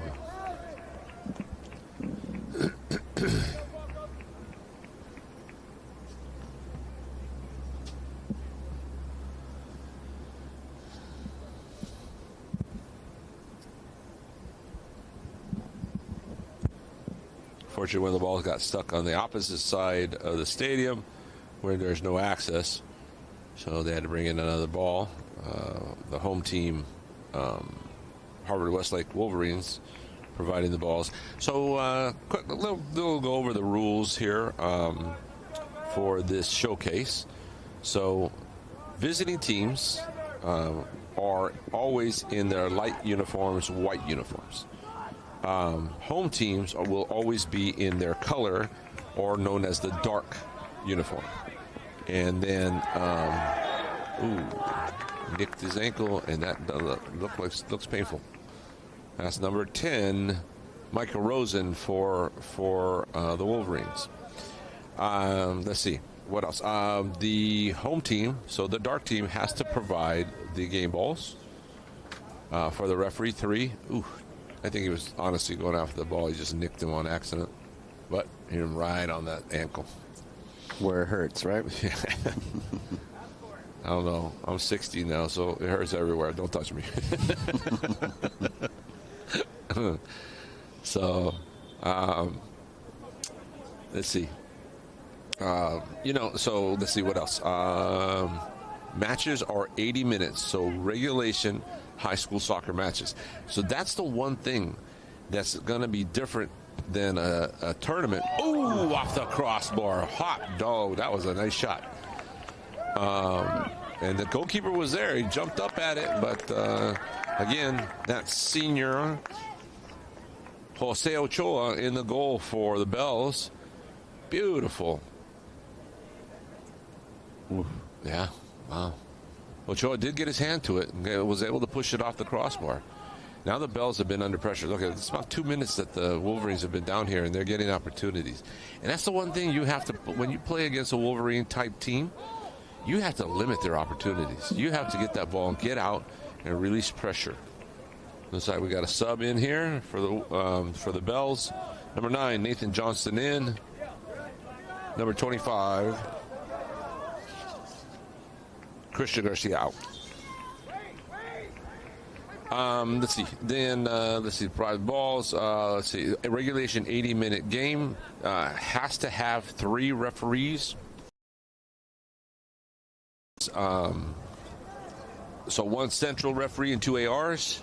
Let's see what else. The center referee has the official time. It is not the stadium clock or what you see on the live stream, which tells you there's 18 minutes and 53 seconds left. Wolverines on a relentless attack again. But goalkeeper Ochoa is able to pick up, start the counter. Gives it a nice punt down the field.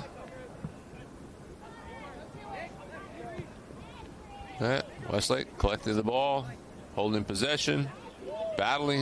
Look at that. That's tough. Number 23, JT Chen, battling between three of the Bells and able to still hold possession and pass it to his mate. His mate, number 11, Theodore Otteson, who came off the field with a slight injury, is now back on the pitch.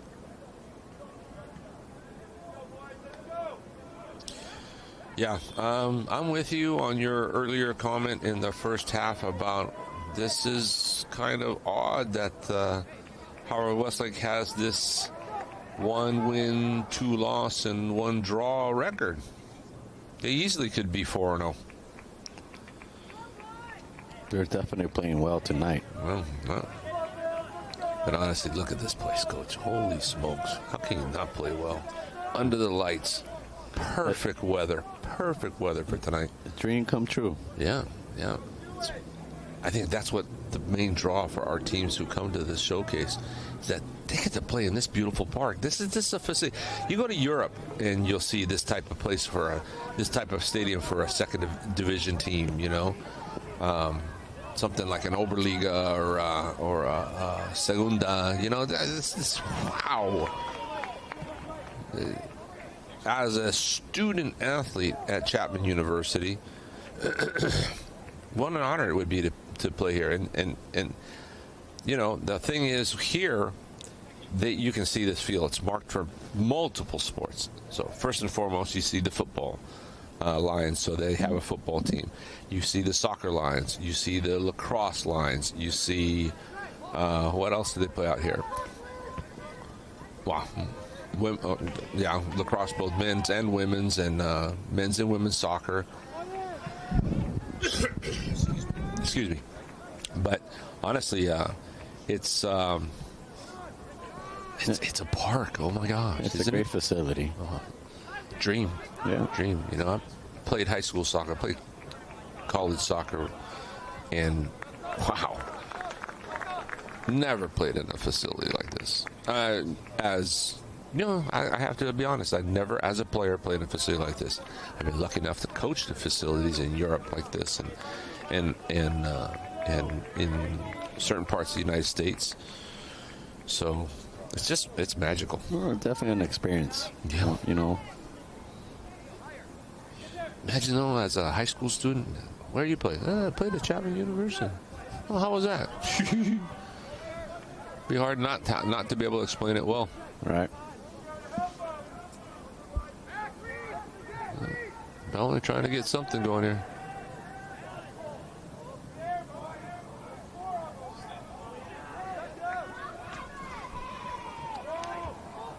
You know what? There's some banging going on now, bud. Oh, for sure. Great cross. Ooh. Good effort. Number 10, Matthew Shimizu trying to get on the end of that. Number 5, Captain Matthew Elliott. Oh, I know. Almost got a shot off. Yeah. Hey, there. You got to say, Harvard Westlake's got to realize they're under pressure right now. Yeah. Bellarmine did a good job of adjusting. I believe they went into a 4-4-2 as well, causing a little bit of problem for Harvard Westlake. And that there's matchups. There's not so many gaps now. Exactly.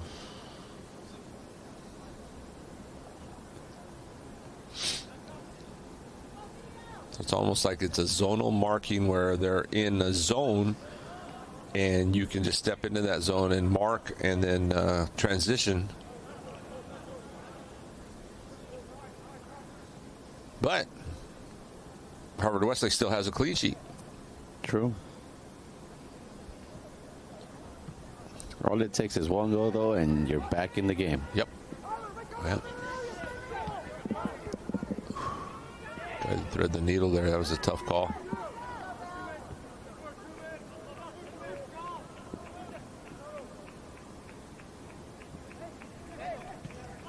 You know, I noticed something. Bellarmine loves to use that right side, but very hardly. Now we're on the left side here. I think they're kind of affected on this left side. It's a great pass.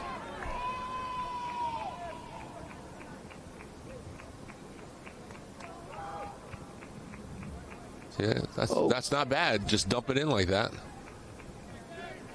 Ooh, once again. Yep. Goalkeeper. Jackson Friedman. Yep. Solid back there for the Wolverines. Solid. He comes out and he's very assertive about that. Yeah. We've seen that today, that some goalkeepers, when they didn't come out, they paid a price. You know, it's that hesitation that costs you.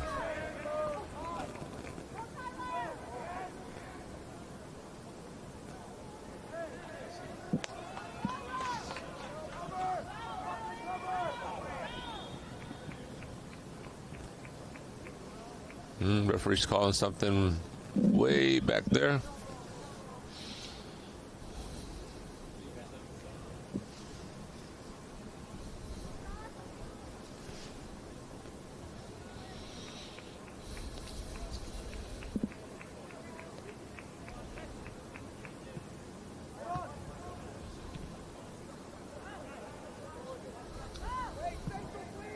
Ooh.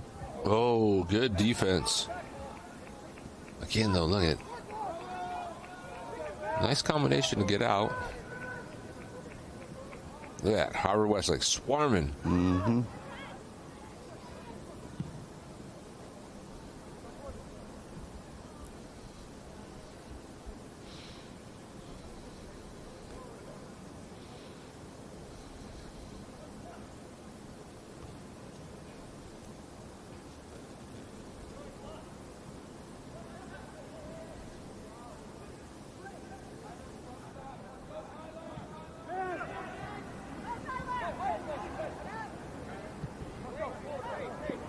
Hey, here we go.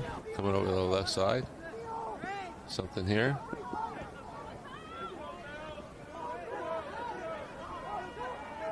It's a nice combination by Bellarmine to get out of the back there, you know, under pressure. That was well done. Yeah. Nice switch. That's what you've been calling for all night, Coach. You know, you cost a little bit of, you know, put the defense on their heels. Ooh. And you add that little, you know, you switch it up on them. Yeah. You got to find that opening on the weak side.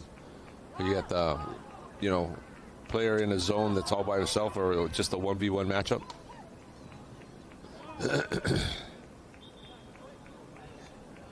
Something.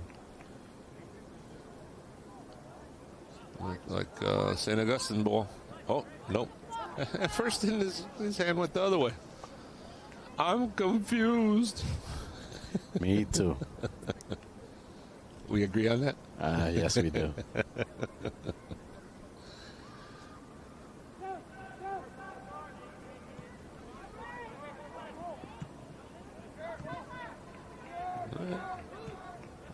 Bells are trying to do something, but see it right there? There was no need to do that touch. Why didn't he hold it and turn?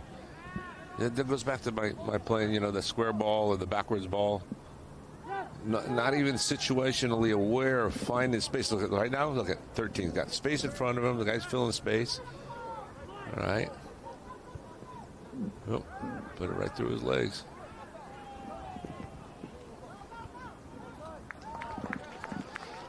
There's a finesse that you need at this point. You're tired. Your legs are tired. Your brain is tired. So you got to play within it. Oh, we got a sub in here for the Bells. They might be pushing a third forward in. Yeah, and I've always said it, you know, technique, your technical ability is what always going to get you out of trouble or allow you to make that big play. Yep. Miscommunication there. And the Bells turn it back over. We have under 10 minutes left in this match. And the Harvard Westlakes Wolverines continue to lead the Bellarmine Bells 2-0. See, look at that, just that one little touch, just one extra touch that they don't get to hold possession, and the the bells, and Harvard Westlake's quick to counter you.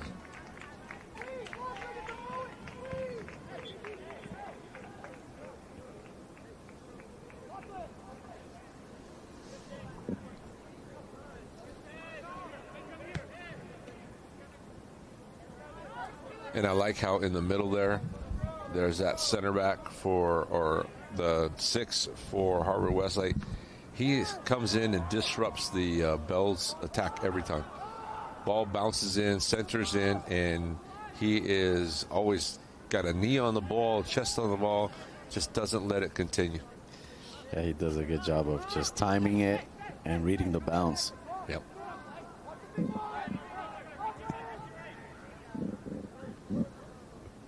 Yeah, that's one of the things we like to teach our players. We preach to them, make them uncomfortable. If they're comfortable, they're going to find spaces.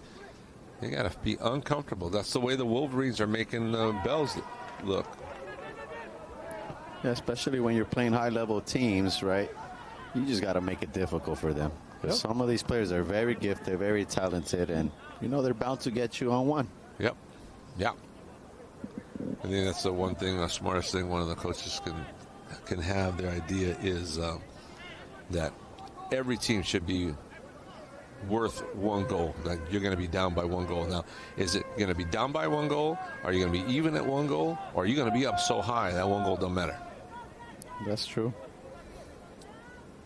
And I would rather and like you said, you got to make them earn it. If they're going to get that goal, make it earn it. Yep. Don't give it away. Yep. So, like in our previous match,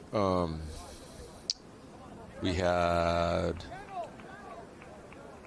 who was it? Not Brophy. It was the other game. The other match was our game. No, that was our first game. It was the last two games. No, it wasn't Loyola. It was Whitney. Whitney and who did Whitney play? St. Augustine. St. Augustine, 2 goals were off of penalty kicks, So, those are simple little errors that, as a defense, you have to control. 1, I can understand, but 2, and then you lose 2-1, and you earned your goal. You scored your goal in the run of play. That's frustrating right there. Yeah. And I feel for them because the Whitney Wildcats are a strong team, and they play well, especially when they play possession. Ooh, that was a nice cross. Hey. Bells are starting to find some gaps. Ooh, flick. No. Oh, you just need a flick. Ooh. Just a little flick, and it goes in the back end. That would have beat Freeman. Had that flick come in. Let's look at that replay. Watch this. He comes in. Great ball. Comes in. All you need is a small flick. Goes off his shoulder. Shoulder got in the way. How unlucky was that? Damn shoulder. Yeah, I think that could be one way to beat Jackson Friedman. I mean, he's so well positioned. He's solid in the air, on the ground. But it's when you get that goalkeeper to move his feet, that's when he's susceptible. And give credit to Bellarmine. They're playing really well right now. Yeah, they're trying. They're putting Harvard Westlake in very tough positions. Yep.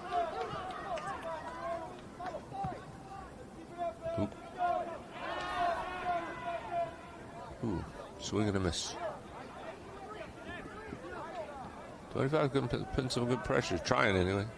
Ooh, missed. Oh.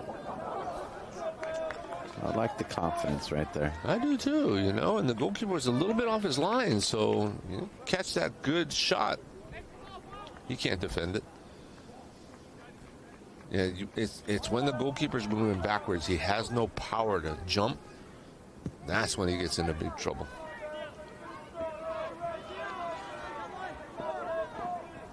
Under 5 minutes to go in this match. Again, the center referee controls the official clock.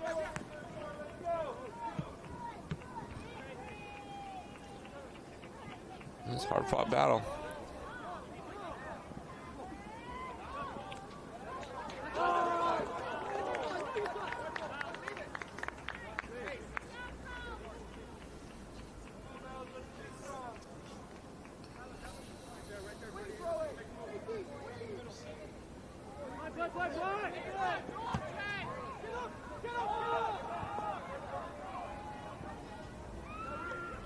So our takeaways from today so far are we had 2 draws today. Good teams. We had so far 2 wins, a 3-1 win by the Olu Lancers, a 2-1 win by the St. Augustine Saints. And it looks like Harvard Westlake is going to close off the victory day with a 2-0 win over the Bellarmine Bells from San Jose. Oh, cramp. You know, look at these kids. You know what? And I think that's the other thing you have to look at. On this big a pitch, that's going to happen. You know? Oh, without a doubt. Yeah, they've been running. Well, they've been exerting so much energy, you know, playing so hard for their team. Yeah. They got to hydrate, get a lot of Gatorade in you, get a lot of water in you. Get some sleep. Yeah, good night's sleep. Good night's sleep. You know, and the local teams that are not staying in hotels down here, it's a hike to get home. You know, Servite is close by, Olu is close by, but our team, Cathedral, back up in Los Angeles. Here, Harvard Westlake, a little bit further, Studio City, and then Loyola, also like ourselves, up in Los Angeles. So, you know, you got the commute time, traffic time. You know, get home, get a meal in you, get a shower, get a rest, and then go to sleep. And sometimes you go back to the drawing board, or you go watch some film. I bet you that a lot of our participants today went, whether to the hotel or home, jumped on the computer and are watching these games. Hope you guys enjoy yourselves. It's definitely been fun for me. Good. I'm glad you're having a good time. You've been great today. We want to thank you again for joining us for the first day of the SoCal College Showcase. The 2024 version is the 8th annual. Good service in. Back post. Oh, he wants that back. He wants that back. Greg Gutierrez had an opportunity, you know, and it was a good flick on. Look at this. Off. Number 7's back. That was off Thomas Dumont's back. I'm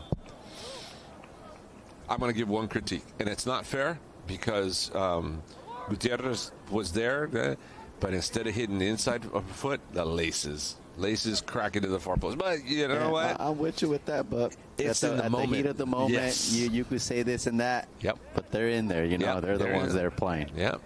And again, they're playing after a hard-fought game, 80 hard minutes, tired, brain's tired, body's tired. But give a lot of credit to Bellarmine. They've definitely put a lot of, you know, it's been a valiant effort today. Yeah, and what a great half for them. Mm-hmm. You know, so far it's been a clean sheet for them, and, you know, they didn't get that in the first half. So that was a change. It was some good adjustments by Coach Connor Salcido. But Coach Mike Rush up to the challenge. Maybe they didn't score, but they didn't need to. We have time officially on our live stream clock. Referee's not making any attempt to look at his watch, so must have a couple of minutes of injury time here.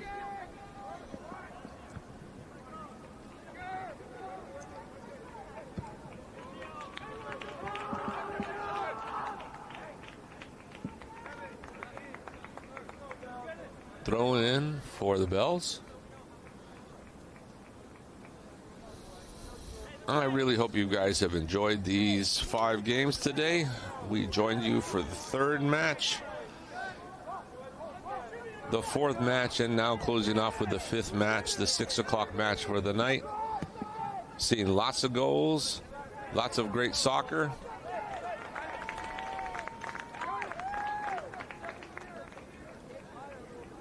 These are some great high school teams, some great high school athletes, and they enjoy and actually need your support. So we thank you for watching these matches. Please talk to them about it. Tell them how proud you are of watching them on the internet or TV or wherever you watch it. Just let them know. Give them a shout out. They deserve it.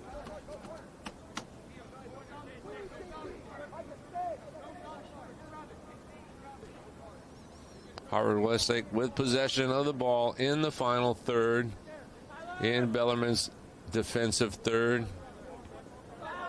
Battles. Harvard Westlake ball. They're going to just try to pin the ball right there in the corner and why not? And wait, and yeah, just swallow up as much time as they can. Correct.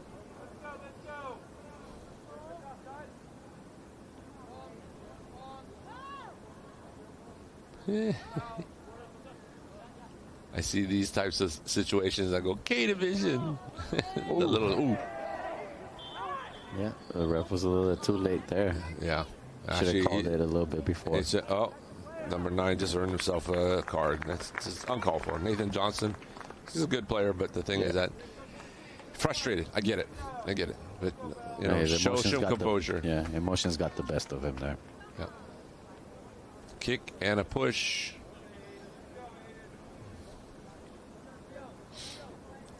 That's all right. They're young. They'll learn.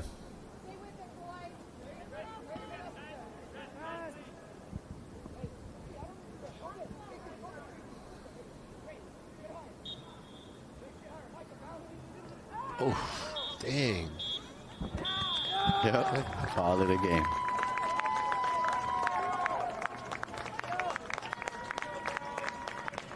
Yeah, game's over. Let it go, kiddos. You got your win. Walk away. Well, again, we really hope you enjoyed this first full day of some great high school soccer matches here at Ernie Chapman Stadium at Chapman University in Orange, California, for the 8th annual SoCal College Showcase, featuring 10 of the best high school teams in our country and on the West Coast. We want to thank again Starbucks for their sponsorship. Starbucks Orange Circle. Get out there. Have yourself a great hot or cold drink. And TVX Video. And we have just had a great time, and they've been awesome. Thanks, Ted. Thanks, Randall. Thanks, crew. We appreciate you guys. I want to say, everybody get home safely. Have a good night.